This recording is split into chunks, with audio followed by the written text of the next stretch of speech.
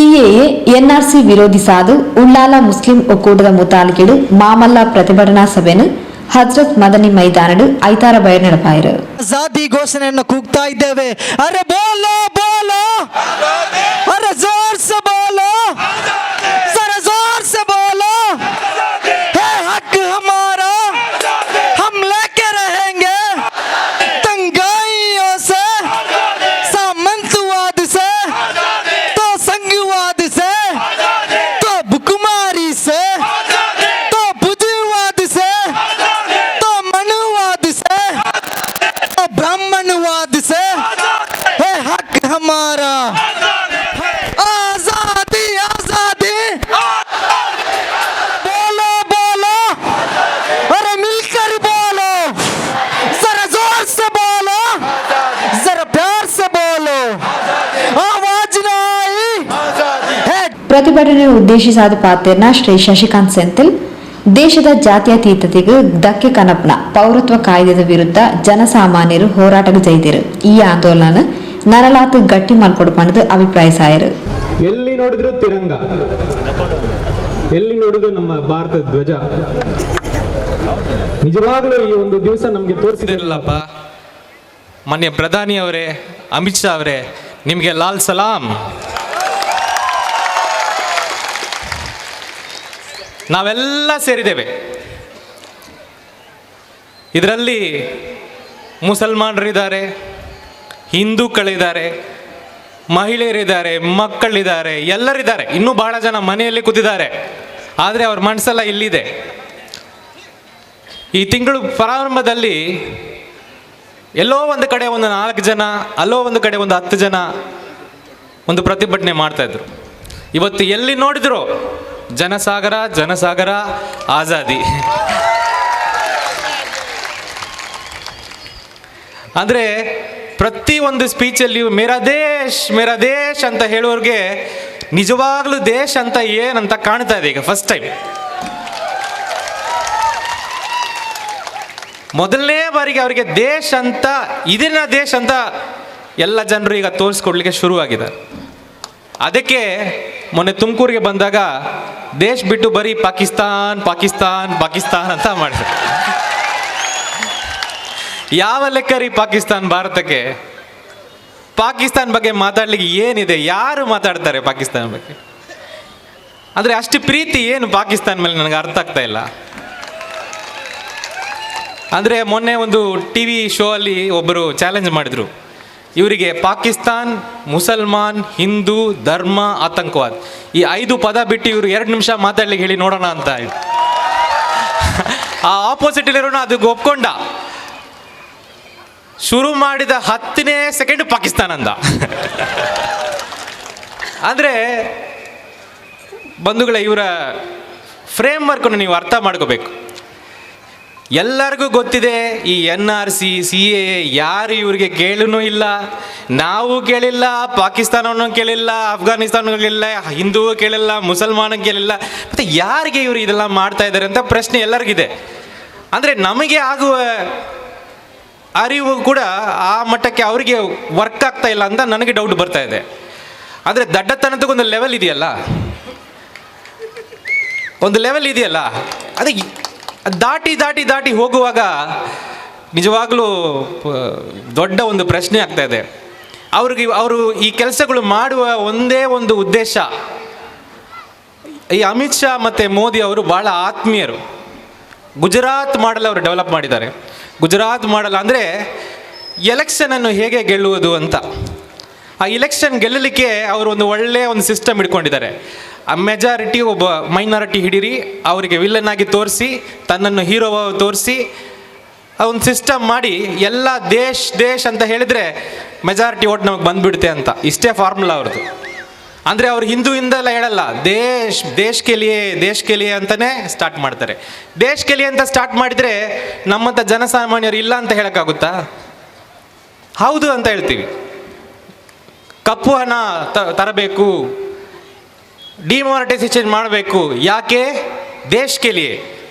ಹಮ್ ಭಿ ಬೋಲೆ ಹಾಂ ಕರೋ. 370 ಅಬ್ರಗೇಟ್ ಮಾಡಬೇಕು. ಯಾಕೆ? ದೇಶ್ ಕೆ ಲಿಯೇ. ಹಮ್ ಬೋಲೆ ಕರೋ ದೇಶ್ ಕೆ ಲಿಯೇ. ಈ ದೇಶ್ ಕೆ ಲಿಯೆ ಅಂತ ಹೇಳಿ ಕೊನೆಗೆ ಈ ಪ್ರಶ್ನೆಗೆ ಬಂದಿದೆ, ನಮಗೆ ಕೇಳಲಿಕ್ಕೆ ಶುರು ಮಾಡಿದ್ದಾರೆ. ಅಂದರೆ ತುಮಾರ ದೇಶ್ ಕ್ಯಾ ಹೈ ಕರ್ಕೆ ಅಲ್ಲೇ ಮಾಡಿರೋದು ಅವ್ರ ತಪ್ಪು. ಅವ್ರು ಯಾರಿಗೆ ಒಡೆದಾಟ ಮಾಡಿ ಯಾರಿಗೆ ಅವರು ಸ್ಪ್ಲಿಟ್ ಮಾಡಬೇಕು ಅಂತ ಅವರು ಅಂದ್ಕೊಂಡಿದ್ದಾರೋ, ಈ ಪ್ರಶ್ನೆ ಕೇಳಿದ ಮೇಲೆ ಅವರೆಲ್ಲ ಒಂದಾಗ್ಬಿಟ್ಟಿದ್ದಾರೆ. ಇದುವರೆಗೆ ಕೈಯಲ್ಲಿ ತಿರಂಗ ಹಿಡಿದೇ ಇರುವನು ಕೂಡ ಈಗ ತಿರಂಗ ಹಿಡಿದಿದ್ದಾನೆ. ನಿಜವಾಗಲೂ ಇದೊಂದು ನಮ್ಮ ಇತಿಹಾಸದಲ್ಲಿ ಒಂದು ಸುವರ್ಣ ಅವಕಾಶ ನನ್ನ ಅಭಿಪ್ರಾಯಕ್ಕೆ. ಜನಸಾಮಾನ್ಯರು ಪ್ರಜಾಪ್ರಭುತ್ವ ಏನಂತೂ ಸರ್ಕಾರಕ್ಕೆ ಹೇಳಿಕೊಡುವ ಒಂದು ಇತಿಹಾಸದ ಒಂದು ಪಾರ್ಟ್. ಅಂದರೆ ಈ ಪ್ರಜಾಪ್ರಭುತ್ವದಲ್ಲಿ ಸರ್ಕಾರ ಇಲ್ಲ, ಜನ ಇಲ್ಲದೆ ಸರ್ಕಾರ ಇಲ್ಲ. ನೀವು ಕಾನೂನು ಮಾಡಿದರೆ ಆ ಎಲ್ಲ ಕಾನೂನನ್ನು ಕೂಡ ನಾವು ಹೌದು ಸ್ವಾಮಿ ಅಂತ ಹೇಳಿ ಅಕ್ಸೆಪ್ಟ್ ಮಾಡಿಕೊಂಡು ಹೋಗುವ ಜನ ನಾವಿಲ್ಲ. ನಮಗೆ ಭಾರತೀಯ ಅಂತ ನಮ್ಮಲ್ಲಿ ಮನಸ್ಸಲ್ಲಿ ಒಂದು ಪಾರ್ಟ್ ಇದೆ. ಎಲ್ಲ ಒಬ್ಬರು ಇಲ್ಲಿ ಕೂತಿರೋರು ಎಲ್ಲರಿಗಿದೆ, ಇನ್ನೂ ಭಾಳ ಜನಗಿದೆ, ಇನ್ನೂ ಬರ್ತಾರೆ ನೋಡಿ, ಇನ್ನೂ ಹೋದ ಬರ್ತಾನೆ ಇರ್ತಾರೆ. ಆ ಭಾರತೀಯಕ್ಕನ್ನು ನೀವು ಚಾಲೆಂಜ್ ಹಾಕುವಾಗ ನಾವು ಬಿಡಲ್ಲ. ನೀವು ಮಾಡಿರೋ ತಪ್ಪು ಅಲ್ಲೇ ಮಾಡಿದ್ರಿ, ನೀವು ಇನ್ನೂ ಸ್ವಲ್ಪ ದಿವಸ ಬೇರೆ ವಿಷಯ ಮಾಡಿರಬಹುದು. ಆದರೆ ನೀವು ಈ ಪ್ರಶ್ನೆಯನ್ನು ಕೇಳಿಬಿಟ್ಟು ಇವತ್ತು ನಮ್ಮೆಲ್ಲರಿಗೂ ಒಂದು ಮಾಡಿದಿರಿ. ತುಂಬ ಧನ್ಯವಾದಗಳು ನಿಮಗೆ. ಈಗ ದೇಶ ಅಂತ ಏನೇ ಅಂತ ನಾವು ತೋರಿಸ್ತೀವಿ. ಬಂಧುಗಳೇ, ಇವರ ಸೂಕ್ಷ್ಮತೆ, ಇವರು ಮಾಡ್ತಾ ಇರುವ ವಿಷಯಗಳ ಕರೆಕ್ಟಾಗಿ ನಾವು ಅರ್ಥ ಮಾಡ್ಕೋಬೇಕು. ಅದು ಭಾಳ ಇಂಪಾರ್ಟೆಂಟ್. ಯಾಕೆಂದರೆ ಇದು ಒಂದು ಮೂವಿ ನಡೆಯೋ ಥರ. ನಮ್ಮೆಲ್ಲರಿಗೂ ಒಂದು ಮೂವಿ ತೋರಿಸಿದ್ರು ಇಷ್ಟು ದಿವಸ. ಇನ್ನೂ ಕೂಡ ಕೆಲವು ಜನ ಒಳಗೆ ಥಿಯೇಟರ್ ಒಳಗಡೆ ಕೂತಿದ್ದಾರೆ, ನಾವೆಲ್ಲ ಹೊರಗಡೆ ಬಂದಿದ್ದೀವಿ, ಇನ್ನೂ ಜಾಸ್ತಿ ಜನ ಬರ್ತಾರೆ.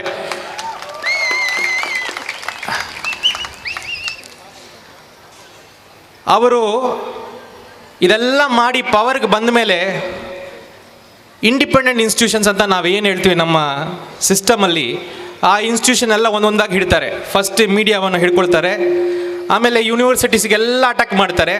ಯಾಕಂದರೆ ಯೂನಿವರ್ಸಿಟೀಸಲ್ಲಿ ಎಲ್ಲ ಮಕ್ಕಳು ಇರ್ತಾರಲ್ಲ, ಅವ್ರಿಗೆಲ್ಲ ಅಟ್ಯಾಕ್ ಮಾಡ್ತಾರೆ.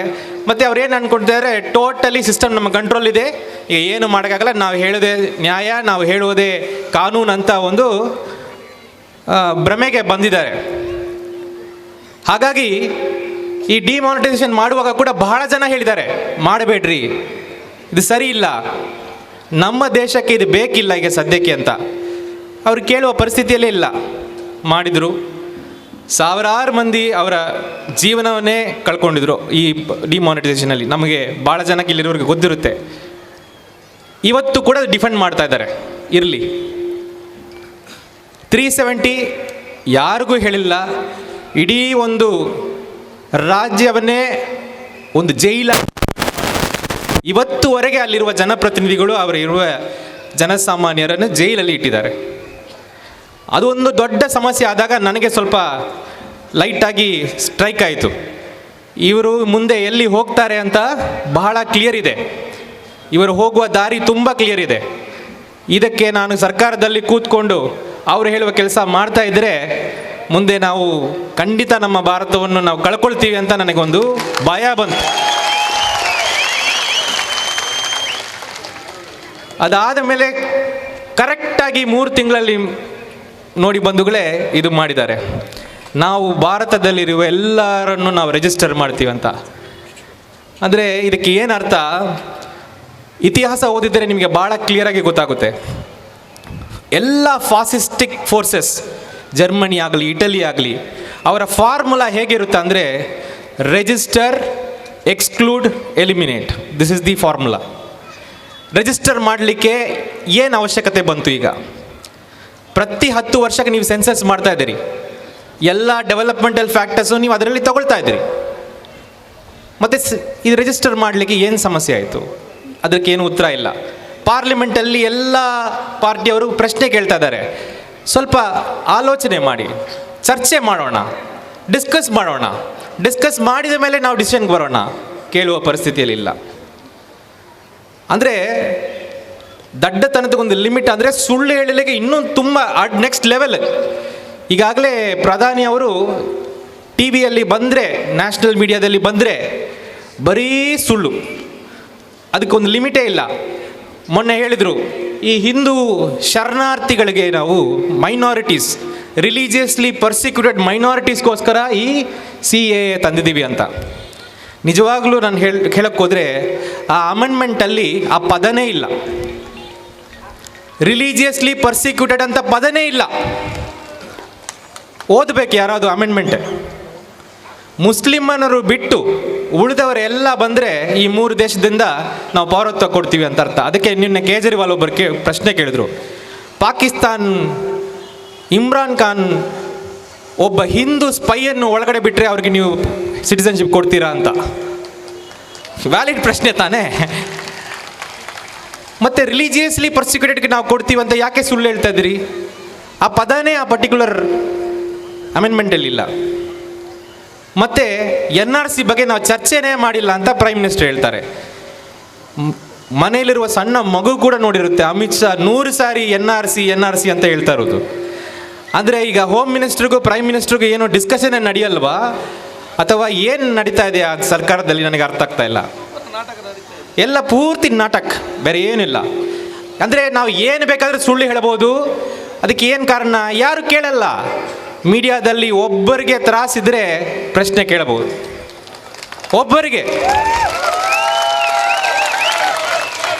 ಆದರೆ ಉಲ್ಟಾ 1 ಗಂಟೆ 2 ಗಂಟೆ ಕೂತ್ಕೊಂಡು ನಮಗೆ ಅಡ್ವೈಸ್ ಮಾಡ್ತಾರೆ, CAA ಇಂದ ಏನು ಪ್ರಶ್ನೆ ಸ್ವಾಮಿ, ಅದು ಅನ್ಕಾನ್ಸ್ಟಿಟ್ಯೂಷನಲ್ ಆಗಿ ಇರುವುದು ಕಣ್ಣಿಗೆ ಕಾಣ್ತಾ ಇಲ್ವಾ? ಭಾರತದ ಒಂದು ಸೆಕ್ಯುಲರ್ ಕಾನ್ಸೆಪ್ಟಿಗೆ ಧಕ್ಕೆ ತರುವ ಫಸ್ಟ್ ಕಾನೂನು ಅಂತ ನಿಮಗೆ ಕಣ್ಣಿಗೆ ಕಾಣ್ತಾ ಇಲ್ವಾ? ಈ ಒಂದು ವಿಷಯ ಸಾಕಲ್ವಾ ಈ ಪರ್ಟಿಕ್ಯುಲರ್ ಕಾನೂನನ್ನು ವಿರೋಧಿಸಲಿಕ್ಕೆ? ಇವತ್ತು ನಾವು ಹೇಳ್ತೀವಿ ಏನು ಜನಸಾಗರ ಸೇರಿದೆ, ಇದಕ್ಕೆ ಯಾವುದೇ ನೇತೃತ್ವ ಇಲ್ಲ. ಹೌದು, ಇಡೀ ದೇಶದಲ್ಲಿ ನೋಡಿದರೆ ಜನ ತಾನೇ ಬರ್ತಾ ಇದ್ದಾರೆ. ಯಾರ ಪೊಲಿಟಿಕಲ್ ಪಾರ್ಟಿನೂ ಇಲ್ಲ, ಯಾರ ನೇತೃತ್ವನೂ ಇಲ್ಲ, ಯಾರ ಕಂಟ್ರೋಲಲ್ಲಿ ಇಲ್ಲ. ಅವ್ರಿಗೆ ಒಂದೇ ಒಂದು ನೇತೃತ್ವ, ಸಂವಿಧಾನ. ಈ ಸಂವಿಧಾನಕ್ಕೋಸ್ಕರ ಬರ್ತಾ ಇದ್ದಾರೆ. ಬಹಳ ಮಂದಿ ಸಂವಿಧಾನದ ಬುಕ್ ತಗೊಂಡು ನನಗೆ ತೋರಿಸಿದ್ದಾರೆ, ನೋಡಿ ಸರ್ ನಾನು ತಗೊಂಡಿದ್ದೀನಿ ಅಂತ. ನನಗೆ ಬಹಳ ಖುಷಿ ಆಗ್ತಾ ಇದೆ. ಬಾಬಾ ಸಾಹೇಬ್ ಏನು ಸಂವಿಧಾನ ಕೊಟ್ಟಿದ್ದಾರೋ ಆ ಸಂವಿಧಾನದ ನೇತೃತ್ವದಲ್ಲಿ ಇವತ್ತೆಲ್ಲ ಬರ್ತಾ ಇದ್ದಾರೆ.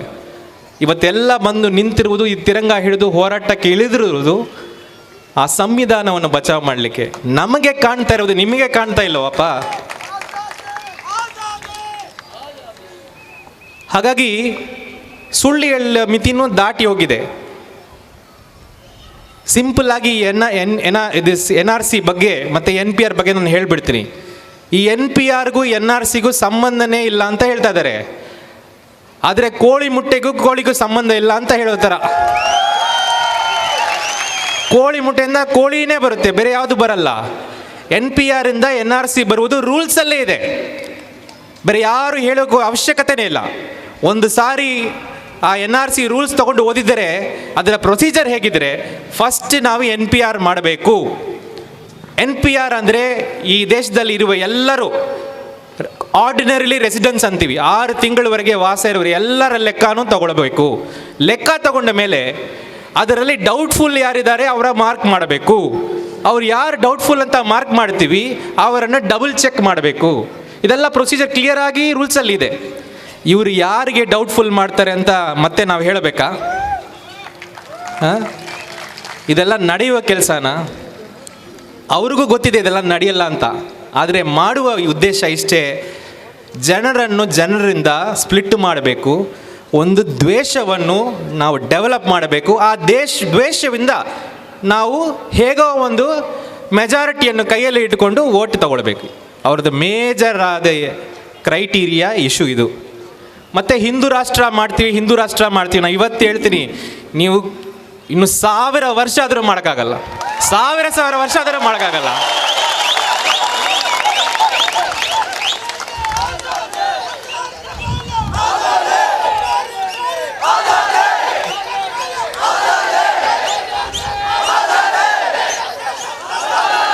ಹಿಂದೂ ರಾಷ್ಟ್ರ ಅಂದರೆ ಏನು? ಜಾತಿಯ ರಾಷ್ಟ್ರ ಅದು. ಕಳೆದ 70 ವರ್ಷದಿಂದ ನಾವು ಬಚಾವಾಗ್ತಾ ಇದ್ದೀವಿ. ಯಾವ ಕೆಳಜಾತಿ, ಯಾವ ಮಧ್ಯವರ್ಗದ ಜಾತಿ ಇದ್ದೀವಿ. ಕಳೆದ 70 ವರ್ಷದಿಂದ ಈ ಸಂವಿಧಾನದಿಂದ ನಾವು ಬಚಾವಾಗಿ ಇವತ್ತು ಈ ಪೊಸಿಷನ್ಗೆ ಬಂದು ನಿಂತು ಮಾತಾಡ್ತಾ ಇದ್ದೀವಿ. ನೀವು ಮತ್ತೆ ನಮಗೆ ಅಲ್ಲಿ ತಗೊಂಡು ಹೋಗ್ತೀರಾ? ಇನ್ನು 1000 ವರ್ಷ ಆದರೂ ನಾವು ಬಿಡಲ್ಲ. ನಾನು ನಮ್ಮ ಎಲ್ಲ ಹಿಂದೂ ಸಹೋದರರಿಗೆ ಹೇಳ್ತಾ ಇದ್ದೀನಿ, ಅರ್ಥ ಮಾಡ್ಕೊಳ್ಳಿ, ಇವ್ರು ಏನು ಮಾಡಲಿಕ್ಕೆ ಹೊರಟಿದ್ದಾರೆ ಅಂತ ಅರ್ಥ ಮಾಡ್ಕೊಳ್ಳಿ. ಈ ಜನಸಾಗರದ ಜೊತೆಗೆ ನೀವು ಮನೆಯಲ್ಲಿರೋದು ಬಿಟ್ಟು ಬಂದು ನೀವು ಸೇರಬೇಕು. ಇವತ್ತು ಸರ್ಕಾರಕ್ಕೆ ನಾವು ತೋರಿಸಬೇಕು, ನೀವು ಸಂವಿಧಾನಕ್ಕೆ ಮುಟ್ಟಕ್ಕೆ ಹೋದರೆ ನಾವು ಭಾರತೀಯರು ಸುಮ್ಮನಿರಲ್ಲ. ಇಷ್ಟೇ ಕಷ್ಟ, ಪ್ರಿನ್ಸಿಪಲ್ ಇಷ್ಟೇ. ಹಾಗಾಗಿ ದೇಶ ಪೂರ್ತಿ, ಇದು ಉಳ್ಳಾಲ ಮಾತ್ರ ಇಲ್ಲ, ಇವತ್ತು ದೇಶ ಪೂರ್ತಿ ಜನ ಹೊರಗಡೆ ಬಂದಿದ್ದಾರೆ ರೋಡ್ಗೆ.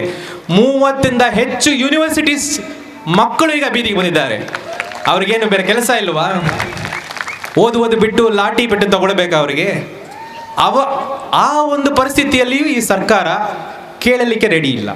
ಯಾಕಂದರೆ ಅವ್ರಿಗೆ ಆ ಭ್ರಮೆ, ಅಷ್ಟು ಅರಗೆನ್ಸ್, ಅವ್ರ ಅರಗೆನ್ಸ್ ತೋರಿಸ್ತಾ ಜನಸಾಗರ ಡೆವಲಪ್ ಆಗ್ತಾನೆ ಹೋಗ್ತದೆ. ಎಷ್ಟು ಜಲ್ದಿ ನೀವು ಇದನ್ನು ವಾಪಸ್ ಪಡಿತೀರೋ ಅಷ್ಟು ನಿಮಗೆ ಒಳ್ಳೆಯದು. ಸೀರಿಯಸ್ ಆಗಿ ನಾನು ಹೇಳ್ತೀನಿ.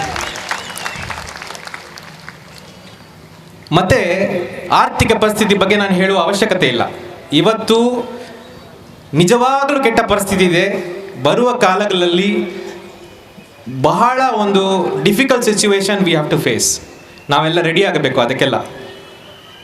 ಈ ಸರ್ಕಾರ ಹೇಗೆ ಮಾಡಬೇಕು ಅಂತ ವಿಷಯ ಗೊತ್ತೇ ಇಲ್ಲ. ಎಲೆಕ್ಷನ್ ಹೇಗೆ ಗೆಲ್ಲಬೇಕು ಅಂತ ಗೊತ್ತಿದೆ ಇವರಿಗೆ, ಆದರೆ ಒಂದು ಗವರ್ನೆನ್ಸ್ ಹೇಗೆ ಮಾಡಬೇಕು ಅಂತ ಒಂದು ಚೂರು ಕೂಡ ಅವರಿಗೆ ಐಡಿಯಾ ಇಲ್ಲ.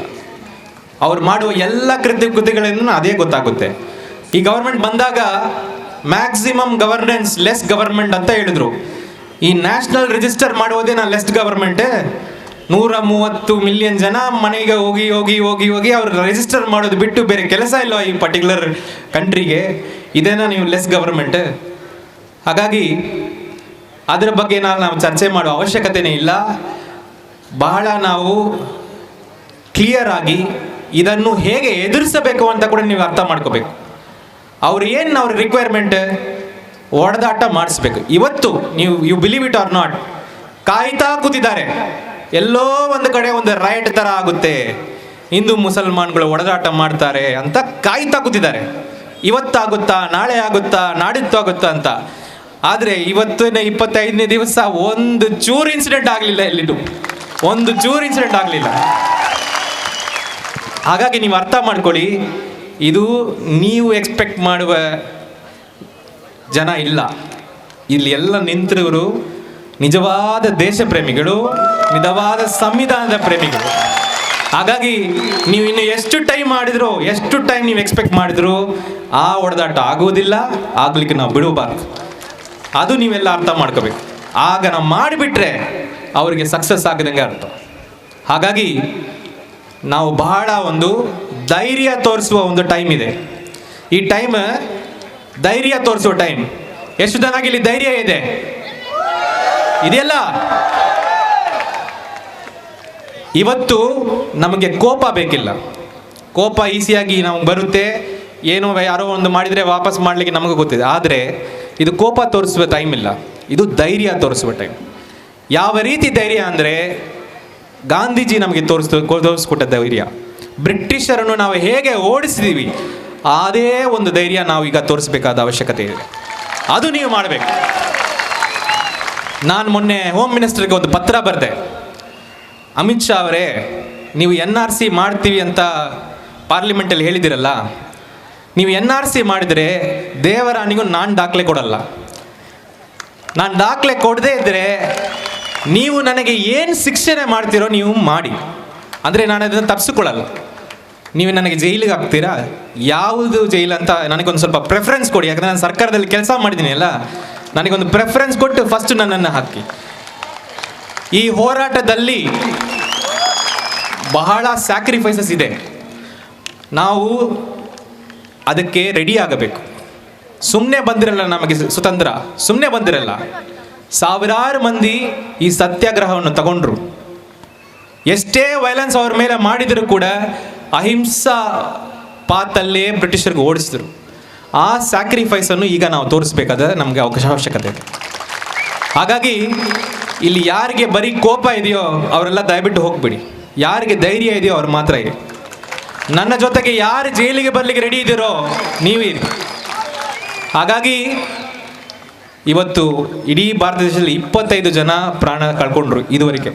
ನಮ್ಮ ಜಿಲ್ಲೆಯಲ್ಲಿ 2 ಜನ ಸೇರಿಕೊಂಡು ಅವರ ತ್ಯಾಗವನ್ನು, ಅವರ ಒಂದು ಧೈರ್ಯವನ್ನು ನಾವು ಖಂಡಿತ ಸುಮ್ಮನೆ ಪೋಲಾಗಲಿಕ್ಕೆ ಬಿಡಬಾರ್ದು. ನಾವೆಲ್ಲ ಒಟ್ಟಿಗೆ ನಿಲ್ಲಬೇಕು. ಮತ್ತು ಒಂದು ಮೂಮೆಂಟ್ ಅದು ಯಾವಾಗ ಸಕ್ಸಸ್ ಆಗುತ್ತಂದರೆ ಇನ್ನೂ 1,000 ಜನ ಸೇರಬೇಕು. ಅವರ ಸೇರುವ ಒಂದು ವಾತಾವರಣ ನಾವು ಮಾಡಿಕೊಡ್ಬೇಕು. ನಾವು ಆ ವಾತಾವರಣ ಕೆಡಿಸಿಬಿಟ್ರೆ ಇವತ್ತು ನಾವು ವಾಪಸ್ ಹೋಗುವಾಗ ಡಿಸಿಪ್ಲಿನ್ ಆಗಿ ಹೋಗಿಲ್ಲ ಅಂದರೆ ಆ 1,000 ಜನ ಮತ್ತೆ ಬರಲ್ಲ. ನಮಗೆ ಈ ಮೂಮೆಂಟನ್ನು ದೊಡ್ಡದಾಕಬೇಕು. ಇನ್ನೂ ಸಾವಿರಾರು ಜನ ನಮ್ಮ ಜೊತೆಗೆ ಸೇರಬೇಕು. ಆ ವಾತಾವರಣ ನಾವು ಸೃಷ್ಟಿ ಮಾಡಬೇಕು. ಹಾಗಾಗಿ ಬಹಳ ಒಂದು ಸೂಕ್ಷ್ಮತೆಯಿಂದ, ಡಿಸಿಪ್ಲಿನಿಂದ ಈ ಒಂದು ಪ್ರೊಟೆಸ್ಟನ್ನು ಮುಂದೆ ತಗೋಬೇಕು.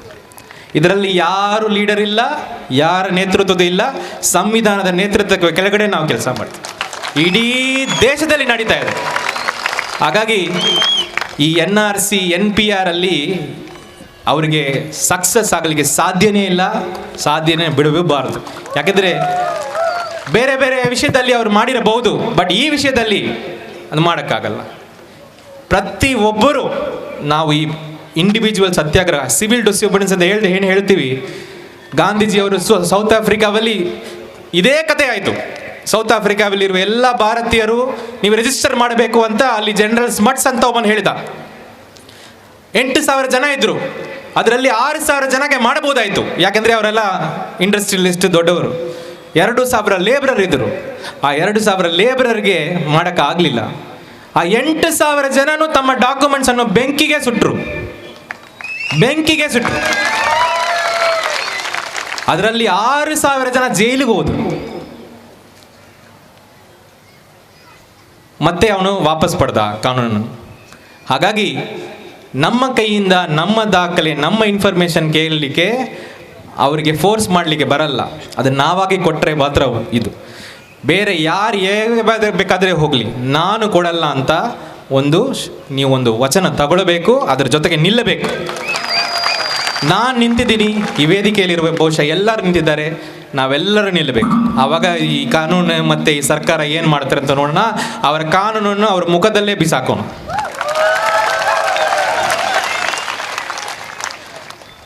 ಕೊನೆಯದಾಗಿ ಒಂದು ಮಾತು, ನಾನು ಹೇಳಿದೆ ಇವರು ಸ್ವಲ್ಪ ಸೂಕ್ಷ್ಮವಾಗಿ ಬರ್ತಾರೆ ಅಂತ. ಈಗ NRC ಅಂತ ಹೇಳಿ ನಾವು NRC ಬಗ್ಗೆ ಚರ್ಚೆ ಮಾಡಿಲ್ಲ ಅಂತ ಹೇಳಿದ ಮೇಲೆ NPR ಮಾಡ್ತೀವಿ ಅಂತ ಬಂದಿದ್ದಾರೆ. ನಾನು ಹೇಳಿದೆ NPRಗೂ NRCಗೂ ವ್ಯತ್ಯಾಸ ಇಲ್ಲ. NPR ಮಾಡಿದ ಮೇಲೆ NRCಯೇ ಮಾಡಬೇಕು, ಇದರಲ್ಲಿ 2 ಮಾತಿಲ್ಲ. ಹಾಗಾಗಿ NPR ಅನ್ನು ಸ್ವಲ್ಪ ದಿವಸದಲ್ಲಿ ಏಪ್ರಿಲ್ ತಿಂಗಳಲ್ಲಿ ನಮ್ಮ ಅಧಿಕಾರಿಗಳು ಬರ್ತಾರೆ, ನಿಮ್ಮ ಮನೆಗೆ ಬರ್ತಾರೆ. ಮನೆಗೆ ಬಂದಾಗ ಭಾಳ ಕ್ಲಿಯರಾಗಿ ಅವರಿಗೆ ಕೇಳಿ, ಇದು ಯಾವ ಮಾಹಿತಿ, ಸೆನ್ಸಸ್ಗೆ ಕೇಳ್ತೀರಾ, NPRಗೆ ಕೇಳ್ತೀರಾ? ಇದರ ಒಳಗಡೆ ಈ NPR ಅಲ್ಲಿ ಏನೇನು ಪ್ರಶ್ನೆ ಬರುತ್ತೆ ಅಂತ ತಿಳ್ಕೊಳ್ಳಿ, ನಿಮ್ಗೆ ಅರ್ಥ ಆಗುತ್ತೆ.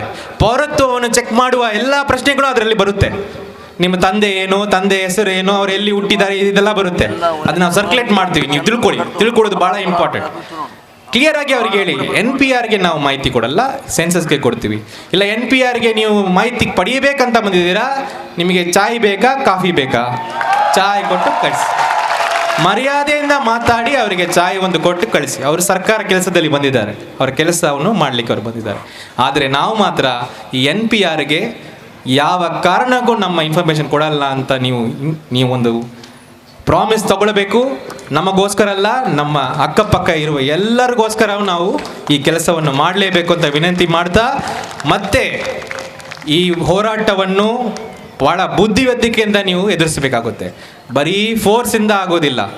ಗಾಂಧೀಜಿ ತೋರಿಸಿಕೊಟ್ಟುವ ಆ ಒಂದು ಧೈರ್ಯ ಮತ್ತು ಬುದ್ಧಿವಂತಿಕೆ ಎರಡನ್ನೂ ಸೇರಿ ಎದುರಿಸಬೇಕು. ನಾವೆಲ್ಲರೂ ಒಟ್ಟಿಗೆ ಇದ್ದೀವಿ, ಇದರಲ್ಲಿ ಯಾವುದೇ ಭೇದ ಭಾವ ಏನೂ ಇಲ್ಲ. ಇದರಲ್ಲಿ ಖಂಡಿತ ನಮಗೆ ಸೋಲೇ ಇಲ್ಲ ಅಂತ ಹೇಳಿ ನಿಮ್ಮೆಲ್ಲರಿಗೂ ಶಾಸಕರು ಶ್ರೀ UT ಖಾದರ್ ಪಾತಿರಂದು ಪೌರತ್ವ ಕಾಯ್ದೆ ಮೂಲಕ ಧರ್ಮಲದ ನಡುಟು ಅಶಾಂತಿ ಸೃಷ್ಟಿ ಸಾವನ ಪ್ರಯತ್ನ ಮಾಡ್ತೊಂದುಲ್ಲೇರು. ಈ ಆಂದೋಲನದ ಮೂಲಕ ಈ ಕಾಯ್ದೆಗೂ ಸೋಲಾಕೊಂಡು ಸಂವಿಧಾನಗೂ ಗೆಲ್ಮೆ ಹಾಕೊಂಡು ತೆರಿಪಾಯರು. ಕೇಂದ್ರ ಸರ್ಕಾರಕ್ಕೆ ನಾನು ಹೇಳ್ತೇನೆ, ನಿಜವಾದ ದೇಶ ಪ್ರೇಮ ಯಾವುದಂತ ಹೇಳಿದ್ರೆ ಈ ರೀತಿಯ ಕಾರ್ಯಕ್ರಮ ಮಾಡಿಕೊಂಡು ಹಿಂದೂ ಮುಸ್ಲಿಂ ಕ್ರಿಶ್ಚಿಯನ್ ಸೋದರವೆಲ್ಲ ಜೊತೆಗೂಡಿ ನಿಮ್ಗೆ ತಕ್ಕವಾದ ಉತ್ತರ ಕೊಡ್ತೇವಲ್ಲ, ಅದು ನಿಜವಾದ ದೇಶ ಪ್ರೇಮ ಅಂತ ಹೇಳಲಿಕ್ಕೆ ನಾವು ಇವತ್ತು ಬಯಸುವಂಥದ್ದು. ನಾನು ಬಹುಶಃ ಇವತ್ತು ಸರ್ವರಿಗೂ ಸ್ಪಷ್ಟವಾಗಿ ಹೇಳಲಿಕ್ಕೆ ಬಯಸ್ತೇನೆ, ಈ ಒಂದು ಜನ ಆಂದೋಲನ ಯಾವುದೇ ಒಂದು ಧರ್ಮದ ವಿರುದ್ಧವಲ್ಲ. ಈ ಒಂದು ಪ್ರತಿಭಟನೆ ಯಾವುದೊಂದು ಧರ್ಮದ ವಿರುದ್ಧವಲ್ಲ. ಈ ಒಂದು ಪ್ರತಿಭಟನೆ ಜನಾಂದೋಲನ ಯಾವುದೇ ನಿಮ್ಮ ಪಕ್ಷದ ವಿರುದ್ಧ ಅಲ್ಲ. ಈ ಆಂದೋಲನ ಕೇಂದ್ರ ಸರ್ಕಾರದ ಜನವಿರೋಧಿ ಮತ್ತು ಬಿ.ಆರ್. ಅಂಬೇಡ್ಕರ್ ಮತ್ತು ಮಹಾತ್ಮ ಗಾಂಧಿಯ ವಿರುದ್ಧದ ಕಾನೂನಿಗೆ ಕೊಟ್ಟಂತ ಪ್ರತಿಭಟನೆ ನಾವು ಇವತ್ತು ಮಾಡಲಿಕ್ಕೆ ನಾವು ಇಚ್ಛಿಸ್ತೇವೆ. ಬಹುಶಃ ಇವತ್ತು ನಾವು ಯಾವುದೇ ತ್ಯಾಗಕ್ಕೂ ಸಿದ್ಧ ಇದ್ದೇವೆ. ಆದರೆ ಬಿ.ಆರ್. ಅಂಬೇಡ್ಕರ್ ಬರೆದಂತ ಸಂವಿಧಾನ ಮತ್ತು ಮಹಾತ್ಮ ಗಾಂಧಿಯ ನಮ್ಮ ಭಾರತವನ್ನು ಛಿದ್ರಗೊಳಿಸಲಿಕ್ಕೆ ನಾವು ನಿಮಗೆ ಅವಕಾಶ ಕೊಡುವುದಿಲ್ಲ ಅಂತೇಳಿ ಮೋದಿ ಮತ್ತು ಅಮಿತ್ ಶಾಗೆ ನಾವು ಹೇಳುವಂತ ಅವಕಾಶ ಮಾಡುವಂಥದ್ದು. ಈ ಒಂದು ಪ್ರತಿಭಟನೆ ಬಹುಶಃ ಇವತ್ತು ಪ್ರಾರಂಭ ಮಾತ್ರ. ಈ ಪ್ರತಿಭಟನೆ ಅಂತ್ಯ ಅಲ್ಲ ಅಂತೇಳಿ ನಾವು ಇವತ್ತು ಕೇಂದ್ರಕ್ಕೆ ಎಚ್ಚರಿಕೆ ಕೊಡುವಂತ ಕೆಲಸ ನಾವು ಇವತ್ತು ಮಾಡ್ತೇವೆ. ಬಹುಶಃ ಈ ಒಂದು ಪ್ರತಿಭಟನೆ ಈ ದೇಶದ ಉದ್ದಗಲಕ್ಕೆ ಇವತ್ತು ಕೇಂದ್ರ ಸ್ಥಾನದಲ್ಲಿ ನಡೀತಾ ಇದೆ. ಮುಂದುವರಿಸಿಕೊಂಡು ಇಂಥ ಪ್ರತಿಭಟನೆಗಳು ಪ್ರತಿಯೊಂದು ಗ್ರಾಮದಲ್ಲಿ ಕೂಡ ಜನಾಂದೋಲನವಾಗಿ ಪರಿವರ್ತನೆಗೊಂಡು ಎಲ್ಲಿಯ ತನಕ ಬಹುಶಃ ನಾವು ಈ ಒಂದು ಕಾನೂನು ಹಿಂದೆ ಬರುವುದಿಲ್ವೋ ಅಲ್ಲಿಯ ತನಕ ನಾವು ಕೂಡ ಹಿಂದೆ ಹೋಗುವಂತ ಪ್ರಶ್ನೆ ಇಲ್ಲ ಅಂತ ಹೇಳಲಿಕ್ಕೆ ನಾನು ಇವತ್ತು ಬಯಸುವಂಥದ್ದು.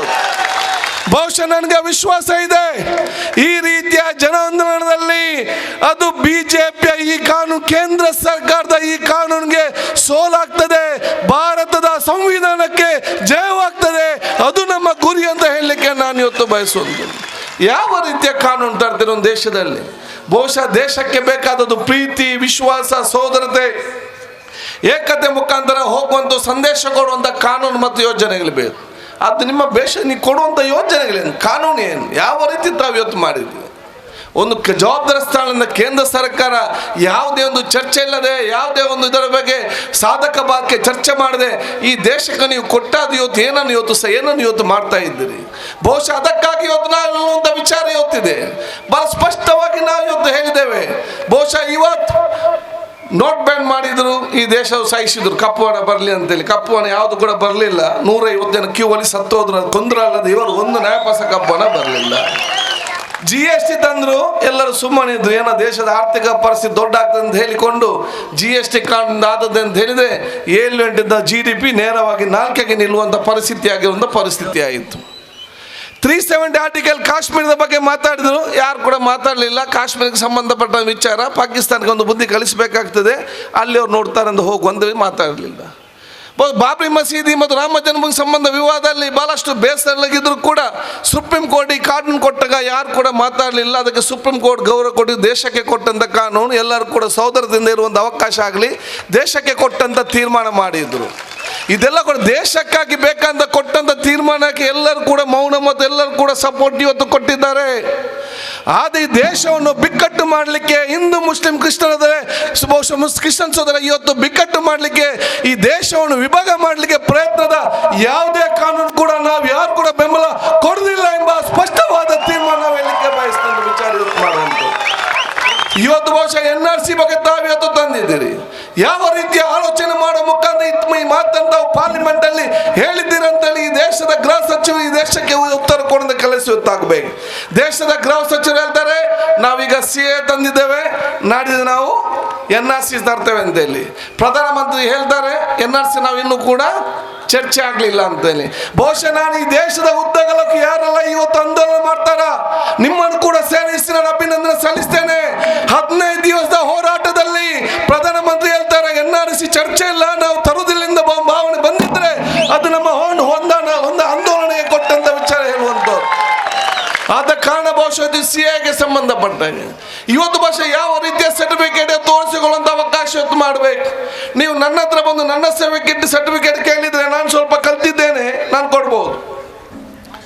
ನಿಮ್ಮ ತಂದೆಯ ಸರ್ಟಿಫಿಕೇಟ್ ಅಂತ ಕೇಳಿದ್ರೆ ಅವ್ರು ಸ್ವಲ್ಪ ಕಲ್ತಿದ್ದಾರೆ, ನನ್ನ ತಂದೆಯ ಸರ್ಟಿಫಿಕೇಟ್ ಬಂದು ಕೊಡ್ಬೋದು. ನಿನ್ನ ಅಜ್ಜನ ಸರ್ಟಿಫಿಕೇಟ್ ತಗೊಂಡು ಬಂದಂತ ಹೇಳಿದ್ರೆ ನನ್ನ ಅಜ್ಜನ ಗೋರಿ ಹೋಗಿ ತೋರಿಸ್ಬೇಕು ಹೊರತು ನಾನು ಸರ್ಟಿಫಿಕೇಟ್ ಎಲ್ಲಿಂದ ತರಲಿಕ್ಕೆ ಸಾಧ್ಯವಾಗ್ತಾ ಇರಲಿಕ್ಕೆ ನಾವು ಇವತ್ತು ಬಯಸ್ತೇವೆ. ಇವತ್ತು ಈ ಕ್ಷೇತ್ರದ ಉದ್ದಗಲಕ್ಕೂ ಬಹುಶಃ ನಾವು ಕಣ್ಣಾರೆ ನಾನು ಇವತ್ತು ಕಂಡಿದ್ದೇನೆ ಬಹಳಷ್ಟು ಮನೆಗಳಲ್ಲಿ ಅವರಿಗೂ ವಿದ್ಯೆ ಇಲ್ಲ, ಅವ್ರ ಮಕ್ಕಳಿಗೂ ಕೂಡ ವಿದ್ಯೆ ಇಲ್ಲ. ಒಂದು ಮನೆಯಲ್ಲಿ 4 ಅಂಗವಿಕಲರು, ಒಂದು ತಾಯಿ ಮತ್ತು ಸೋದರಿಯ ಮಕ್ಕಳನ್ನು ಇವತ್ತು ಸಾಕ್ತಾ ಇದ್ದಾರೆ. ಇನ್ನೊಂದು ಮನೆಯಲ್ಲಿ ನನ್ನ ಕಣ್ಣಲ್ಲಿ ಈಗ ಕೂಡ ಬರ್ತಾ ಇದೆ, ಒಂದು ವಯಸ್ಸಾದ ತಾಯಿ ಮಾತ್ರ ಇದೆ, ಬೇರೆ ಯಾರು ಕೂಡ ಅವರಿಗಿಲ್ಲ. ಇನ್ನೊಂದು ಮನೆಯಲ್ಲಿ ಬಹುಶಃ ಒಂದು ವಯಸ್ಸಾದ ತಾಯಿ ಮತ್ತು ವಯಸ್ಸಾದ ತಂದೆ ಬಹುಶಃ ಇವತ್ತು ಇರುವಂತ ವಿಚಾರ ಇದೆ. ಇವರು ಪಾಪ ಎಲ್ಲಿಂದ ಸರ್ಟಿಫಿಕೇಟ್ ಇವು ತರಲಿಕ್ಕೆ ಸಾಧ್ಯವಾಗ್ತದೆ? ಈ ರೀತಿಯ ಪರಿಸ್ಥಿತಿ ಜನರು ಬರೀ ಮುಸ್ಲಿಂ ಅಲ್ಲಿ ಮಾತ್ರಲ್ಲ, ಹಿಂದೂ, ಮುಸ್ಲಿಂ, ಕ್ರಿಶ್ಚಿಯನ್ ಎಲ್ಲ ಸಮುದಾಯದಲ್ಲಿ ಬಹುಶಃ ಇವತ್ತಿದ್ದಾರೆ. ಆಗ ಅವರಿಗೆ ಆಧಾರವಾಗಿ ಕೊಡುವಂತ ಪರಿಸ್ಥಿತಿ ಅನ್ನೋದನ್ನ ನಾವು ಇವತ್ತು ಆಲೋಚನೆ ಮಾಡಬೇಕು. ಇವತ್ತು ಬಹುಶಃ ಯಾವ ರೀತಿ ತರಬೇಕು ಏನು ಯಾವುದು ಕೂಡ ಇವತ್ತು ಲೆಕ್ಕಾಚಾರ ಇಲ್ಲ. ಇವತ್ತು ನಾವು ಫಾರಿನ್ಗೆ ಹೋದ್ರೆ ನೀನು ಯಾವ ದೇಶದ ಅಂತ ಕೇಳಿದ್ರೆ ನಾವು ಅವರಿಗೆ ಪಾಸ್ಪೋರ್ಟ್ ಕೊಡ್ತೇವೆ, ತೋರಿಸ್ತೇವೆ. ಸೊ ಭಾರತ ದೇಶ ಹೊರಗೆ ಹೋದ್ರೆ ನೀವು ಯಾವ ದೇಶ ಅಂತ ಹೇಳಿದ್ರೆ ನಾವು ಇಂಡಿಯನ್ ಪಾಸ್ಪೋರ್ಟ್ ತೋರಿಸಿ ಸಾಕು. ಈ ದೇಶದಲ್ಲಿ ಮಾತ್ರ ಇಂಡಿಯನ್ ಪಾಸ್ಪೋರ್ಟ್ ತೋರಿಸಿ ಆಗುದಿಲ್ಲ, ಇನ್ನು ಬೇರೆ ಸರ್ಟಿಫಿಕೇಟ್ ತಗೊಂಡ ಪರಿಸ್ಥಿತಿ ಆದ್ರೆ ಇದು ಎಂತ ಒಂದು ವಿಚಾರ ಹೇಳಲಿಕ್ಕೆ ನಾನು ಇವತ್ತು ಬಯಸುವಂತ ಅವಕಾಶ ಮಾಡುವಂಥದ್ದು. ಈ ದೇಶದಲ್ಲಿ ನಮ್ಮ ಪ್ರಧಾನಮಂತ್ರಿ ಹೇಳ್ತಾರೆ ನಾನು ಡಿಗ್ರಿ ಕಲ್ತಿದ್ದೇನೆ ಅಂತ ಹೇಳ್ತಾರೆ. ನಿನ್ನ ಸರ್ಟಿಫಿಕೇಟ್ ಮತ್ತು ಕಾಲೇಜ್ ಯಾವ್ದು ಅಂತ ಹೇಳಿದ್ರೆ ಸರ್ಟಿಫಿಕೇಟ್ ಮತ್ತು ಕಾಲೇಜ್ ಇಲ್ಲ ಅಂತ ಇವರು ಹೇಳುವಾಗ ಇನ್ನು ಬೇರೆಯವರು ಎಲ್ಲಿಂದ ತರಲಿಕ್ಕೆ ಸಾಧ್ಯವಾಗುವಂಥದ್ದು. ಅದಕ್ಕಾಗಿ ಬಹುಶಃ ಇವತ್ತು ಮಂಗಳೂರು ನಗರದ ಉದ್ದಗಲಕ್ಕೂ ಬಹುಶಃ ಈ ಸಮಸ್ಯೆ ಆದರೆ ಆದಿವಾಸಿಗಳು, ಕಾಡಿನಲ್ಲಿ ಜೀವಿಸುವವರು, ದಲಿತರು, ಹಿಂದುಳಿದ ವರ್ಗದವರು, ಅತ್ಯಂತ ಕಡುಬಡವರು ಮತ್ತು ಅತ್ಯಂತ ಸಮಾಜದ ನಿರ್ಗತಿಕ ಮತ್ತು ಶೋಷಿತ ವರ್ಗದ ಪರಿಸ್ಥಿತಿ ಬಂದಾಗ ಬಹುಶಃ ಇವರ ಕಷ್ಟವನ್ನು ಸಹಿಸುವಂತ ಪರಿಸ್ಥಿತಿ ಹೇಗೆ ಅದನ್ನು ನಾವಿವತ್ತೆಲ್ಲರೂ ಕೂಡ ಆಲೋಚನೆ ಮಾಡಿಕೊಂಡು ಈ ಆದೇಶ ಇವತ್ತು ಬರಬಾರ್ದಂತ ಹೇಳುವಂತ ವಿಚಾರ ಮಾಡುವಂಥದ್ದು. ಇವತ್ತು ಬಹುಶಃ ಯಾವುದೇ ಒಂದು ಜಾತ್ಯತೀತ ನೆತ್ತನಲ್ಲಿ ಇವತ್ತು ಬಹುಶಃ ಭಾರತ ದೇಶಕ್ಕೆ ಬಹುಶಃ ಇವತ್ತು ಸ್ವತಂತ್ರ ಸಿಕ್ಕುವಂತ ಸಂದರ್ಭದಲ್ಲಿ ಪಾಕಿಸ್ತಾನಕ್ಕೆ ಆಗಸ್ಟ್ 14ಕ್ಕೆ ಸ್ವತಂತ್ರ ಸಿಕ್ಕಿದ್ದು. ಪಾಕಿಸ್ತಾನದ ಇಸ್ಲಾಮಿಕ್ ರಾಷ್ಟ್ರ ಅಂತ ಘೋಷಣೆ ಮಾಡಿತ್ತು. ನಮ್ಮ ಇಂಡಿಯಾಕ್ಕೆ ಬಹುಶಃ ಆಗಸ್ಟ್ 15ಕ್ಕೆ ಬಹುಶಃ ಇವತ್ತು ಸ್ವತಂತ್ರ ಸಿಕ್ಕಿದ್ದು. ಇಂಡಿಯಾದಲ್ಲಿ ರಾಷ್ಟ್ರಾತೀತ ಸಂವಿಧಾನಬದ್ಧವಂತ ರಾಷ್ಟ್ರ ಅಂತ ಘೋಷಣೆ ಆಯಿತು. ಯಾಕಂದ್ರೆ ಸಡನ್ ಆಗಿ ಬಂದದ್ದಲ್ಲ, ಅಂಬೇಡ್ಕರ್ ಅವರು ಬೇರೆಯವರು ಕೂತ್ಕೊಂಡು ಆಲೋಚನೆ ಮಾಡಿ ಮಾಡಿ ಮಾಡಿ ಎಲ್ಲ ಜಾತಿ ಎಲ್ಲ ಮತ್ತೆಲ್ಲ ವರ್ಗದ ಈ ದೇಶದಲ್ಲಿ ಜೀವಿಸುವ ಸಂದರ್ಭದಲ್ಲಿ ಎಲ್ಲರೂ ಕೂಡ ನೆಮ್ಮದಿ ಮತ್ತು ಸೋದರತೆ, ಒಂದು ಪ್ರೀತಿ ವಿಶ್ವಾಸದ ಜೀವನ ನಾವು ಹೇಗೆ ಸಾಗಿಸಬೇಕು ಅಂತ ಬಹಳಷ್ಟು ಚರ್ಚೆ ಮಾಡಿ ಮಾಡಿ ಮಾಡಿ ಬಹುಶಃ BR ಅಂಬೇಡ್ಕರ್ ಅವರ ನೇತೃತ್ವದ ಸಂವಿಧಾನ ಜಾತ್ಯತೀತ ರಾಷ್ಟ್ರ ಅಂತ ಈ ದೇಶ ಕೊಟ್ಟಿದ್ರೆ ಅದು ಸೋದರತೆ, ಏಕತೆ, ಪ್ರೀತಿ ವಿಶ್ವಾಸ ಮತ್ತು ಮಹಾತ್ಮ ಗಾಂಧಿಯ ಕನಸಿನ ಭಾರತ ಆಗ್ಬೇಕೆಂಬ ಉದ್ದೇಶ ಕೊಡ್ತಾರೆ. ಇವತ್ತು ತಾವು ಅಧಿಕಾರಕ್ಕೆ ಬಂದು ಇದನ್ನು ಇವತ್ತು ರದ್ದುಪಡಿಸಿ ಹೋದರೆ ಈ ದೇಶದ ಮೇಲೆ ಯಾವ ತಾವು ದೇಶ ಪ್ರೇಮ ಅಂತ ಹೇಳುವಂತ ವಿಚಾರ ಬಯಸುವಂಥದ್ದು. ಬಹುಶಃ ಇವತ್ತು ಯಾರು ಈ ಕಾನೂನನ್ನು ತಾವು ವಿರೋಧಿಸ್ತೇವ ಅವ್ರಿಗೆಲ್ಲ ನೀವು ರಾಷ್ಟ್ರ ಮತ್ತು ದೇಶದ್ರೋಹ ಬಗ್ಗೆ ಮಾಡ್ತೀರಾ? ಈ ದೇಶದಲ್ಲಿ ಯಾರು ರಾಷ್ಟ್ರ ಪ್ರೇಮಿಗಳು ಮತ್ತು ಯಾರು ರಾಷ್ಟ್ರ ದ್ರೋಹಿಗಳಂತ ತೀರ್ಮಾನ ಮಾಡಲಿಕ್ಕೆ ಯಾರು ನಿಮ್ಮ ಕಾರ್ಯಕರ್ತ ಮತ್ತು ನೀವು ತೀರ್ಮಾನ ಮಾಡುದಾ? ಸೆಂಥಿಲ್ ಅವರು ಬಹುಶಃ ಏನು ಬಂದು ಹೇಳ್ತಾರೆ ಇವತ್ತಿನ ಈ ವ್ಯವಸ್ಥೆ ಸರಿ ಇಲ್ಲ ಅಂತ ಹೇಳಿ ನಾನು ಬಿಟ್ಟು ಹೋಗ್ತೇನೆ ಅಂತ ಹೇಳಿ ಸೆಂಥಿಲ್ ಅನ್ನು ದೇಶದ್ರೋಹ ಅಂತ ಕರೆಯುವಂತ ಪರಿಸ್ಥಿತಿ ಮಾಡ್ತಾರೆ. ನಾನು ಮೊನ್ನೆ ನೆಹರು ಮೈದಾನ ಫಸ್ಟ್ ಹೇಳಿದೆ ಬಹುಶಃ ಇವತ್ತು ಉತ್ತರ ಇಷ್ಟು ದೊಡ್ಡ ಸುಂದರವಾದ ಭಾರತದಲ್ಲಿ ಅತ್ಯಂತ ಶಾಂತಿಯುತ ಸಂತೋಷದಿಂದ ಇದ್ದರು. ಈ ಒಂದು ಕಾನೂನು ಅಂತಂದು ಇವತ್ತು ಉತ್ತರ ಭಾರತದಲ್ಲಿ ಈ ರೀತಿಯ ಪರಿಸ್ಥಿತಿ ನಡೀತದೆ. ಇನ್ನು ಬಹುಶಃ ಏಕಾಏಕಿ ಇಲ್ಲಿ ತರುವ ಮುಖಾಂತರ ಬಹುಶಃ ಆ ಪರಿಸ್ಥಿತಿ ಇಲ್ಲಿ ಆಗುದು ಬೇಡ ಅಂತ ನಾನೊಬ್ಬ ಜನಪ್ರತಿನಿಧಿಯಾಗಿ ಜನರ ಭಾವನೆಗಳನ್ನು ನಾನು ರಾಜ್ಯಕ್ಕೆ ಸರ್ಗದಿದ್ರೆ ನನ್ನ ಮೇಲೆ ರಾಜದ್ರೋಹ ಕೇಸ್ ಹಾಕ್ತಾರೆ ಅವರ ಕಾರ್ಯದರ್ಶಿ ಕೊಟ್ಟದಕ್ಕೆ. ಸೊ ಇವರು ಯಾರು ರಾಷ್ಟ್ರ ಪ್ರೇಮಿಗಳು ಮತ್ತು ರಾಷ್ಟ್ರದ್ರೋಹಿಗಳನ್ನು ತೀರ್ಮಾನ ಮಾಡುವಂತ ಪರಿಸ್ಥಿತಿ ಬಹುಶಃ ನಿಮ್ಗಾದ್ರೆ ನಾನೊಬ್ಬ ಶಾಸಕ ಆಗಿ ನನಗೆ ಒಬ್ಬ DC ಆಗಿ ನನಗೆ ಈ ಪರಿಸ್ಥಿತಿ ಆಗಿದೆ. ಈ ದೇಶದ ಇಂಥ ಜನಸಾಮಾನ್ಯ ಪರಿಸ್ಥಿತಿ ಮುಂದಿನ ದಿನಗಳಲ್ಲಿ ಯಾವುದು ಆಗ್ಬೋದು ಅಂತ ಹೇಳಿ ಉತ್ತರ ಕೊಡುವಂತ ಕೆಲಸ ಇವತ್ತು ಆಗ್ಬೇಕು. ನನ್ನ ಹತ್ರ ಹೇಳಿದ ಕೆಲವರು ಮೊನ್ನೆ ನಿಂತ ಹಾಕಿದ್ದಾರೆ ಮಾರ್ರೆ, ಬೆಂಗಳೂರಿಂದ ಫೋನ್ ಮಾಡಿದ್ರು, ಮೊನ್ನೆ ನಿನ್ನ ಮೇಲೆ ಒಂದು ಸುಮ್ಮನೆ ಕೇಸ್ ಹಾಕಿದ್ದಾರೆ, ಮತ್ತೆ ಮೊನ್ನೆ ಕೇಸರೊಳ್ಳೆ ಮಾತಾಡಿದ್ಯಾ, ಮತ್ತೆ ನೀ ಏನೆಲ್ಲ ಹೋಗಿ ಉಲ್ಲಾರದಲ್ಲಿ ಮಾತಾಡ್ಲಿಕ್ಕೆ ಹೋಗ್ಬೇಡ ಅಂತ ನನಗೆ ಬಹುಶಃ ಕೆಲವರು ಹೇಳಿದ್ರು ಫೋನ್ ಮಾಡಿ. ನಾನು ಅದಕ್ಕೆ ಹೇಳಿದೆ, ನನ್ನನ್ನು ಉಲ್ಲಾರ ಕ್ಷೇತ್ರದ ಯುವಕರು ಮತ್ತು ಹಿರಿಯರು ನಾನು ಗೆಲ್ಲಿಸಿ ಕಲಿಸಿದ್ದಾರೆ. ಬಹುಶಃ ಅವರಿಗೆ ಬಹುಶಃ ಉಲ್ಲಾರ ಕ್ಷೇತ್ರದ ಪ್ರತಿನಿಧಿಯಾಗಿ ಎಲ್ಲಿ ಬಹುಶಃ ಇವತ್ತು ಮಾತಾಡಬೇಕಾ ಆ ಶಕ್ತಿ ಕ್ಷೇತ್ರ ಜನರು ಕೊಟ್ಟಿದ್ದಾರೆ. ಅದನ್ನು ಮಾತಾಡೋ ವಿಚಾರ ಭಯದ ವಾತಾವರಣ ಇರುವಂತ ಸ್ಪಷ್ಟವೇ ಒಂದು ವಿಚಾರವೇ ಇಲ್ಲ. ಬಹುಶಃ ನಾನು ಬಹಳ ಸ್ಪಷ್ಟವಾಗಿ ನಾನು ಹೇಳ್ತೇನೆ, ಬಹುಶಃ ಇವತ್ತು ನಾವು ಜೀವ ಹೋದ್ರೂ ಕೂಡ NRCಗೆ ನಮ್ಮ ಬಹುಶಃ ಮಾಹಿತಿಯನ್ನು ನಾವು ಕೊಡೋದಿಲ್ಲ. ನಮ್ಮ ತಂದೆ ತಾಯಿ ಬಹುಶಃ ನನ್ನ ತಂದೆ ತಾಯಿಯ ಗೋರಿ ಉಲ್ಲಾರ ದರ್ಗದ ಗೇಟಿನ ಪಕ್ಕದಲ್ಲಿದೆ. ನಾನು ಬೇಕಾದ ಗೋರಿಯಲ್ಲಿ ಹೋಗಿ ವಿಶ್ವಾಸಿಸ್ತೇನೆ ಹೊರತು ನಿಮಗೆ NRC ಕೊಡ್ಲಿಕ್ಕೆ ನಾವು ಇಲ್ಲಿ ತಯಾರಿಲ್ಲ ಅಂತ ಬಹಳ ಸ್ಪಷ್ಟವಾದ ಸಂದೇಶವನ್ನು ಕೊಡುವಂತ ಉತ್ತರ ಹೇಳಲಿಕ್ಕೆ ವಿಚಾರ ಇವತ್ತು ಮಾಡುವಂಥದ್ದು. ಆದಾಗ ನಾವು ಸಂವಿಧಾನ, ಏಕತೆ, ಸೋದರತೆ, ಭಾರತ ದೇಶವನ್ನು ಬಲಿಷ್ಠಗೊಳಿಸಲೇ ಬೇಕಾಗುವಂತ ಎಲ್ಲ ಕೆಲಸಕ್ಕೆ ನಾವು ಬದ್ಧರಾಗಿ ನಿಲ್ಲುವಂತ ಅವಕಾಶ ಆಗ್ಬೇಕು ಆಗ್ಬೇಕಂತ ಹೇಳಲಿಕ್ಕೆ ಬಯಸುವಂಥದ್ದು. ಈ ಕಾನೂನನ್ನು ವಿರೋಧ ಮಾಡುವವರಿಗೆ ದೇಶದವರು ಪಟ್ಟ ಕೆಲಸ ಮಾಡಿದೆ. ನೇರವಾಗಿ ಪಾಕಿಸ್ತಾನಕ್ಕೆ ಸಂಬಂಧ ಕಲಿಸಿದೆ. ಪಾಕಿಸ್ತಾನಕ್ಕೆ ಬಂದು ನಮ್ಗೆ ಏನು ಸಂಬಂಧ ಇದೆ, ಏನು ವಿಚಾರ ಇದೆ, ನಮ್ಗೆ ಯಾವುದಿದೆ? ಇವತ್ತು ನಾವು ಇವತ್ತು ಬಿಜೆಪಿ ಅವರಿಗೆ ಮತ್ತು ಬಹುಶಃ ನಮ್ಮ ಪ್ರಧಾನಮಂತ್ರಿಗಳು ನಾವು ಹೇಳಿದಿಷ್ಟೇ, ಪಾಕಿಸ್ತಾನಕ್ಕೆ ಹೋಗಿ ಮೊಮ್ಮಲ ಬರ್ತಡೆಗೆ ಊಟ ಮಾಡಿ ಬಂದಿದ್ರೆ ನರೇಂದ್ರ ಮೋದಿ ಊಟ ಮಾಡಿ ಬಂದಿದ್ದವ್ರದ್ದು ಉಲ್ಲಾಳ ನಾವು ಯಾರು ಕೂಡ ಊಟ ಮಾಡಿ ಬರಲಿಲ್ಲ ಅಂತ ಹೇಳಲಿಕ್ಕೆ ಬಯಸುವಂತ ವಿಚಾರ ನಾವು ಇವತ್ತು ಮಾಡುವಂಥದ್ದು. ಇವತ್ತು ನಾವು ಬಹುಶಃ ಪಾಕಿಸ್ತಾನಕ್ಕಿದ್ದಂಥ ಟ್ರೈನ್ ಅನ್ನು ಬಂದು ಓಪನ್ ಮಾಡಿದ ನೀವು ಬಿಜೆಪಿ ಅವರು. ನಾವು ಬಹುಶಃ ಪಾಕಿಸ್ತಾನಕ್ಕಿದ್ದಂಥ ಬಸ್ಸನ್ನು ನಾವು ಬಂದ್ ಮಾಡಿದೆವು, ಅದನ್ನು ಓಪನ್ ಮಾಡಿ ಕೊಟ್ಟದ್ದು ನೀವು ಅಂತ ಹೇಳಲಿಕ್ಕೆ ಬಯಸ್ತೇನೆ. ಪಾಕಿಸ್ತಾನಕ್ಕಿಂತ ಟ್ರೇಡ್ ಅನ್ನು ನಾವು ಬಂದ್ ಮಾಡಿದೆವು, ಆದರೆ ನಿಮ್ಮ ವ್ಯಾಪಾರಸ್ಥಕ್ಕಾಗಿ ಈ ಒಂದು ಟ್ರೇಡ್ ಅನ್ನು ಕೂಡ ತಾವು ಇವತ್ತು ಓಪನ್ ಮಾಡಿ ಇವತ್ತು ಕೊಟ್ಟು ಇವತ್ತು ಬಹುಶಃ ನಮ್ಮ ಮೇಲೆ ಗುಬ್ಬೆ ಕೂರಿಸುವಂತ ಕೆಲಸ ತಾವು ಮಾಡಿ ಮುಕ್ತ ಜನರ ಆ ಮಾತನ್ನು ಬಹುಶಃ ತಾವು ಇವತ್ತು ಬದಲಾವಣೆ ಮಾಡಲಿಕ್ಕೆ ತಾವು ಇವತ್ತು ಪ್ರಯತ್ನ ಆಗುವಂತ ವಿಚಾರ ಇವತ್ತು ಆಗ್ತದಾ? ಇದೆಲ್ಲ ಕೂಡ ಇವತ್ತು ಆಲೋಚನೆ ಮಾಡಿಕೊಂಡು ಹೋಗುವಂತ ಅವಕಾಶ ಇವತ್ತು ಮಾಡಬೇಕಾಗ್ತದೆ. ಆದ ಕಾರಣ ಇದೊಂದು ಬಹುಶಃ ಎಚ್ಚರಿಕೆ ಗಂಟೆ ಇವತ್ತು ಬಹುಶಃ ಜನಾಂದೋಲನ ಮುಖಾಂತರ ಹೋಗುವಂಥದ್ದು. ನಾನು ಬಹುಶಃ ಎಲ್ಲ ಸೋದರ ಹೇಳ್ತಾ ಇದ್ದೇನೆ, ಅತ್ಯಂತ ತಾಳ್ಮೆಯಿಂದ, ಅತ್ಯಂತ ಪ್ರೀತಿಯಿಂದ, ಅತ್ಯಂತ ಸೋದರದಿಂದ ಎಲ್ಲ ಜಾತಿ, ಎಲ್ಲ ಮತ್ತೆಲ್ಲ ವರ್ಗದವರು ಇದು ನಾವು ದೇಶಕ್ಕಾಗಿ ಹೋರಾಡುವ ಎಂಬ ಮಾತನ್ನು ಬಹುಶಃ ಮುಂದಿಟ್ಟುಕೊಂಡು ನಾವು ಹೋಗುವಂತ ವಿಚಾರ ಇವತ್ತು ಆಗಬೇಕು. ಬಹುಶಃ ದೇಶಕ್ಕಾಗಿ ನಾವು ಯಾವ ತ್ಯಾಗಕ್ಕೂ ಕೂಡ ಇವು ದೇಶದ ಭದ್ರತೆ, ಭಾರತ ದೇಶದ ಏಕತೆ, ಭಾರತ ದೇಶದ ಸೋದರತೆಗೆ ನಾವು ಮುಂದೆ ನಿಂತು ನಮ್ಮೆಲ್ಲ ವಿಶೇಷವನ್ನು ಸಹಕಾರ ಕೊಡುವ ವಿಚಾರ ಇವತ್ತು ಮಾಡಬೇಕಾಗ್ತದೆ. ಬಹುಶಃ ಇಂದು ಪಾಕಿಸ್ತಾನದಿಂದ, ಬಾಂಗ್ಲಾದೇಶದಿಂದ ಅಥವಾ ಅಫ್ಘಾನಿಸ್ತಾನ ಬಂದಿಂದ ಹಿಂದೂ ಸೋದರಿಗೆ, ಕ್ರಿಶ್ಚಿಯನ್ ಸೋದರಿಗೆ ಯಾರ್ದು ಕೂಡ ಅಭ್ಯಂತರವಿಲ್ಲ. ಅದನ್ನು ಯಾರು ಕೂಡ ವಿರೋಧ ಎಲ್ಲರೂ ಕೂಡ ಕೊಡಿ. ಆದರೆ ಯಾವುದೇ ಒಂದು ಕಾನೂನನ್ನು ಧರ್ಮಾಧಾರಿತವಾಗಿ, ಜಾತ್ಯಾಧಾರಿತವಾಗಿ ಮಾಡೋದಕ್ಕೆ ಮಾತ್ರ ನಮ್ಮ ದೇಶ ನಾವು ಇವತ್ತು ವಿರುದ್ಧವಾಗಿದ್ದೇವೆ ಅಂತ ಹೇಳಲಿಕ್ಕೆ ನಾವು ಮಾತನ್ನು ಬಯಸುವಂಥದ್ದು. ಈಗ ನನ್ನ ಮನೆಗೆ ಒಬ್ಬ ಕಳ್ಳ ಬಂದರೆ ನಾನು ಪೊಲೀಸ್ ಸ್ಟೇಷನ್ ಫೋನ್ ಮಾಡಿದರೆ ಪೊಲೀಸ್ ಬಂದು ಕಳ್ಳನನ್ನು ಹಿಡಿಬೇಕು. ಇದು ನಾನು ಕಳ್ಳ ಬಂದಂತ ನಾನು ಇಲ್ಲಿ ಫೋನ್ ಮಾಡಿದರೆ ಪೊಲೀಸ್ ಬಂದು ನಿನ್ನ RTC ಕೊಡು, ನಿನ್ನ ಆಧಾರ್ ಕೋಡ್ ಅಂತ ನನ್ನ ಹತ್ರ ಕೇಳಿದರೆ ಇದು ಪರಿಸ್ಥಿತಿ ಏನಾಗ್ಬೋದು? ಆ ಪರಿಸ್ಥಿತಿ ಆಗುವಂಥ ವಿಚಾರ ಆಗಿದೆ. ನೀವು ಬಾಂಗ್ಲಾದೇಶ, ಅಫ್ಘಾನಿಸ್ತಾನ, ಬಾಂಗ್ಲಾದೇಶ ಯಾವ ದೇಶ ಕೂಡ ಯಾರು ಇದ್ದಾರೆ ತಗೊಂಡು ಹೋಗಿ, ಯಾರು ಬೇಡ ಅಂತ ಹೇಳ್ತದೆ, ನಿಮ್ಮ ಇಂಟೆಲಿಜೆನ್ಸ್ ಇದೆ, ನಿಮ್ಗೆ ಡಿಪಾರ್ಟ್ಮೆಂಟ್ ಇದೆ, ಆ ಕೆಲಸ ಮಾಡಿಕೊಂಡು ನೀವು ಮಾಡಿಸ್ಕೊಂಡು ಹೋಗಿ ಅಲ್ಲ, ಯಾರು ಕೂಡ ಮಾತಾಡೋದಿಲ್ಲ. ಅವರನ್ನು ಬಿಟ್ಟು ನೀವು ನಮ್ಮಂಥವ್ರು ಬಹುಶಃ ಸರಿ ಇದ್ದವರು ನೀವು ಅದು ಕೊಡು ಇದು ಕೊಡು ಅಂತ ಕೇಳಿದರೆ ನನ್ನಲ್ಲಿ ಸರ್ಟಿಫಿಕೇಟ್ ಸರ್, ನನ್ನ ಒಂದರಲ್ಲಿ UT ಖಾದರ್ ಅಂತ ಇದೆ, ನನ್ನ ಬರ್ತ್ ಸರ್ಟಿಫಿಕೇಟಲ್ಲಿ ನನ್ನ ತಂದೆಯವರು ಕೊಟ್ಟಾಗ ಅಬ್ದುಲ್ ಖಾದರ್ ಅಲ್ಲಿ ಅಂತ UT ಕೊಟ್ಟಿದ್ದಾರೆ, ನನ್ನ ಬ್ಯಾಂಕ್ ಅಕೌಂಟಲ್ಲಿ UT ನಾನು ಈ ಸರ್ಟಿಫಿಕೇಟ್ ಕೊಟ್ಟಾಗ ಇದನ್ನು ಯಾರು ಸರಿ ತಪ್ಪಂತ ಹೇಳಿದ ಅಧಿಕಾರಿ ಯಾರು, ಯಾರ ಮೆಂಟಾಲಿಟಿ ಅವನು ಏನಂತ ಯಾರಿಗೆ ಗೊತ್ತಿದೆ? ಯಾರ ಸರ್ಟಿಫಿಕೇಟ್ 100ಕ್ಕೆ 100 ನೋಡಿ. ಒಂದು ಆಧಾರ್ ಕಾರ್ಡ್ ಮಾಡಲಿಕ್ಕೆ ನಾನು ಸಚಿವನಾಗಿದ್ದ ಸಂದರ್ಭದಲ್ಲಿ ನನಗೊಂದು ರೇಷನ್ ಕಾರ್ಡ್ ಕೊಡಲಿಕ್ಕೆ ಪಾಪ ಅವ್ರಿಗೆ ಡಾಕ್ಯುಮೆಂಟ್ 10 ಡಾಕ್ಯುಮೆಂಟ್ ಇತ್ತು. ಆ 10 ಡಾಕ್ಯುಮೆಂಟ್ ಕೊಡ್ಲಿಕ್ಕಾಗಲಿಲ್ಲ ಅಂತ ಹೇಳಿಕೊಂಡು ಈ ದೇಶ ಜನರಿಗೆ, ಒಂದು ರಾಜ್ಯ ಜನರಿಗೆ ಒಂದು ರೇಷನ್ ಕಾರ್ಡ್ ಸಿಗ್ತಾ ಇರಲಿಲ್ಲ. ಅದಕ್ಕಾಗಿ ನಾನು ಮುಂದೆ ನಿಂತು ಎಲ್ಲವನ್ನು ರದ್ದುಪಡಿಸಿ ಆಧಾರ್ ಕಾರ್ಡ್ ಯಾರಿದ್ದಾರೆ ಅವ್ರಿಗೆಲ್ಲರೂ ಕೂಡ ರೇಷನ್ ಕಾರ್ಡ್ ಅಂತ ತೀರ್ಮಾನ ಮಾಡಿ ಕೊಡುವಂಥ ಕೆಲಸ ಮಾಡಿದೆ. ಅದಕ್ಕಾಗಿ ಮಾಡಿದ ವಿಚಾರ. ಯಾಕೆ ಬಹಳಷ್ಟು ಜನರಿಗೆ ಆ ಡಾಕ್ಯುಮೆಂಟ್ ಕೊಟ್ಟು ರೇಷನ್ ಕಾರ್ಡ್ ಸಿಗ್ತಾ ಇರಲಿಲ್ಲ, ಅದೆಲ್ಲ ರದ್ದುಪಡಿಸಿದೆ. ರೇಷನ್ ಕಾರ್ಡ್ ಒಬ್ಬನಿಗೆ ತೆಗಲಿಕ್ಕೆ ಕಷ್ಟ, ಇನ್ನು ನಿಮ್ಮ ಪೌರತ್ವ ತೆಗೆಯುವಂಥ ಪರಿಸ್ಥಿತಿ ಒಂದು ಕೊಟ್ಟರೆ ಯಾವ ಸಂಕಷ್ಟದಲ್ಲಿ ತಾವು ಸಿಕ್ಕಿಸುವಂಥ ಕೆಲಸ ಇವತ್ತು ಮಾಡಿದ ಅವಕಾಶ ಆಗ್ತದೆ. ಆದ ಕಾರಣ ಬಹುಶಃ ಸಂಘಟನೆ ವಿಶೇಷವಾಗಿ ನಾನು ಅಭಿನಂದಿಸಿಕೊಂಡು, ನಾವು ಎಲ್ಲ ಜಾತಿ, ಎಲ್ಲ ಮತ್ತೆಲ್ಲ ವರ್ಗ ಒಗ್ಗಟ್ಟಾಗಿದ್ದುಕೊಂಡು ಬಹುಶಃ ನಾವು ಈ ದೇಶದ ಸಾರ್ವಭೌಮತೆಗಾಗಿ, ಸೋದರತೆ, ಪ್ರೀತಿ, ವಿಶ್ವಾಸಕ್ಕಾಗಿ ನಾವೆಲ್ಲರೂ ಕೂಡ ಮುಂದಿನ ಪಣ ತೊಡುವಂಥ ವಿಚಾರ ಇವತ್ತು ಆಗ್ಬೇಕಂತ ಹೇಳಲಿಕ್ಕೆ ನಾನು ಇವತ್ತು ಬಯಸ್ತೇನೆ. ಬಹುಶಃ ನೀವು ನಡೆಸುವಂಥ ಸೆನ್ಸಸ್ಗೆ ನಮ್ದು ಸೆನ್ಸಸ್ಗೆ ನಮ್ಮ ಸಂಪೂರ್ಣವಾದ ಸಹಕಾರ ಕೊಡ್ತೇವೆ.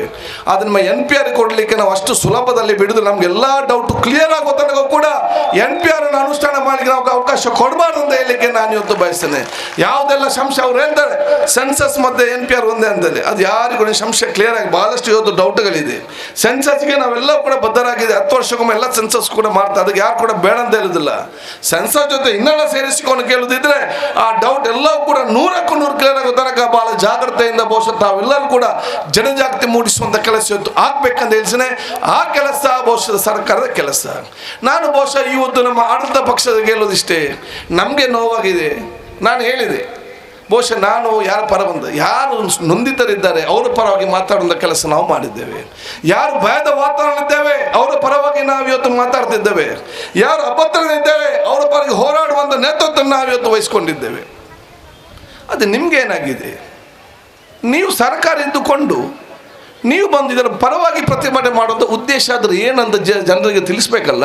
ನಿಮ್ಮ ಉದ್ದೇಶ ಏನು? What is the intention? ಜನ ಮಧ್ಯೆ ಸಂಘರ್ಷಕ್ಕೆ ಬರಬೇಕಾ? ಜನ ಮಧ್ಯೆ ಗೊಂದಲ ಏರ್ಪಾಡು ಮಾಡಬೇಕಾ? ಜನರ ಬದಲಿ ವಿಚಾರ ಬರಬೇಕಾ?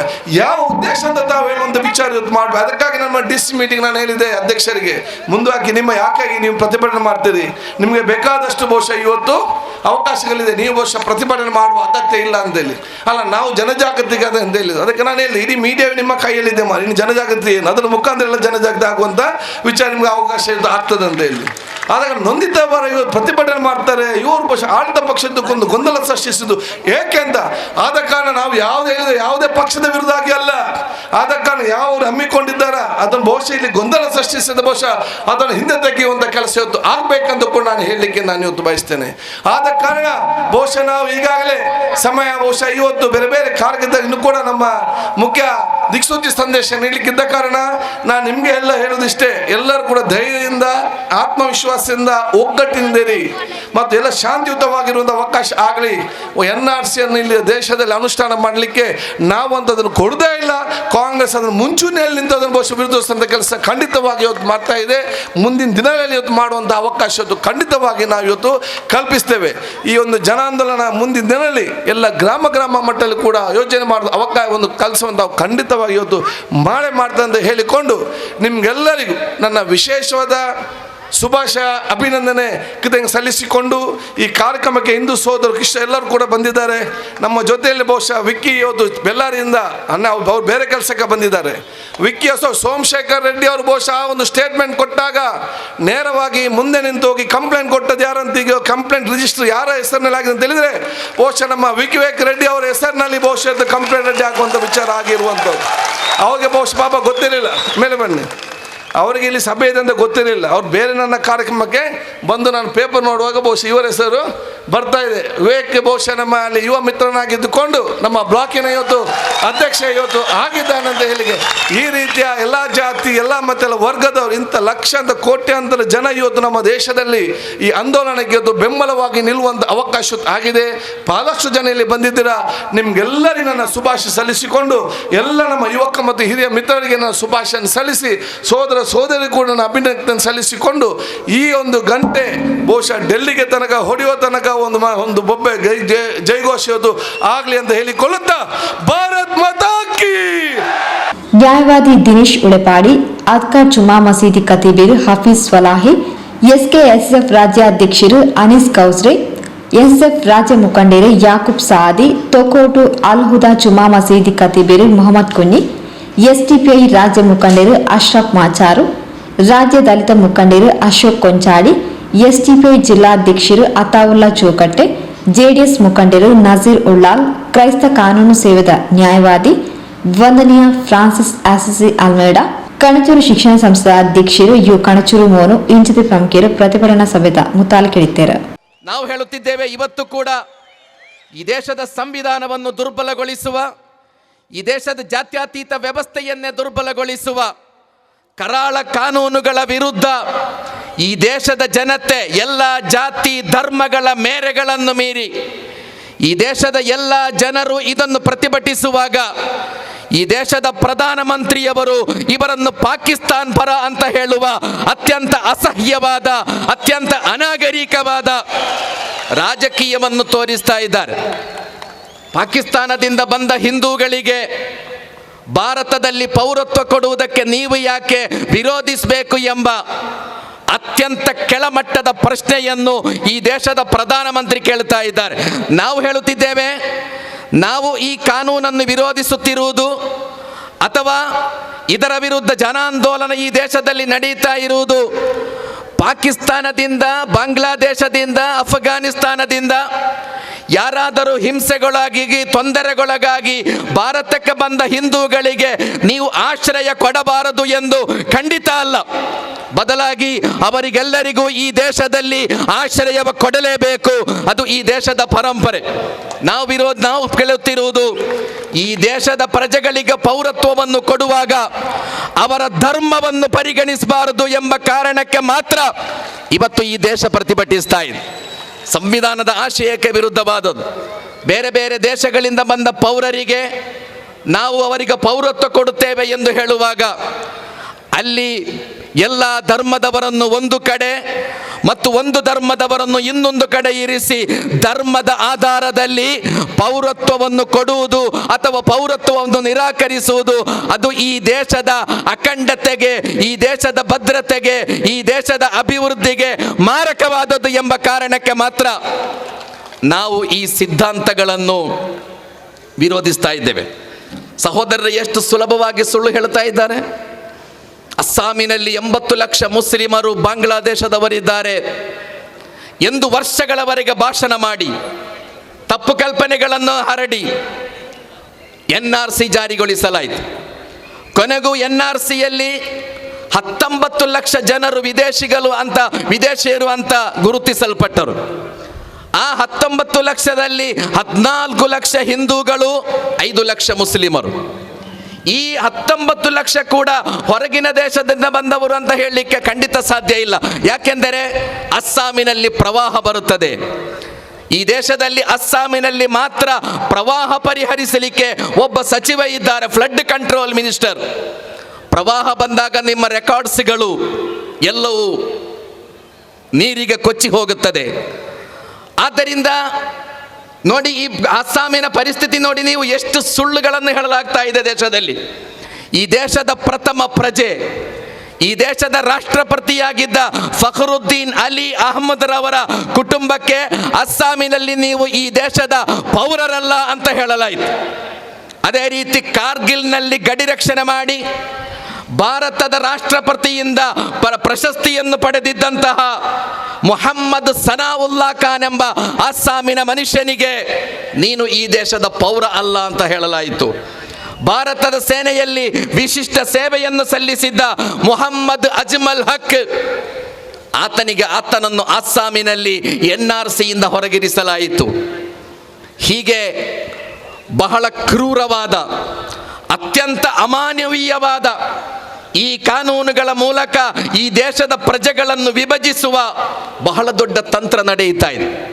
ಸಹೋದರ ಸಹೋದರಿಯರೇ, ಇದು ಯಾವುದೋ ಒಂದು ಧರ್ಮದವರು ನಡೆಸುತ್ತಿರುವ ಹೋರಾಟ ಅಲ್ಲ. ಈ ದೇಶದ ಆಡಳಿತಗಾರರು ಈ ಹೋರಾಟವನ್ನು, ಈ ಜನಾಂದೋಲನವನ್ನು ವಿವಿಧ ಧರ್ಮಗಳ ಮಧ್ಯೆ ಇರುವ ಹೋರಾಟವಾಗಿ ಬದಲಾಯಿಸುವ ಎಲ್ಲ ಕುತಂತ್ರಗಳನ್ನು ನಡೆಸ್ತಾ ಇದ್ದಾರೆ. ಕರ್ನಾಟಕದಲ್ಲಿ ಒಬ್ಬ MLA ಈ ಹೋರಾಟವನ್ನು ಈ ದೇಶದ ಹಿಂದೂಗಳು ಮತ್ತು ಮುಸ್ಲಿಮರ ಮಧ್ಯೆ ನಡೆಯುವ ಹೋರಾಟ ಎಂಬ ರೀತಿಯಲ್ಲಿ ವ್ಯಾಖ್ಯಾನಿಸುವ ಪ್ರಯತ್ನವನ್ನು ಮಾಡಿದರು. ನಾವು ಹೇಳುತ್ತಿದ್ದೇವೆ, ಸೌಹಾರ್ದತೆಯ ಇತಿಹಾಸ, ಶತಮಾನಗಳ ಸೌಹಾರ್ದತೆಯ ಪರಂಪರೆ ಇರುವ, ಶತಮಾನಗಳ ಸಹಬಾಳ್ವೆಯ ಪರಂಪರೆ ಇರುವ ಬಸವಣ್ಣನವರ ನಾಡಿನಲ್ಲಿ, ಶಿಶುನಾಳ ಶಂತರ ನಾಡಿನಲ್ಲಿ, ಕುವೆಂಪುರವರ ನಾಡಿನಲ್ಲಿ, ಶಿವರಾಮ ಕಾರಂತರ ನಾಡಿನಲ್ಲಿ ಸೋಮಶೇಖರ್ ರೆಡ್ಡಿಯಂತಹ ಒಬ್ಬ MLA ಇರುವುದು ಈ ನಾಡಿಗೆ ಅಪಮಾನ ಅಂತ ನಾವು ಹೇಳುತ್ತಾ ಇದ್ದೇವೆ. ಸೋಮಶೇಖರ್ ರೆಡ್ಡಿಯೊಂದಿಗೆ ನಾವು ಹೇಳುತ್ತಿದ್ದೇವೆ, ತಪ್ಪುಗಳನ್ನು ಖಂಡಿತವಾಗಿಯೂ ನೀವು ತಿದ್ದಿಕೊಳ್ಳಬೇಕಾಗಿದೆ. ಈ ದೇಶದಲ್ಲಿ ನಡೆಯುತ್ತಿರುವ ಜನಾಂದೋಲನ ಇದು 80% ಮತ್ತು 17%ಗಳ ಮಧ್ಯೆ ನಡೆಯುವ ಹೋರಾಟ ಖಂಡಿತ ಅಲ್ಲ. ಬದಲಾಗಿ ಈ ದೇಶದಲ್ಲಿ ಬದುಕುತ್ತಿರುವ 2% ಮನು ಸಿದ್ಧಾಂತವಾದಿಗಳು ಮತ್ತು ಭಾರತೀಯತೆಯ ಮಧ್ಯೆ ನಡೆಯುತ್ತಿರುವ ಹೋರಾಟ ಇದು. ಆದ್ದರಿಂದಲೇ ಈ ದೇಶದ ಎಲ್ಲ ಜನರು, ಎಲ್ಲ ಜಾತಿ, ಎಲ್ಲ ಧರ್ಮಗಳನ್ನು ಮೀರಿ ಈ ಹೋರಾಟದಲ್ಲಿ ಭಾಗವಹಿಸ್ತಾ ಇದ್ದಾರೆ. ಸಹೋದರರು, ಅವರೆಲ್ಲರೂ ಈ ಹೋರಾಟದಲ್ಲಿ ಭಾಗವಹಿಸ್ತಾ ಇದ್ದಾರೆ. ಈ ದೇಶದ ಪ್ರಪ್ರಥಮ ಶಿಕ್ಷಣ ಸಚಿವ, ಬಹಳ ದೊಡ್ಡ ತತ್ವಜ್ಞಾನಿ, ಈ ದೇಶದ ವಿಭಜನೆಯನ್ನು ತಡೆಯುವುದಕ್ಕಾಗಿ ಕೊನೆಯವರೆಗೂ ಪ್ರಯತ್ನ ಪಟ್ಟ ಧೀರ ದೇಶಾಭಿಮಾನಿ ಅಬುಲ್ ಕಲಾಂ ಆಜಾದ್ ಒಂದು ಮಾತು ಹೇಳಿದ್ದರು, ಅಲ್ಲವೇ ಸಹೋದರರೇ, ತಳುವಾರುಗಳಿಂದ ಸೀಳಿ ಖಡ್ಗದಿಂದ ಕಡಿದು ನಿಮಗೆ ನದಿಯನ್ನು ಬೇರ್ಪಡಿಸಲು ಸಾಧ್ಯವೇ? ತಳುವಾರುಗಳಿಂದ, ಖಡ್ಗಗಳಿಂದ ನಿಮಗೆ ಯಾವುದಾದರೂ ನದಿಯನ್ನು ಬೇರ್ಪಡಿಸಲು ಸಾಧ್ಯವೇ? ಅದು ಸಾಧ್ಯ ಇಲ್ಲ ಎಂದಾದರೆ ಈ ದೇಶದ ಹಿಂದೂಗಳನ್ನು ಮತ್ತು ಮುಸ್ಲಿಮರನ್ನು ನಿಮ್ಮ ಯಾವ ಕುತಂತ್ರಗಳಿಂದಲೂ ಸೋಲಿಸಲು ಸಾಧ್ಯ ಇಲ್ಲ ಎಂದು ಅಬುಲ್ ಕಲಾಂ ಆಜಾದ್ ಎಂದು ಹೇಳಿದರೆ ನಾವು ಹೇಳುತ್ತಿದ್ದೇವೆ. ಅಣ್ಣ ತಮ್ಮಂದಿರಂತೆ ಬದುಕುತ್ತಿರುವ, ಪರಸ್ಪರ ಕಷ್ಟ ಮತ್ತು ಸುಖವನ್ನು ಹಂಚಿಕೊಂಡು ಬದುಕುತ್ತಿರುವ, ಸಹಬಾಳ್ವೆಯಿಂದ ಬದುಕುತ್ತಿರುವ ಹಿಂದೂ ಮತ್ತು ಮುಸ್ಲಿಮರನ್ನು ಯಾವ ಕಾಯ್ದೆಗಳಿಂದಲೂ ಯಾವ ಕುತಂತ್ರಗಳಿಂದಲೂ ಒಡೆಯಲು ನಿಮಗೆ ಸಾಧ್ಯ ಇಲ್ಲ ಅಂತ ಬಹಳ ಪ್ರಾಮಾಣಿಕವಾಗಿ ನಾವು ಹೇಳುತ್ತಾ ಇದ್ದೇವೆ. ಕೊನೆಯದಾಗಿ ನಾನು ಹೇಳುತ್ತಿದ್ದೇನೆ, ಯಾರು ಬ್ರಿಟಿಷರ ಕಾಲು ಹಿಡಿದಿದ್ದರೋ, ಯಾರು ಬ್ರಿಟಿಷರೊಂದಿಗೆ ಕ್ಷಮೆ ಕೇಳಿದ್ದರೋ, ಆ ಕಾಲು ಹಿಡಿದವ ಪರಂಪರೆ ಇರುವವರಿಗೆ, ಬ್ರಿಟಿಷರೊಂದಿಗೆ ಕ್ಷಮೆ ಕೇಳಿದ ಪರಂಪರೆ ಇರುವವರು, ಬ್ರಿಟಿಷರ ಕಾಲರ್ ಹಿಡಿದು ನಮಗೆ ಸ್ವಾತಂತ್ರ್ಯವನ್ನು ಕೊಡು ಎಂದು ಹೇಳಿದ ಒಂದು ಪರಂಪರೆ ಇರುವ ಅನುಯಾಯಿಗಳೊಂದಿಗೆ ಪೌರತ್ವವನ್ನು ಕೇಳುವ ಹಕ್ಕು ನಿಮಗೆ ಇಲ್ಲ ಅಂತ ಬಹಳ ಪ್ರಾಮಾಣಿಕವಾಗಿ, ಬಹಳ ಧೈರ್ಯದಿಂದ ನಾವು ಹೇಳುತ್ತಾ ಇದ್ದೇವೆ. ಆದ್ದರಿಂದ ಸಹೋದರ ಸಹೋದರಿಯರೇ, ಒಂದುಗೂಡಿ ಮುಂದೆ ಸಾಗಬೇಕಾಗಿದೆ. ಯಾಕೆಂದರೆ ಈ ದೇಶದ ಸಂವಿಧಾನವನ್ನು ಉಳಿಸುವುದಕ್ಕಾಗಿ, ಈ ದೇಶದ ಜಾತ್ಯತೀತ ಪರಂಪರೆಯನ್ನು ಬಲಪಡಿಸುವುದಕ್ಕಾಗಿ, ಈ ದೇಶದ ಅಭಿವೃದ್ಧಿಗಾಗಿ, ಈ ದೇಶದ ಅಖಂಡತೆಗಾಗಿ ನಾವೆಲ್ಲರೂ ಒಟ್ಟು ಸೇರಿ ಮುಂದೆ ಸಾಗಬೇಕಾಗಿದೆ. ಈ ದೇಶದ ಅಭಿವೃದ್ಧಿಯಲ್ಲಿ, ಈ ದೇಶದ ಪ್ರಗತಿಯಲ್ಲಿ ನಮ್ಮ ಬೆವರಿನ ಹನಿಗಳು ಖಂಡಿತ ಇರಲೇಬೇಕಾಗಿದೆ. ಹಾಗೆ ಈ ದೇಶಕ್ಕೆ ಅಚ್ಚೇ ದಿನ್ ಬರಲಿ ಎಂಬ ಹಾರೈಕೆಯೊಂದಿಗೆ ಮಾತುಗಳನ್ನು ಮುಗಿಸ್ತಾ ಇದ್ದೇನೆ.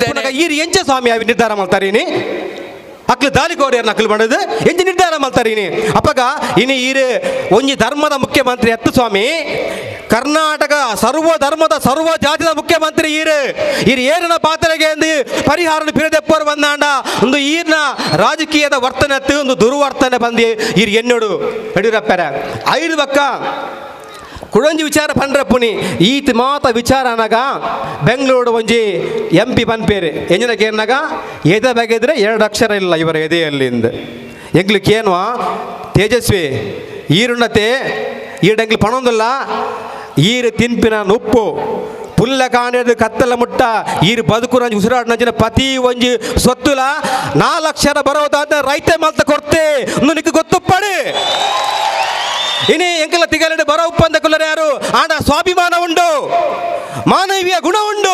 ಈಡ ಇಂಜಪ್ಪುಡು ಸ್ವಾಮಿ ಈಡ ಪುಳ್ಳೆಗಾಂಡ ಲಕ್ಕಿಯರು ಬಂದಾಣ ಮುಸ್ಲಿಂ ದೇಶ, ದಲಿತರ ದೇಶ ಮಲ್ಪುನಿ, ಧರ್ಮದ ಮಧ್ಯಡಿನಿ ಕಂದಕ ಸೃಷ್ಟಿ ಮಲ್ಪುನ ಅಂಚಿನ ಗುಣಕುಲ್ಲಡಿ ಈಡಪ್ಪುನಿ ಈಡ ಎಂಗಲು ವೇದವಾಕ್ಯ ಕಲ್ಪನಂಚಿನ ಅಗತ್ಯ ಇಜ್ಜಿ ತೇಜಸರೆ ಈರ ಅರ್ಥ ಮಲ್ತಲ್ಲ ಇನಿ ಐದು ಪಕ್ಕ ನಮ್ಮ ಬೇರೆ ಏರು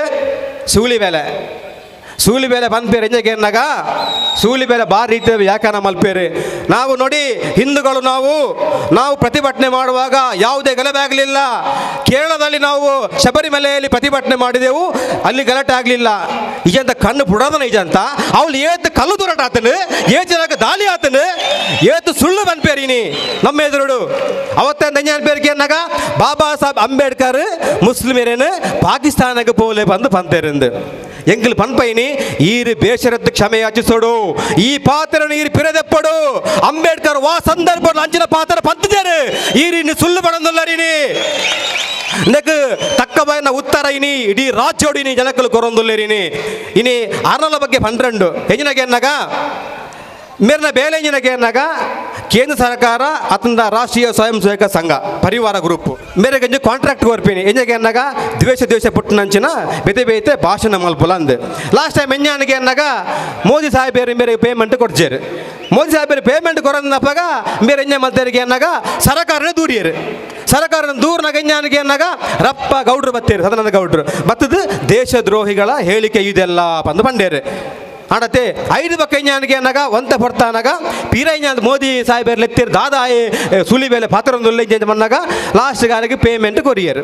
ಪೇಮೆಂಟ್ ಕೊಡ್ತಾ ಇತ್ತೆ ವಾರಿದ್ದ ಹೇಳಿಕೆ ಅವನತಿಲೆ ಬಾರಿ ಸರ್ಕಾರದ ದೂರಿನ ನಾಳೆಡು ಇನಿ ಸರ್ಕಾರದ ಪುಗಾರ್ ನಂಚಿನ ಬೇಲೆ ಮತ್ತೊಂದು ಇನಿ ಸೂಲಿ ಬೇಲೆ ಇನಿ ದಯಮಲ್ತ ಇಂಚಿತ್ತಿನ ಒಂಜಿ ವ್ಯಕ್ತಿನಗಳ ಬಗ್ಗೆ ಅಪಾಯದ ಬಗ್ಗೆ ನಮ್ಮ ತಿರಿಯೋಡು ಬಂದಿ ಅನ್ನೋ ವಿನಂತಿ ಮತ್ತೊಂದಲ್ಲ. ಈ ದೇಶ ಮೂಲ ನಿವಾಸಿಲು ಉಪ್ಪು ನಂಚಿನ ಭಾರತ, ಈ ನೆಲದ ಜೋಕುಲಿ ಏರಿಗೆ ಎನ್ನಗ ಮುಲ್ತ ದ್ರಾವಿಡಿಯನ್ ಜನಾಂಗ ಮುಲ್ಪ ನಡಪು ನಂಚಿನ ಎತ್ತದ ಹೋರಾಟ ಆರ್ಯನ್ ಜನಾಂಗದ ವಿರುದ್ಧಲ ದ್ರಾವಿಡಿಯನ್ನೆಲ್ಲ ಮಧ್ಯೆ ನಡಪು ನಂಚಿನ ಹೋರಾಟದು ಯಾರು ಪೆರಿಯಾರ ದುಮ್ಮು ಕನಪೇನು ದಾಕೆ ಅನ್ನಗ ಇರಾನ್ ಬೈದಿನ ಅಂಚಿನ ಅಮಿತ್ ಶಾ ಎಂಕ್ಲನ್ ಕೂಲೊಂದಿನಿ ಅನೆ ಬರಹ ಬರೆಯೊಂದು ಲೇರು ನಿಖಿಲ್ ಪೋಡು ಬಡದು ಎಂಕ್ಲು ಬಡದಪ್ಪ ಎಂಗಿಲ್ ಬಂದ್ಪ ಈ ನಾಡ ಶಾಡ ಬಂದ್ಪ ಸ್ವಾಮಿ ಈರ್ನ ಪೂರ್ವಜರು ಇರಾನ್ ಉಲ್ಲೇರು ಈರ್ ಅಡಗೆ ಪೋಲೆ ಭಾರತ ಎಂಗಿಲಿಗೆ ಬುಡ್ತು ಕೊರ್ಲೆ ಎಂಗಿಲ್ ಈ ನೆಲತ ಜೋಕುಲು ಅಂಜಾದುಪ್ಪನಗ ಒಂದು ದ್ರಾವಿಡ ಎಣ್ಣೆನಲ್ಲ ಆರ್ಯ ಎಣ್ಣೆನ ಮತ್ತೆ ನಡಪ ಹೋರಾಟ ಅಂಜಾದುಪ್ಪನಗ ಇನಿ ಮಸ್ತ್ ವಿಚಾರ ಪಾತ್ರ 7 ನಿಮಿಷ ಕರೀಂಡು ದಯ ಮಾಡ್ತದ ಏನು ಪಾತ್ರ ಉಂತ ಒಂದಿಲ್ಲ ಕಡೆಕಾದು ಈ ಒಂದು ಪೊರ್ತುಡು ಪಾತ್ರ ಅವಕಾಶ ಮಲ್ತು ಕೊರ್ನಂಚಿನ ವೇದಿಕೆದ ಸಂಘಟಕರಿಗೆ ಮಾತ ಮುಲ್ತ ನಾಗರಿಕರಿಗೆ ಸೊನ್ಮೆ ಸಂದಾಯ್ತ ಮಲ್ತು ನಿನ್ನ ಪಾತ್ರ ಮುಕ್ತ ಈಗಾಗಲೇ ನಮ್ಮ ಈ ಕಾರ್ಯಕ್ರಮಕ್ಕೆ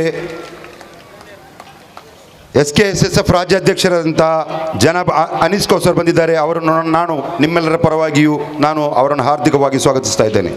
ಅದೇ ರೀತಿ ಸೈಯದ್ ಮದನಿ ಶರಿಯತ್ ಕಾಲೇಜಿನ ಪ್ರಾಂಶುಪಾಲರಾದಂಥ ಉಸ್ಮಾನ್ ಫೈಜಿ ತೋಡರ್ ಅವರು ಕೂಡ ಬಂದಿದ್ದಾರೆ. ಅವರನ್ನು ಕೂಡ ನಾನು ಹಾರ್ದಿಕವಾಗಿ ಸ್ವಾಗತಿಸ್ತಾ ಇದ್ದೇನೆ. ಅದೇ ರೀತಿ ಪ್ರಸಿದ್ಧವಾದಂತಹ ಉಳ್ಳಾಳದ ಈ ಮಣ್ಣಿನಿಂದ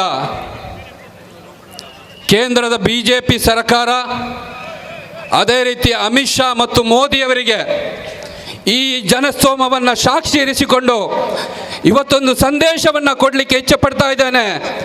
ನಿಮ್ಮ CAA, NRC, NPR ಅನ್ನು ಇವತ್ತು ನಾವು ಬಹಿರಂಗವಾಗಿ ನೇತ್ರಾವತಿ ನದಿಗೆ ಎಸೀತಾ ಇದ್ದೇವೆ. ನಿಮ್ಮನ್ನು ನಾವು ತಿರಸ್ಕರಿಸಿದ್ದೇವೆ ಅಂತೇಳಿ ಈ ಸಂದರ್ಭದಲ್ಲಿ ಘೋಷಣೆಯನ್ನು ಹೇಳಲಿಕ್ಕೆ ಇಚ್ಛೆಪಡ್ತಾ ಇದೆ. ಆತ್ಮೀಯ ಬಂಧುಗಳೇ, ಬಹುಶಃ ಕಳೆದ 95 ವರ್ಷಗಳಿಂದ ನಿರಂತರವಾಗಿ ಈ ದೇಶದಲ್ಲಿ ಧರ್ಮಗಳ ಮಧ್ಯದಲ್ಲಿ ಮುಸ್ಲಿಂ ಹಿಂದೂ ಅಂತೇಳಿ ಕಚ್ಚಾಡಿಸಿಕೊಂಡು ಇವತ್ತು ಅಧಿಕಾರದಲ್ಲಿ ಕೂತು ದುರಂಕಾರ ಮೆರೆಯುತ್ತಾ ಇರುವಂಥ BJP ಸರ್ಕಾರಕ್ಕೆ CAA ಈ ಹೋರಾಟವನ್ನು ಕಂಡು ಈ ದೇಶ ಏನು ಅನ್ನುವುದನ್ನು ನೀವು ಅರ್ಥ ಮಾಡಿಕೊಂಡಿರ್ಬೋದು ಅಂತ ಹೇಳಿ ನಾನು ಭಾವಿಸ್ತಾ ಇದ್ದೇನೆ. ಈ ದೇಶ ನಿಮ್ಮ ಗುಲಾಮಗಿರಿಗೆ ಬಗ್ಗುವಂಥ ದೇಶ ಅಲ್ಲ ಇದು. ಈ ದೇಶ ನಿಮಗೆ ಇಷ್ಟ ಬಂದಾಗೆ ಕಾನೂನು ಮಾಡಲಿಕ್ಕೆ ಬಿಡುವಂಥ ದೇಶ ಅಲ್ಲ ಈ ದೇಶ. ಈ ದೇಶದ ಪೌರರು, ಈ ದೇಶದ ಪ್ರಜೆಗಳು ಈ ದೇಶದ ಜಾತ್ಯತೀತತೆಯನ್ನ, ಈ ದೇಶದ ಪ್ರಜಾಸತ್ತತೆಯನ್ನ, ಈ ದೇಶದ ಸಂವಿಧಾನವನ್ನು ಎತ್ತಿ ಹಿಡಿಯಲಿಕ್ಕೆ ನಾವು ಜೀವ ಕೊಡಲಿಕ್ಕೆ ತಯಾರಾಗಿರುವಂತಹ ಜನರು ನಾವು ಅಂತ ಹೇಳಿ ಈ ಸಂದರ್ಭದಲ್ಲಿ ಹೇಳಲಿಕ್ಕೆ ಇಚ್ಛೆಪಡ್ತಾ ಇದ್ದೇನೆ. ಇವತ್ತು ದೇಶದ ಮೂಲೆ ಮೂಲೆಗಳಲ್ಲಿ ಜಾತಿ ಮತ ಭೇದ ಇಲ್ಲದೆ ಜನರು ಬೀದಿಗಿಳಿದು ಹೋರಾಟ ಮಾಡ್ತಾ ಇದ್ದಾರೆ. ಇವತ್ತು ಈ ಹೋರಾಟವನ್ನು ಹಿಂದೂ ಮುಸಲ್ಮಾನ್ ಹೋರಾಟ ಅಂತ ಹೇಳುವಂಥ ರೀತಿಯಲ್ಲಿ ಬಿಂಬಿಸುವಂಥ ಪ್ರಯತ್ನ ಮಾಡ್ತಾ ಇದ್ದಾರೆ. ಆದರೆ ನೆನಪಿಟ್ಟುಕೊಳ್ಳಿ, ಇದು ಖಂಡಿತವಾಗಿ ಹಿಂದೂ ಮುಸಲ್ಮಾನರು ಇರುವಂಥ ಹೋರಾಟ ಅಲ್ಲ. ಇದು ಖಂಡಿತವಾಗಿ ಹಿಂದೂ ಮುಸಲ್ಮಾನರ ಮಧ್ಯೆ ಇರುವಂಥ ಸಮರ ಅಲ್ಲ. ಬದಲಾಗಿ ಈ ಹೋರಾಟ ಇಲ್ಲಿರುವಂತಹ ಮನುವಾದಿಗಳ ಮತ್ತು ಇಲ್ಲಿರುವಂತಹ ಅಂಬೇಡ್ಕರ್ ವಾದಿಗಳ ಮಧ್ಯೆ ಇರುವಂತಹ ಹೋರಾಟ. ಈ ಹೋರಾಟ ಇಲ್ಲಿರುವಂತಹ ನೈಜ ದೇಶ ಪ್ರೇಮಿಗಳ ಮತ್ತು ಕಪಟ ದೇಶ ಪ್ರೇಮಿಗಳ ಮಧ್ಯೆ ಇರುವಂತಹ ಹೋರಾಟ ಅನ್ನುವುದನ್ನು ಈ ಸಂದರ್ಭದಲ್ಲಿ ನಾನು ನೆನಪಿಸಲಿಕ್ಕೆ ಇಚ್ಛೆ ಪಡ್ತಾ ಇದ್ದೇನೆ. ಆತ್ಮೀಯ ಬಂಧುಗಳೇ, ಈ ದೇಶದಲ್ಲಿ BJP ಸಂಘ ಪರಿವಾರ ತನ್ನ ನಾಟಕವನ್ನು, ಕಪಟ ದೇಶ ಪ್ರೇಮವನ್ನು ತೋರಿಸಿ ಬಹಳಷ್ಟು ವರ್ಷ ಈ ದೇಶವನ್ನು ದಾರಿ ತಪ್ಪಿಸುವಂಥ ಕೆಲಸವನ್ನು ಮಾಡಿತು. ಆದರೆ CAA ಕಾನೂನನ್ನು ಯಾವಾಗ ನೀವು ಜಾರಿಗೆ ತಂದರು ಆಗ ನಿಮ್ಮ ಈ ಫ್ಯಾಸಿಸ್ಟ್ ಮನೋಸ್ಥಿತಿಯ ಶವಪೆಟ್ಟಿಗೆಯ ಅಂತಿಮ ಮೊಳೆಯನ್ನು ಹೊಡೆಯಲಿಕ್ಕೆ ನಾವು ತಯಾರಾಗಿದ್ದೇವೆ ಅನ್ನೋದನ್ನು ಈ ಸಂದರ್ಭದಲ್ಲಿ ಹೇಳಲಿಕ್ಕೆ ಇಚ್ಛೆಪಡ್ತಾ ಇದ್ದೇನೆ.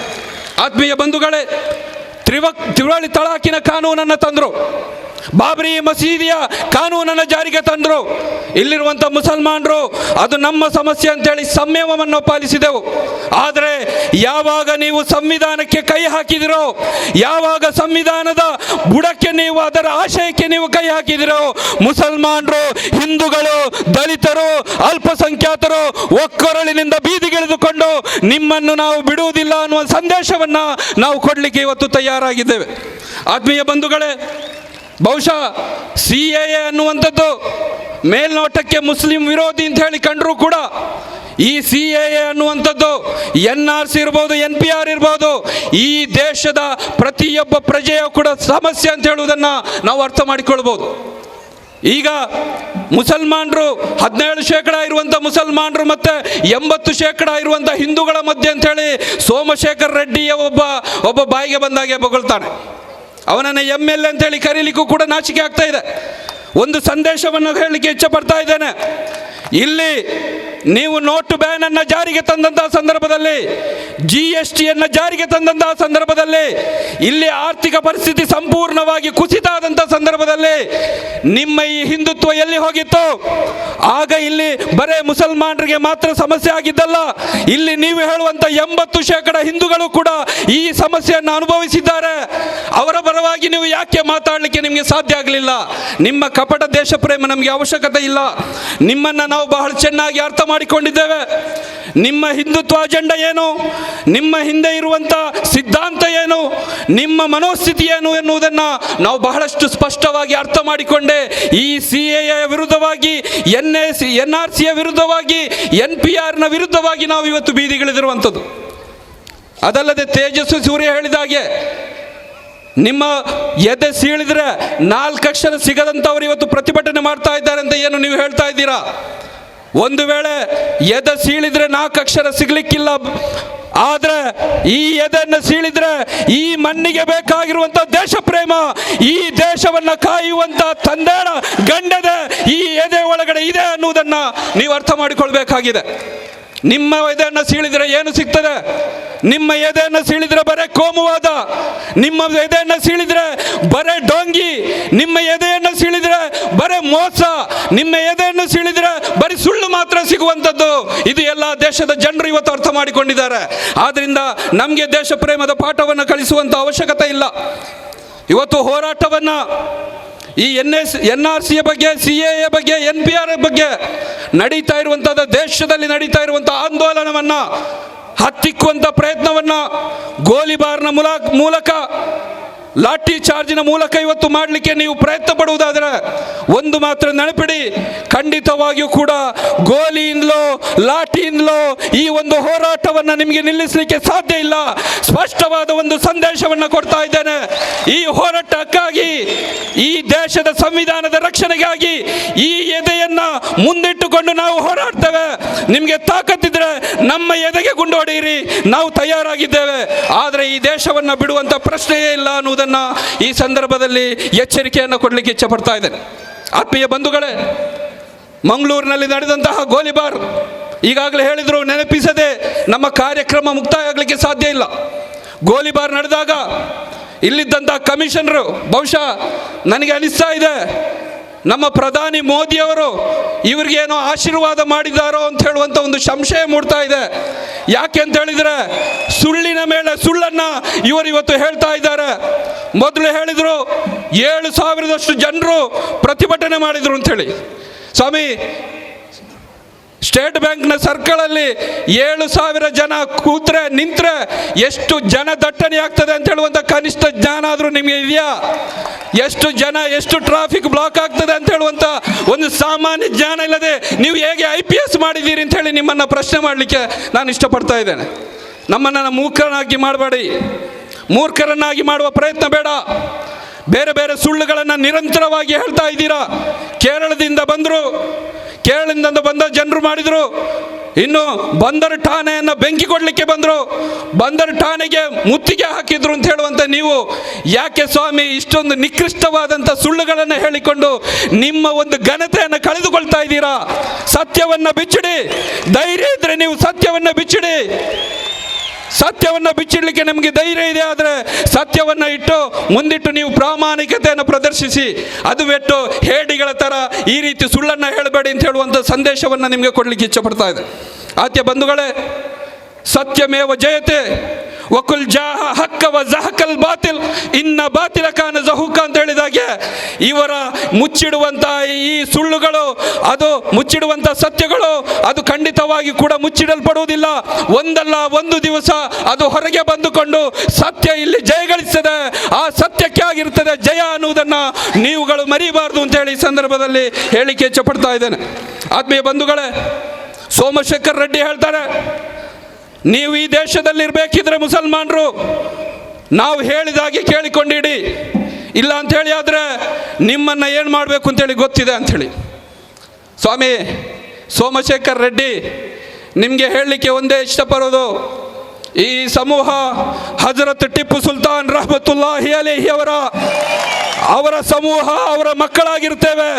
ಟಿಪ್ಪು ಸುಲ್ತಾನ್ ರವರು ಒಂದು ಮಾತು ಹೇಳಿದ್ದಾರೆ, ಇಲಿಯಾಗಿ 100 ವರ್ಷ ಬದುಕುವುದಕ್ಕಿಂತ ಹುಲಿಯಾಗಿ ಒಂದು ದಿನ ನೀನು ಬದುಕು, ಆ ಹುಲಿಯ ಒಂದು ದಿವಸಕ್ಕಾಗಿ ಜೀವಿಸುವರು ನಾವು, ನಿಮ್ಮನ್ನು ಹೆದರಿ ಜೀವಿಸುವಂಥ ಹೇಡಿಗಳಲ್ಲ. ಸ್ಪಷ್ಟವಾದಂಥ ಸಂದೇಶವನ್ನು ಕೊಡಲಿಕ್ಕೆ ಇಚ್ಛಪಡ್ತಾ ಇದ್ದೇನೆ. ಆತ್ಮೀಯ ಬಂಧುಗಳೇ, ಈ ದೇಶದಲ್ಲಿ ಬರೇ ದ್ವೇಷ, ಬರೇ ಧರ್ಮಗಳ ಮಧ್ಯೆ ಕಚ್ಚಾಡಿಸುವಂಥ ರಾಜಕಾರಣ ಮಾಡ್ತಾ ಇರುವಂಥ ಇವರಿಗೆ, ಈ ಚಾಯ್ವಾಲ ಮತ್ತು ತಡಿಪಾರ್ ಶಿಕ್ಷೆಯನ್ನು ಅನುಭವಿಸುವವರಿಗೆ ಈ ದೇಶವನ್ನು ಕೊಟ್ಟರೆ ಇದಲ್ಲದೆ ಬೇರೆ ಏನನ್ನ ನಿರೀಕ್ಷೆ ಮಾಡಲಿಕ್ಕೆ ಸಾಧ್ಯ ಇಲ್ಲ. ಇದನ್ನೇ ನಿರೀಕ್ಷೆ ಮಾಡುವಂಥದ್ದು. ಇನ್ನೂ ಕೂಡ ಈ ದೇಶವನ್ನು ಅಧೋಗತಿಗೆ ತಗೊಂಡು ಹೋಗಲಿಕ್ಕೆ ಇವರು ಹಿಂಜರಿಯುವವರಲ್ಲ. ಆದ್ದರಿಂದ ಆತ್ಮೀಯ ಬಂಧುಗಳೊಂದಿಗೆ, ಇಲ್ಲಿ ಸೇರಿರುವಂಥ ಜನಸ್ತೋಮದೊಂದಿಗೆ ನನಗೆ ಹೇಳಲಿಕ್ಕಿರುವಂಥದ್ದು, ನಮ್ಮ ಹೋರಾಟಗಳು ಇಲ್ಲಿಗೆ ಮುಗಿಯಬಾರ್ದು, ನಮ್ಮ ಹೋರಾಟಗಳು ಇಲ್ಲಿಗೆ ನಿಲ್ಲಬಾರ್ದು. ನಮ್ಮ ಹೋರಾಟ ಮುಂದುವರಿಬೇಕು. ಎಲ್ಲಿಯ ತನಕ ನಮಗೆ ಜಯ ಸಿಗುವುದಿಲ್ವೋ ಅಲ್ಲಿ ತನಕ ಈ ಹೋರಾಟ ಮುಂದುವರಿಬೇಕು. ಸ್ವಾತಂತ್ರ್ಯ ಸಂದರ್ಭದಲ್ಲಿ ಹಿಂದೂ, ಮುಸಲ್ಮಾನ್, ಕ್ರಿಶ್ಚ, ಫಾರ್ಸಿ ಎಲ್ಲರೂ ಸೇರಿಕೊಂಡು ಈ ದೇಶಕ್ಕಾಗಿ ಪ್ರಾಣ ತೆತ್ತಾ ಇದ್ದಂಥ ಸಂದರ್ಭದಲ್ಲಿ, ಈ ದೇಶಕ್ಕಾಗಿ ಪ್ರಾಣ ಬಲಿ ಕೊಡ್ತಾ ಇದ್ದಂತಹ ಸಂದರ್ಭದಲ್ಲಿ, ಇದೇ ಇವತ್ತು ಆಡಳಿತ ಮಾಡುವಂಥ ಫ್ಯಾಸಿಸ್ಟ್ಗಳು ಬ್ರಿಟಿಷರ ಬೂಟುನೆ ಕೂದರಲ್ಲಿ ಬ್ಯುಸಿಯಾಗಿದ್ರು ಅಂತ ಅನ್ನೋದನ್ನು ನಾವು ಅರ್ಥ ಮಾಡಿಕೊಂಡು ಈ ದೇಶದ ಸ್ವಾತಂತ್ರ್ಯಕ್ಕಾಗಿ, ಈ ದೇಶದ ಐಕ್ಯತೆಗಾಗಿ ಮತ್ತೊಂದು ಸ್ವಾತಂತ್ರ್ಯ ಹೋರಾಟವನ್ನು ನಡೆಸುವಂಥ ಅವಶ್ಯಕತೆ ಇದೆ ಅನ್ನೋದನ್ನು ನಾವು ಅರ್ಥ ಮಾಡಿಕೊಳ್ಬೇಕಾಗಿದೆ. ಆತ್ಮೀಯ ಬಂಧುಗಳೇ, ಈ ದೇಶ ಸಂವಿಧಾನ ಇರುವಂಥ ದೇಶ, ಈ ದೇಶ ಪ್ರಜಾಪ್ರಭುತ್ವದ ದೇಶ. ದೇಶದ ಪ್ರಜ್ಞಾವಂತ ನಾಗರಿಕರಾದಂಥ ನಾವೆಲ್ಲರೂ ಕೂಡ ಈ ದೇಶಕ್ಕಾಗಿ ನಮ್ಮನ್ನು ನಾವು ತೊಡಗಿಸಿಕೊಳ್ಳುವಂಥದ್ದು ಬಹಳ ಅಗತ್ಯದ ಕಾಲದ ಬೇಡಿಕೆಯಾಗಿದೆ. ಆದ್ದರಿಂದ ಮುಂದಿನ ದಿನಗಳಲ್ಲಿ ನಡೆಯುವಂತಹ ಎಲ್ಲ ರೀತಿಯ ಹೋರಾಟಕ್ಕೂ ಬರೇ ಒಂದು ಸಮಾವೇಶದಲ್ಲಿ ನಮ್ಮ ಹೋರಾಟ ಮುಗಿಯುವುದಿಲ್ಲ. ಕಾನೂನು ರೀತಿಯಾಗಿ ನಾವು ಹೋರಾಡಬೇಕಾಗ್ತದೆ. ಇನ್ನಿತರ ಯಾವುದೆಲ್ಲ ಮಾರ್ಗ, ಶಾಂತಿಯುತವಾದಂತಹ ಸಂವಿಧಾನಬದ್ಧವಾದಂಥ ಯಾವುದೆಲ್ಲ ಮಾರ್ಗಗಳಿದೆ ಆ ಎಲ್ಲ ಮಾರ್ಗಗಳೊಂದಿಗೆ ನಾವು ಹೋರಾಟವನ್ನು ನಡೆಸಬೇಕು. ಯಾವ ಕಷ್ಟ ಬಂದರೂ, ಯಾವ ತ್ಯಾಗ ನಾವು ಸಮರ್ಪಣೆ ಮಾಡಿದರೂ ಈ ದೇಶದ ಸಂವಿಧಾನವನ್ನು ನಾವು ಉಳಿಸ್ತೇವೆ. ಈ ದೇಶದ ಸಂವಿಧಾನದ ಕಾವಲುಗಳಾಗಿ ಈ ದೇಶದಲ್ಲಿ ನಾವು ಇರ್ತೇವೆ ಅನ್ನುವುದನ್ನು ನಾವು ಪ್ರತಿಜ್ಞೆಯನ್ನು ಕೈಗೊಂಡು ನಾವು ಮುಂದುವರಿಬೇಕಾಗಿದೆ. ಅವಕಾಶಕ್ಕಾಗಿ ಧನ್ಯವಾದ. ಸುದೀರ್ಘವಾದಂತಹ ಮಾತುಗಳ ಈ ಕಾರ್ಯಕ್ರಮಕ್ಕೆ ಒಬ್ಬ ಭಾಷಣಗಾರನಾಗಿ ಬಂದದ್ದಲ್ಲ, ನಿಮ್ಮಲ್ಲೋರ್ವನಾಗಿ ಈ ಹೋರಾಟದಲ್ಲಿ ನನ್ನದು ಒಂದು ಪಾಲಿರಲಿ ಎನ್ನುವ ಉದ್ದೇಶದೊಂದಿಗೆ ನಿಮ್ಮ ಈ ಕಾರ್ಯಕ್ರಮದ ಜೊತೆ ಸೇರಿಕೊಂಡಿದ್ದೇನೆ. ಮಾಷಾ ಅಲ್ಲಾ, ಇಲ್ಲಿ ಸೇರಿರುವಂತಹ ಈ ಜನಸ್ತೋಮವನ್ನು ನೋಡುವಂತಹ ಸಂದರ್ಭದಲ್ಲಿ ಬಹುಶಃ ನಮ್ಮ ಜಿಲ್ಲೆಯ ಹೆಡ್ ಕ್ವಾರ್ಟರ್ ಏನು ಭಾವಿಸಿತು ಅಂತ ಕೇಳಿದರೆ, ಒಂದೆರಡು ಹೆಣ ಬಿದ್ದಾಗ ಈ ಮುಸಲ್ಮಾನರು ಸುಮ್ಮನೆ ಕುಳಿತುಕೊಳ್ತಾರೆ ಅಂತೇಳಿ ಭಾವಿಸಿದರು. ಶಶಿಕಾಂತ್ ಸೆಂಥಿಲ್ ಸರ್ ಅವರನ್ನು ನೋಡಿಕೊಂಡು ನಮಗೆ ಹೇಳಲಿಕ್ಕಿರೋದು, ನಮಗೆ ನವ ತಲೆಮಾರು ಬಹುಶಃ ಗಾಂಧೀಜಿಯನ್ನು ನೋಡಲಿಲ್ಲ, ಅವರ ತ್ಯಾಗವನ್ನು ಕೂಡ ನಾವು ಓದಿ ಕಲಿತದ್ದಷ್ಟೇ. ಬಹುಶಃ ಅವರ ಮಹಾ ತ್ಯಾಗದ ಒಂದು ದೊಡ್ಡ ಉದಾಹರಣೆಯಾಗಿ ಇವತ್ತು ಜಿಲ್ಲೆಯಲ್ಲಿ ಶಶಿಕಾಂತ್ ಸೆಂಥಿಲ್ ಸರ್ ಅವರು ನಮ್ಮ ಮುಂದಿದ್ದಾರೆ.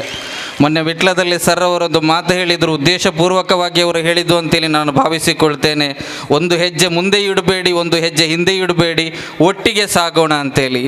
ಶಶಿಕಾಂತ್ ಸೆಂಥಿಲ್ ಸರ್ ಅವರೇ, ನೀವು ನಮ್ಮೊಂದಿಗೆ ಇದ್ದರೆ ಒಂದು ಹೆಜ್ಜೆ ಮುಂದೆ ಇಡಲ್ಲ, ಹಿಂದೆ ಇಡೋಲ್ಲ. ನಿಮ್ಮೊಂದಿಗೆ ಈ 2ನೇ ಸ್ವಾತಂತ್ರ್ಯ ಸಂಗ್ರಾಮವಾದರೆ ಹಾಗೆ ನಿಮ್ಮೊಂದಿಗೆ ಈ ಜಿಲ್ಲೆಯ ಜನಸ್ತೋಮ ಇದೆ ಅಂತೇಳಿ ನಾವು ತಿಳಿಸ್ತಾ, ನಮ್ಮನ್ನು ಒಂದೆರಡು ಹೆಣ ಬೀಳಿಸಿ ಸುಮ್ಮನೆ ಕುಳಿತುಕೊಳ್ಳಿಸಬಹುದು ಅಂತೇಳಿ ಭಾವಿಸಿದವರೊಂದಿಗೆ ನಾವು ಸ್ವಾತಂತ್ರ್ಯ ದಿನಾಚರಣೆಯ ದಿನದಂದು ನಮ್ಮ ಮಸೀದಿ ಮದ್ರಸೆಗಳಲ್ಲಿ ತ್ರಿವರ್ಣ ಧ್ವಜವನ್ನು ನಾವು ಹಾರಿಸುವವರು. ಅದಕ್ಕೊಂದು ಕಾರಣ ಇದೆ, ನಮಗೊಂದು ಪರಂಪರೆ ಇದೆ. ಅದು ಈ ದೇಶಕ್ಕಾಗಿ ಪ್ರಾಣ ಕೊಟ್ಟವರ ಪರಂಪರೆ. ನಮ್ಮ ರಕ್ತದಲ್ಲಿ ಟಿಪ್ಪು ಸುಲ್ತಾನರ ರಕ್ತ ಸೇರಿಕೊಂಡಿದೆ, ನಮ್ಮ ರಕ್ತದಲ್ಲಿ ಅಬುಲ್ ಕಲಾಂ ಆಜಾದರ ರಕ್ತ ಸೇರಿಕೊಂಡಿದೆ. ನೀವು ಸರ್ದಾರ್ ವಲ್ಲಭಭಾಯಿ ಪಟೇಲ್ರವರ ಪ್ರತಿಮೆ ಮಾತ್ರ ನಿರ್ಮಿಸಿದವರು, ನಾವು ಅವರ ಆದರ್ಶವನ್ನು ನಮ್ಮ ಎದೆಯಲ್ಲಿರಿಸಿಕೊಂಡವರು. ಆದುದರಿಂದಲೇ ದೇಶ ಪ್ರೇಮವನ್ನು ಕಲಿಸಲಿಕ್ಕೆ, ಪೌರತ್ವವನ್ನು ಸಾಬೀತುಪಡಿಸಲಿಕ್ಕೆ ನಮ್ಮೊಂದಿಗೆ ಯಾರೂ ಕೂಡ ಹೇಳಬೇಕಾದಂತಹ ಅವಶ್ಯಕತೆ ಇವತ್ತಿಲ್ಲ.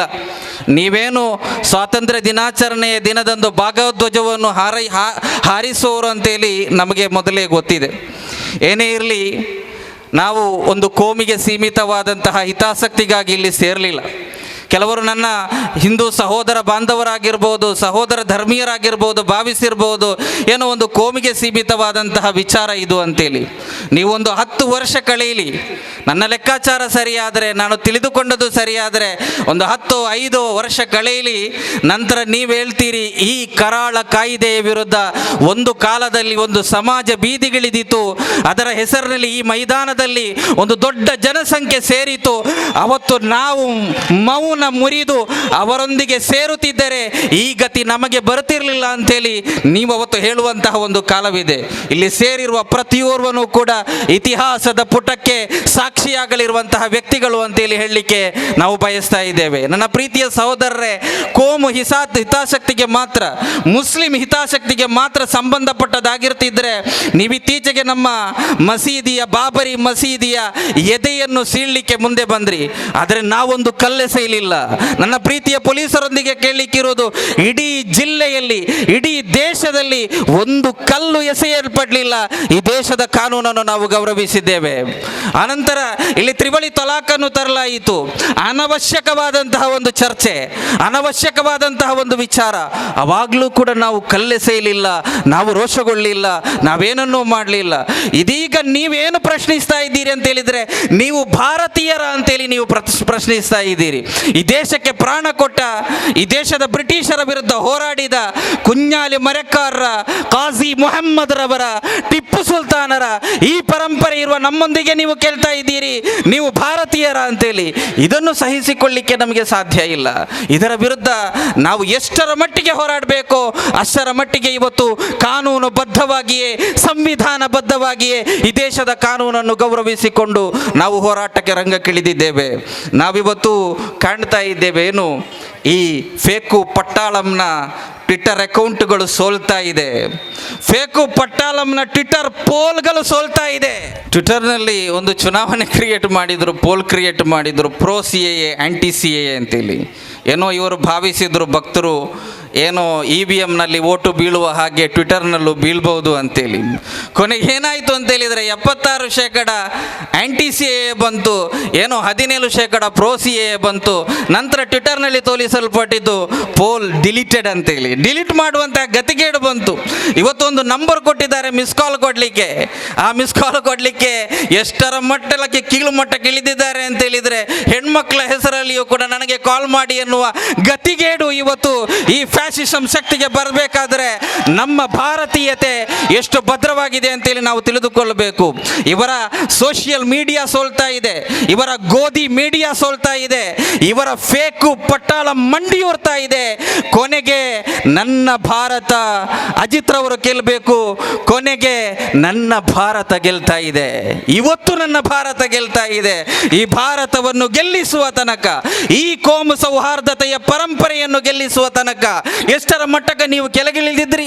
ಸುವರ್ಣ ಚಾನೆಲ್ನ ಅವರೊಂದಿಗೆ ನಮಗೆ ಹೇಳಲಿಕ್ಕೆ ಇರುವುದು ಎಷ್ಟರ ಮಟ್ಟಕ್ಕೆ ಕೀಳಿಗಿಳಿದ್ರು ಅಂತ ಹೇಳಿದರೆ, ನಮ್ಮ ಈ ಕರಾವಳಿಯನ್ನು ಭಯೋತ್ಪಾದಕರ ತಾಣ ಅಂತ ಹೇಳುವವರ ಮಟ್ಟಿಗೆ ಅವರು ಕೆಳಗಿಳಿದ್ರು.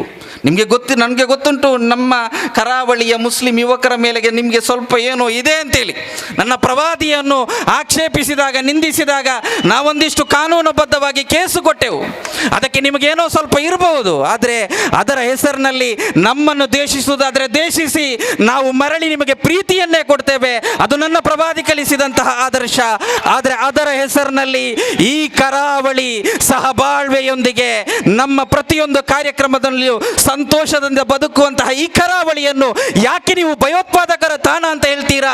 ಈ ಕರಾವಳಿ ನಿಮ್ಮನ್ನು ಕ್ಷಮಿಸಲಿಕ್ಕಿಲ್ಲ ಎನ್ನುವ ಮಾತನ್ನು ಹೇಳ್ತಾ ನನ್ನ ಪ್ರೀತಿಯ ಸಹೋದರರೇ, ನಾನು ಮುಗಿಸ್ತಾ ಇದ್ದೇನೆ. ಸಮಯದ ಅಭಾವ ನನಗೆ ಗೊತ್ತಿದೆ.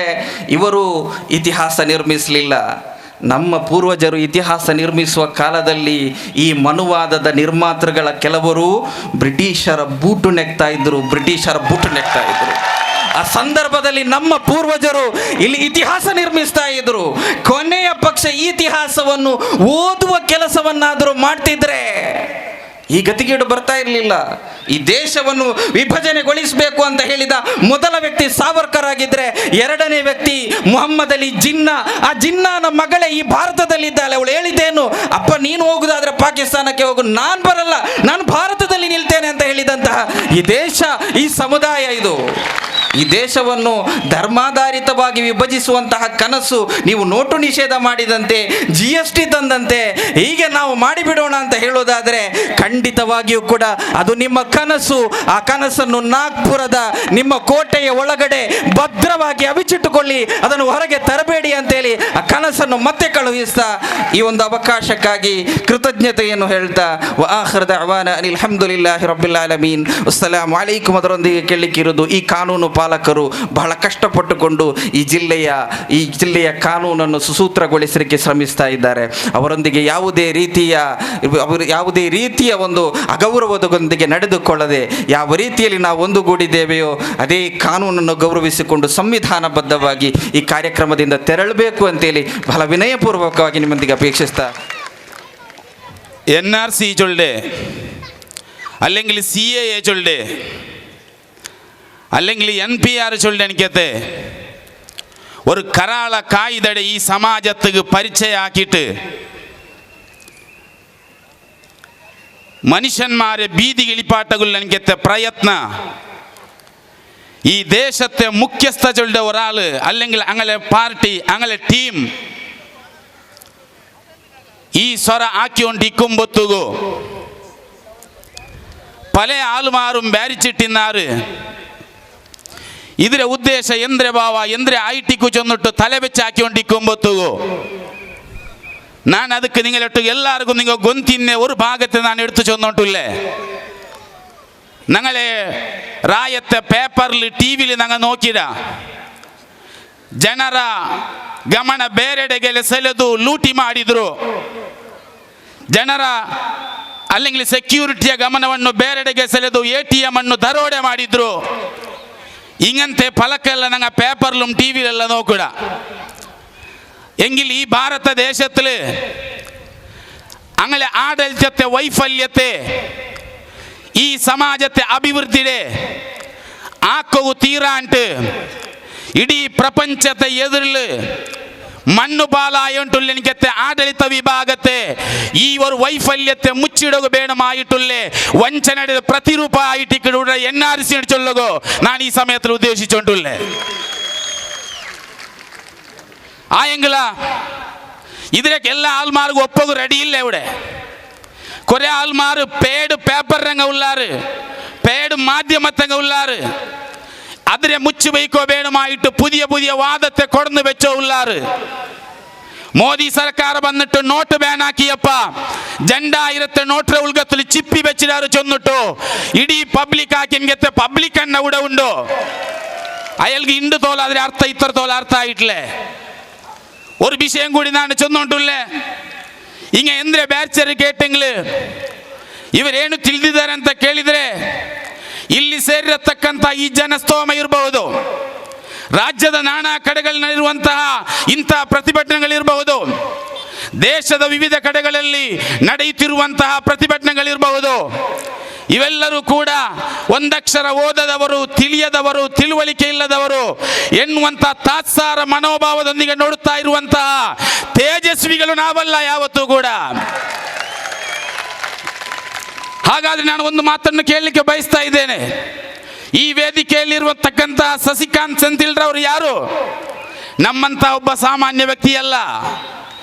ಈ ನಮ್ಮ ಕರ್ನಾಟಕದ ಅತ್ಯಂತ ಸೂಕ್ಷ್ಮ ಜಿಲ್ಲೆಯಾಗಿರತಕ್ಕಂಥ ದಕ್ಷಿಣ ಕನ್ನಡ ಜಿಲ್ಲೆಯ ಒಬ್ಬ ದಕ್ಷ ಅಧಿಕಾರಿಯಾಗಿದ್ದುಕೊಂಡು, ಜಿಲ್ಲಾಧಿಕಾರಿಯಾಗಿದ್ದುಕೊಂಡು ಇಲ್ಲಿ ಜಿಲ್ಲಾಧಿಕಾರಿ ನಾಯಕತ್ವ ವಹಿಸಿದಂಥ ಸಸಿಕಾಂತ್ ಸೆಂಥಿಲ್ರವರ ಹೃದಯದಲ್ಲಿ 2 ಅಕ್ಷರ ಇಲ್ಲ ಅಂತ ಯಾವುದೇ ಒಬ್ಬ ತೇಜಸ್ವಿ ಬಯಸಿದರೆ ಅದು ನಿನ್ನ ಹಗಲು ಕನಸು ಅಂತ ಮಾತ್ರ ನಾನು ಹೇಳಲಿಕ್ಕೆ ಬಯಸ್ತಾ ಇದ್ದೇನೆ. ಬಂಧುಗಳೇ, ನಮಗೆ ಗೊತ್ತಿರಬಹುದು, IAS ಮಾಡಿದವರು, IPS ಮಾಡಿದವರು ಅವರ ಕೆಲಸ ಕಾಲಿಗೆ ರಾಜೀನಾಮೆ ಕೊಟ್ಟು ಈ ಭಾರತೀಯತೆಯನ್ನು ಉಳಿಸಲಿಕ್ಕೆ ಬೇಕಾಗಿ ಪ್ರಯತ್ನವನ್ನು ಮಾಡ್ತಾ ಇದ್ದಾರೆ. ಒಂದು ವಿಚಾರವನ್ನು ಈ ಸಂದರ್ಭದಲ್ಲಿ ನಾನು ಹೇಳಲಿಕ್ಕೆ ಬಯಸ್ತಾ ಇದ್ದೇನೆ. ಇವೆಲ್ಲವನ್ನು ಕೂಡ ಮುಚ್ಚುತ್ತಿರುವಂತಹ ನಮ್ಮ ಇಲ್ಲಿನ ಕೆಲವೊಂದು ಮಾಧ್ಯಮಗಳಿಗೆ ಈ ಒಂದು ಜನತೆಯ ಪರವಾಗಿ ಧಿಕ್ಕಾರವನ್ನು ಕೂಡ ನಾನು ಈ ಸಂದರ್ಭದಲ್ಲಿ ಹೇಳಿಕೆ ಬಯಸ್ತಾ ಇದ್ದೇನೆ ಬಂಧುಗಳೇ.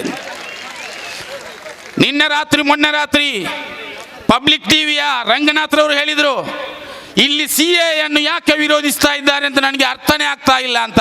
ಅರ್ಥ ಆಗದಿದ್ರೆ ಉಳ್ಳಾಳಕ್ಕೆ ಬನ್ನಿ, ಹೇಳಿಕೊಡ್ತೇವೆ ರಂಗಣ್ಣನವರೇ.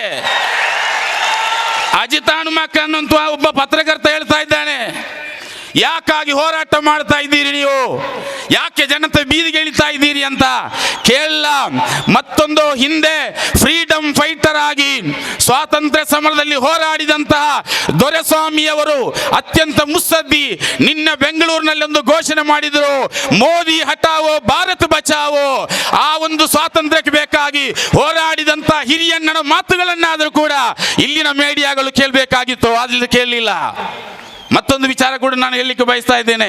ನಮ್ಮ ಸನ್ಮಾನ್ಯರಂತ ಯುಟಿ ಖಾದರ್ ನಮ್ಮ ವೇದಿಕೆ ಬರ್ತಾ ಇದ್ದಾರೆ. ನಾನು ಹೇಳ್ತಾ ಇರೋದು, ಇವತ್ತು ಏನಾಗ್ತಾ ಇದೆ ಅಂತ ಕೇಳಿದ್ರೆ ನನ್ನ ಬಂಧುಗಳೇ, ನಮ್ಮ ಪ್ರದೇಶಗಳಲ್ಲಿ ಹಲವಾರು ಸಮಸ್ಯೆಗಳನ್ನು ಸೃಷ್ಟಿ ಮಾಡ್ತಾ ಇದ್ದಾರೆ. ಯಾಕೆಂತ ಕೇಳಿದರೆ CA ಇಂದ ಇಲ್ಲಿಗೆ ಯಾರಿಗೂ ಕೂಡ ತೊಂದರೆ ಇಲ್ಲ ಅಂತ. ಅಮೆಂಡ್ಮೆಂಟ್ ಆಕ್ಟ್ ಅನ್ನು ತಂದಾಗ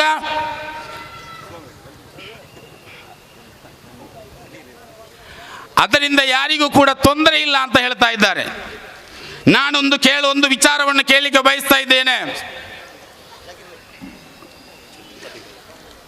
ಫಾಸಿಸ್ಟ್ ಸರ್ಕಾರಕ್ಕೆ ಮತ್ತು ಆ ಸರ್ಕಾರಕ್ಕೆ ಬಕೆಟ್ ಹಿಡಿಯುವವರಲ್ಲಿ ನಮಗೆ ಕೆಲವೊಂದು ಪ್ರಶ್ನೆಗಳನ್ನು ಕೇಳಲಿಕ್ಕೆ ಇದೆ.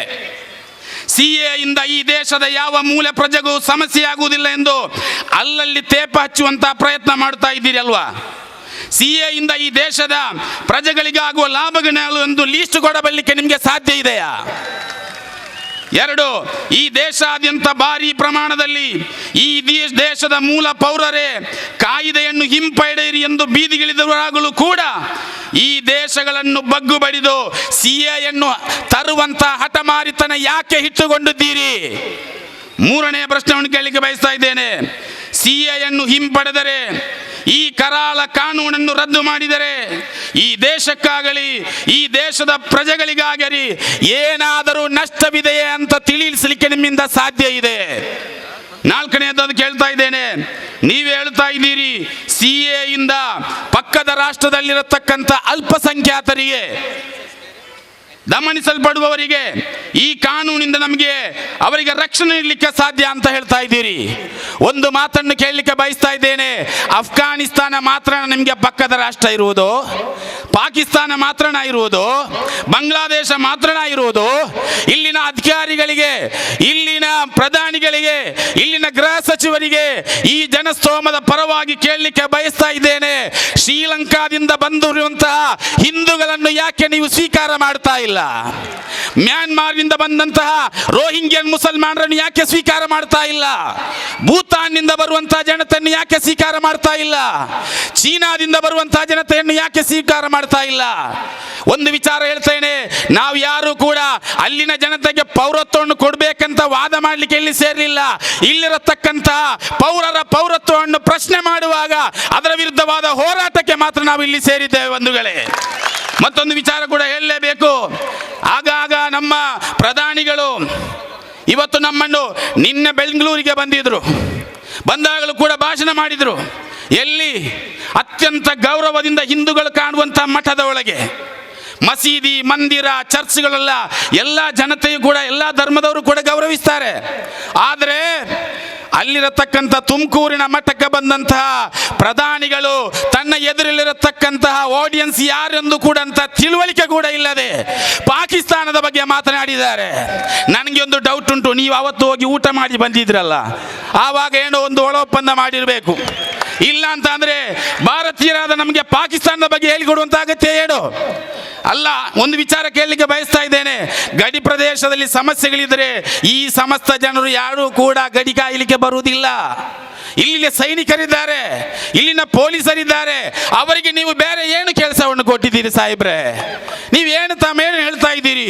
ಅಲ್ಲಿ ಸಮಸ್ಯೆ ಆಗ್ತಾ ಇದೆ ಅಂತ ಹೇಳಿಕೊಂಡು ನಮ್ಮನ್ನು ಮರಳು ಮಾಡುವಂತ ಪ್ರಯತ್ನಕ್ಕೆ ಹಾಕಿದರೆ ಖಂಡಿತವಾಗಿ ಇದು ಹೆಚ್ಚು ಕಾಲ ಬೆಲೆ ಬಾಳುವುದಿಲ್ಲ. ಇದು ಹೆಚ್ಚು ಕಾಲ ಇದನ್ನು ಮುಂದಕ್ಕೆ ತಗೊಂಡು ಹೋಗ್ಲಿಕ್ಕೆ ಸಾಧ್ಯವಿಲ್ಲ. ನನ್ನ ಒಂದು ಮಾತನ್ನು ಕೂಡ ಈ ಸಂದರ್ಭದಲ್ಲಿ ಹೇಳಲಿಕ್ಕೆ ಬಯಸ್ತಾ ಇದ್ದೇನೆ. ಅಫ್ಘಾನಿಸ್ತಾನದ, ಪಾಕಿಸ್ತಾನದ, ಬಾಂಗ್ಲಾದೇಶದ ಯಾರೇ ಒಂದು ಹಿಂದೂಗಳು, ಕ್ರೈಸ್ತರು, ಇತರ ಧರ್ಮದವರು ಮೋದಿ ಮಾತಿಗೆ ಮರುಳಾಗಿ ಭಾರತಕ್ಕೆ ಬರಲಿಕ್ಕೆ ತಯಾರಾಗಿದ್ರೆ ದಯವಿಟ್ಟು ಒಂದು ಮಾತನ್ನು ಹೇಳ್ತೇನೆ, ತಕ್ಷಣಕ್ಕೆ ನೀವು ಬರಬೇಡಿ. ಯಾಕೆ ಬರಬೇಡಿ ಅಂತ ಕೇಳಿದ್ರೆ ಇಲ್ಲಿ ಉದ್ಯೋಗ ಇಲ್ಲ. 1 ವರ್ಷಕ್ಕೆ 2 ಕೋಟಿ ಉದ್ಯೋಗ ಕೊಡ್ತೇನೆ ಅಂತ ಹೇಳಿದ್ರು. 6 ವರ್ಷ ಆಯಿತು, 12 ಕೋಟಿ ಜನತೆಗೆ ಉದ್ಯೋಗ ಕೊಡಬೇಕಿತ್ತು. ಆದರೆ ನಮ್ಮ ಸಣ್ಣ ಸಣ್ಣ ಪುಟ್ಟ ಕೈಗಾರಿಕೆಗಳಿಂದ ಇದ್ದು ದೊಡ್ಡ ದೊಡ್ಡ ಕೈಗಾರಿಕೆ ಕಂಪನಿಗಳು ಮುಚ್ಚುತ್ತಾ ಇದೆ. ಮೋದಿ ಅವರಿಗೆ ನಾಚಿಕೆ ಆಗಲ್ವೇ? ಈಗ ಅಮಿತ್ ಶಾ ಅವರಿಗೆ ನಾಚಿಕೆ ಆಗಲ್ವೇ? ಮತ್ತೆ ಯಾವ ಮುಖವನ್ನಿಟ್ಟುಕೊಂಡು ಪೌರರೇ ಬನ್ನಿ ಸಹಕಾರ ಮಾಡ್ತೇವೆ ಅಂತ ಹೇಳ್ತಾ ಇದ್ದೀರಿ? ಆದ್ದರಿಂದ ನೀವು ಸ್ವಲ್ಪ ತೊಂದರೆ ಆದರೂ ಪರವಾಗಿಲ್ಲ, ಅಲ್ಲೇ ಇದ್ದುಕೊಂಡು ಬಿಡಿ. ಮೋದಿ ಇರುವ ತನಕ ಇಲ್ಲಿ ಬರುವಂತ ಅಗತ್ಯ ಇಲ್ಲ ಅಂತ ಕೂಡ ಈ ಸಂದರ್ಭದಲ್ಲಿ ಹೇಳಲಿಕ್ಕೆ ಬಯಸ್ತಾ ಇದ್ದೇನೆ ಬಂಧುಗಳೇ. ಮತ್ತೊಂದು ವಿಚಾರ ಕೂಡ ಹೇಳಬೇಕು. ಇವತ್ತು GDP ಅನ್ನುವಂಥದ್ದು 4.5 ಸಮಥಿಂಗ್ಗೆ ಇಳಿತಾ ಇದೆ. ಆದರೆ ನಾವು ಕರ್ನಾಟಕದ ಮಣ್ಣಿನ ಕನ್ನಡಿಗರಾಗಿ ನಮಗೆ ನೋವಾಗ್ತಾ ಇದೆ. ಎಷ್ಟು ತಿಂಗಳಾಯಿತು ನೆರೆ ಸಂತ್ರಸ್ತರು ಈ ದೇಶದಲ್ಲಿ ನಮ್ಮ ಕರ್ನಾಟಕದ ಮಣ್ಣಿನಲ್ಲಿದ್ದಾರೆ. ನೆರೆ ಪರಿಹಾರ ಕೊಡ್ತಾ ಇಲ್ಲ ಅವರಿಗೆ. ಮೋದಿ ಅವರು ಬಂದರು, ನಮ್ಮ ರಾಜ್ಯದ ಮುಖ್ಯಮಂತ್ರಿಗಳ ಸಹನೆ ಕಟ್ಟೆ ಹೊಡೆಯಿತು. ಕೊನೆಯದಾಗಿ ಪಬ್ಲಿಕ್ ಆಗಿ ಹೇಳಿಬಿಟ್ರು, ಪ್ರಧಾನಿಗಳೇ ನಿಮ್ಗೆ 4-5 ಬಾರಿ ವಿನಂತಿ ಮಾಡಿದ್ದೇನೆ, ಕೊನೆಗೆ ಕೈ ಮುಗಿದು ಕೇಳುತ್ತೇನೆ, ಏನನ್ನಾದ್ರೂ ಕೊಟ್ಟು ಬಿಡಿ ಅಂತ. ಭಿಕ್ಷೆ ಬೇಡುವಂತ ಪರಿಸ್ಥಿತಿಗೆ ಈ ಕರ್ನಾಟಕವನ್ನು ತೆಗೆದುಕೊಂಡೇ ಆಗಿದ್ರೆ ನಿಮಗೆ ಕೊಟ್ಟಂತ 25 ಸಂಸದರು ಮತ್ತು ಇಲ್ಲಿನ ಸರ್ಕಾರಕ್ಕೆ ಕೊಡುವಂತಹ ನೀವು ಕೊಡುವಂತಹ ಗೌರವ ಅಂತ ಇದು ಕೇಳಲಿಕ್ಕೆ ನಾನು ಇವತ್ತು ಬಯಸ್ತಾ ಇದ್ದೇನೆ ಬಂಧುಗಳೇ. ಆದ್ದರಿಂದ ಯಾವತ್ತೂ ಕೂಡ ಇದು ಹೆಚ್ಚು ಮುಂದಕ್ಕೆ ಹೋಗ್ಲಿಕ್ಕೆ ಸಾಧ್ಯ ಇಲ್ಲ. ಬೇಟಿ ಬಚಾವೋ ಕಾರ್ಯಕ್ರಮ ಮಾಡಿದ್ರು. ಉತ್ತರ ಪ್ರದೇಶದಲ್ಲಿ ಓರ್ವ MLA ಅತ್ಯಂತ ಒಂದು ಹೆಣ್ಣು ಮಗುವನ್ನು ಯಾವ ರೀತಿಯಲ್ಲಿ ಇವತ್ತು ಶೋಷಣೆ ಮಾಡಿ ಸಿಕ್ಕಿಬಿದ್ರು ಅಂತ ಕೇಳಲಿಕ್ಕೆ ನಾನು ಬಯಸ್ತಾ ಇದ್ದೇನೆ. ಬೇಡ, ಎಲ್ಲ ಹೆಚ್ಚಿನ MLA ಗಳ ಪರಿಸ್ಥಿತಿ ಕೂಡ ಅದೇ ತರ ಕಾಣ್ತಾ ಇದೆ.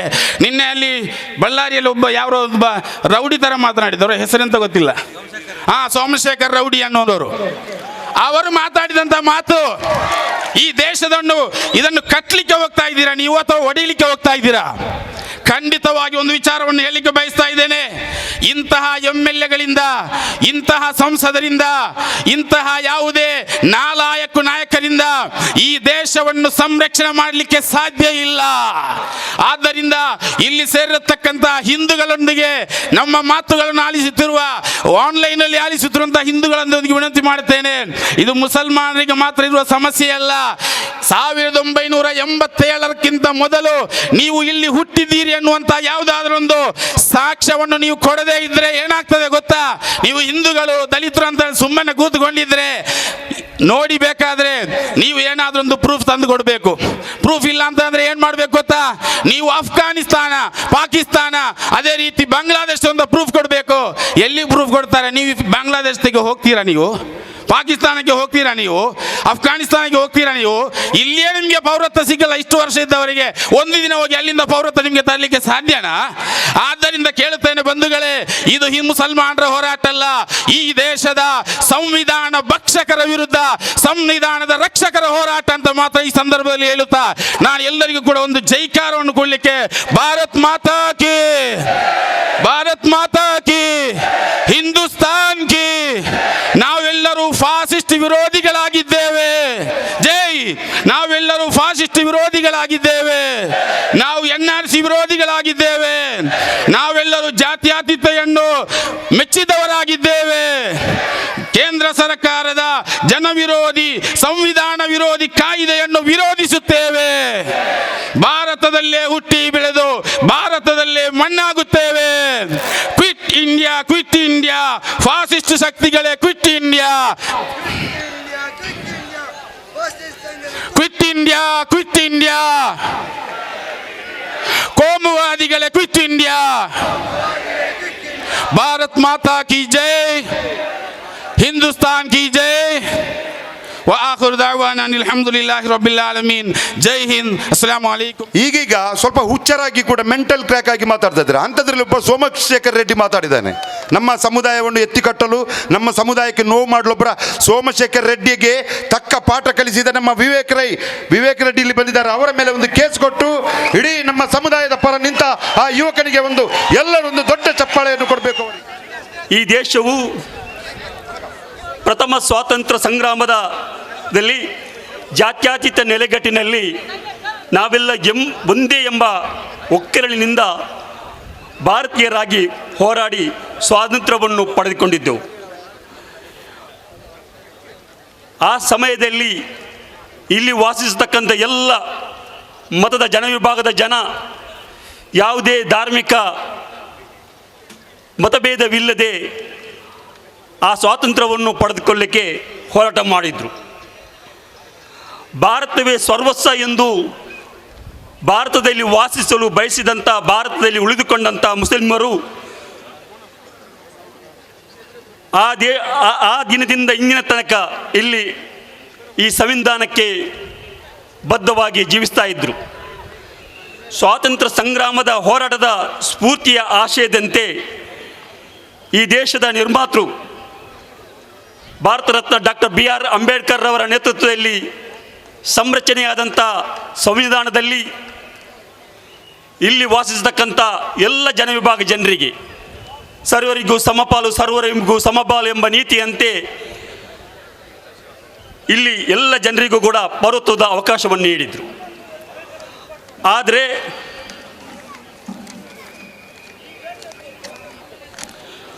ಈ ದೇಶದ ಇಂದಿನ ಪ್ರಧಾನಮಂತ್ರಿ ಮೋದಿಜಿ ಮತ್ತು ಅಮಿತ್ ಶಾ ರವರು ಹೇಳುತ್ತಿರುವಂಥ ಈ ಪೌರತ್ವ ತಿದ್ದುಪಡಿ ಮಸೂದೆಯಲ್ಲಿ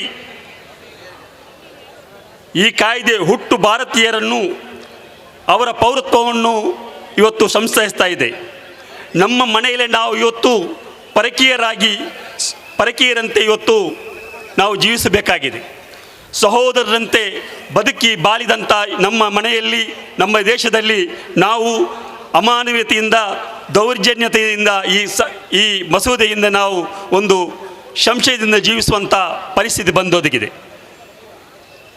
ಅದಕ್ಕಾಗಿ ರಾಷ್ಟ್ರದಾದ್ಯಂತ ಈ ಜನವಿರೋಧಿಯಾದಂಥ, ಜನಾಂಗೀಯವಾದಿ ಸಿದ್ಧಾಂತವಾದಂಥ ಈ NRC ಮತ್ತು CAA ಈ ಕಾಯ್ದೆಯನ್ನು ಇವತ್ತು ರಾಷ್ಟ್ರದಾದ್ಯಂತ ಇವತ್ತು ನಾವು ವಿರೋಧ ಮಾಡ್ತಾ ಇದ್ದೇವೆ. ಅದರ ಮೂಲಕ ಇವತ್ತು ಉಳ್ಳಾಳದಲ್ಲೂ ಕೂಡ ಈ ಕಾರ್ಯಕ್ರಮವನ್ನು ನಾವು ಹಮ್ಮಿಕೊಂಡು ಇವತ್ತು ಈ ಪ್ರತಿಭಟನೆಯನ್ನು ನಾವು ನಡೆಸ್ತಾ ಇದ್ದೇವೆ. ಈ ಪ್ರತಿಭಟನೆಗೆ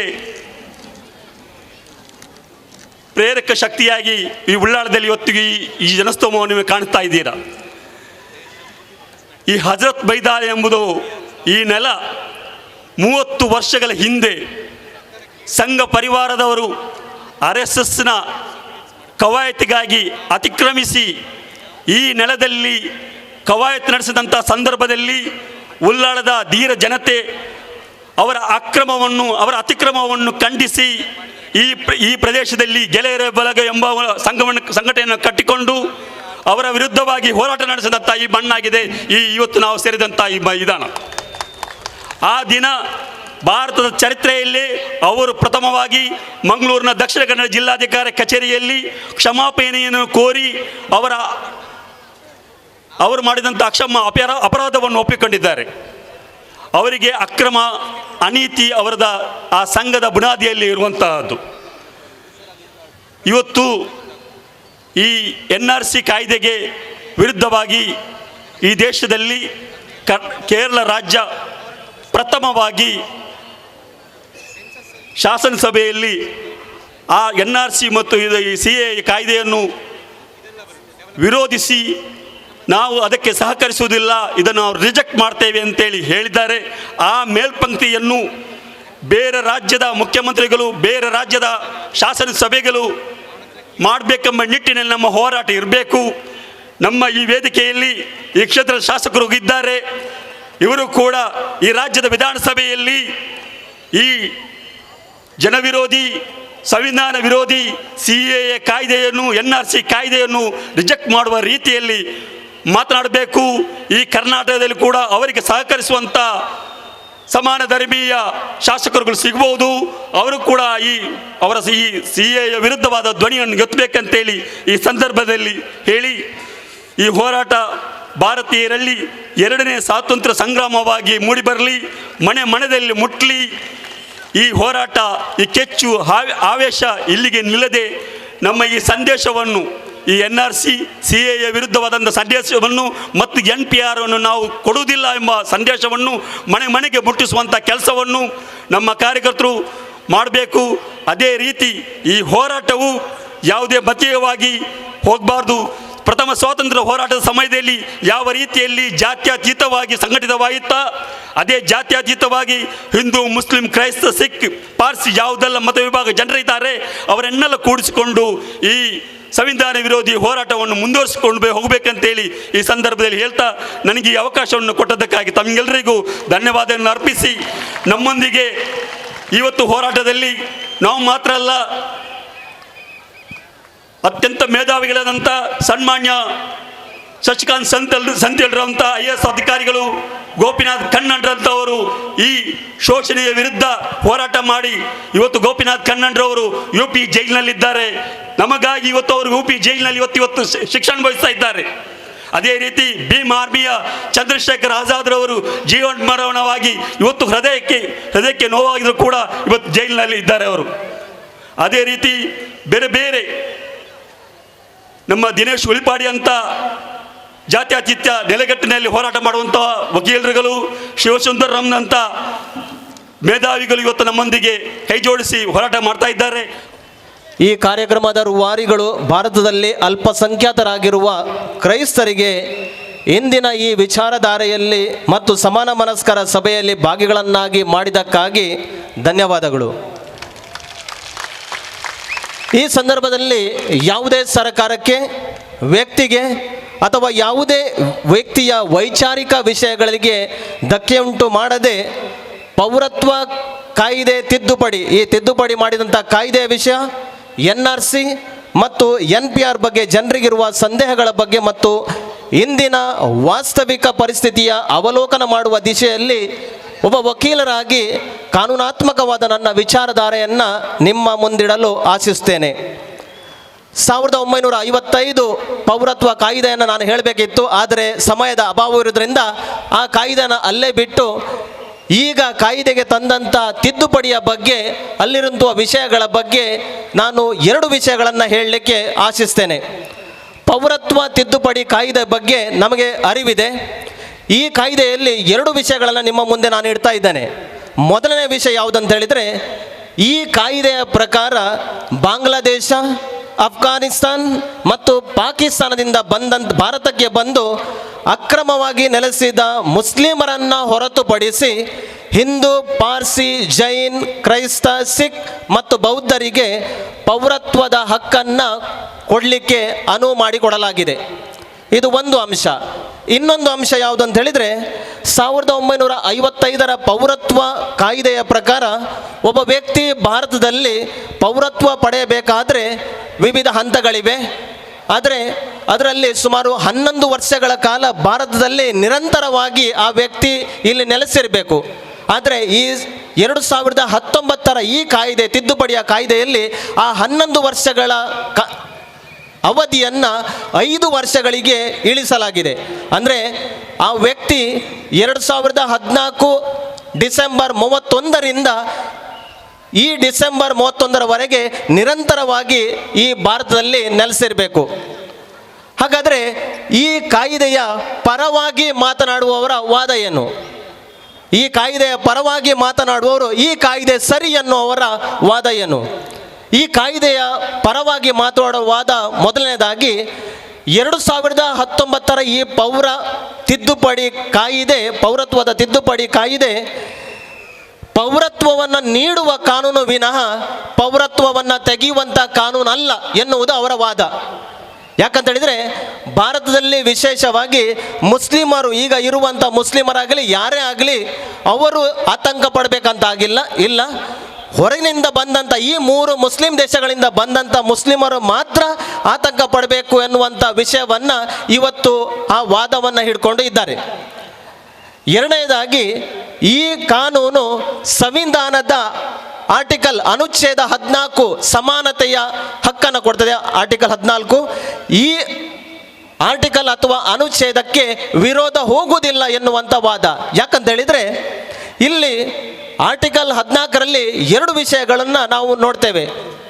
2 ವಿಷಯಗಳು ಯಾವುದಂತ ಹೇಳಿದರೆ, ಮೊದಲನೇ ವಿಷಯ ಏನಂತ ಹೇಳಿದರೆ ಸಮಾನತೆಯ ದೃಷ್ಟಿಯಿಂದ ಎಲ್ಲರನ್ನ ನೋಡುವುದು, ಈಕ್ವಾಲಿಟಿ ಬಿಫೋರ್ ಲಾ, ಮತ್ತು ಇನ್ನೊಂದು ಈಕ್ವಲ್ ಪ್ರೊಟೆಕ್ಷನ್ ಆಫ್ ಲಾಸ್, ಅಂದರೆ ಕಾನೂನಿನ ಅಡಿಯಲ್ಲಿ ಸರ್ವರಿಗೂ ಸಮಾನ ರಕ್ಷಣೆಯನ್ನು ಕೊಡುವುದು. ಆದ್ದರಿಂದ ಈ ಕಾನೂನಿಗೆ ಪರವಾಗಿ ಮಾತಾಡೋದು ಏನು ಹೇಳ್ತಾ ಅಂತ ಹೇಳಿದರೆ, ಈ ಕಾನೂನು ಆ 3 ದೇಶದಿಂದ ಬಂದಂಥ ಅಲ್ಪಸಂಖ್ಯಾತರಿಗೆ ರಕ್ಷಣೆಯನ್ನು ಕೊಡ್ತದೆ. ಆದ್ದರಿಂದ ಇದು ಆರ್ಟಿಕಲ್ 14 ಸಮಾನತೆಯ ಆ ಆರ್ಟಿಕಲ್ ವಿರೋಧ ಹೋಗುವುದಿಲ್ಲ ಅನ್ನುವಂಥ ವಾದ.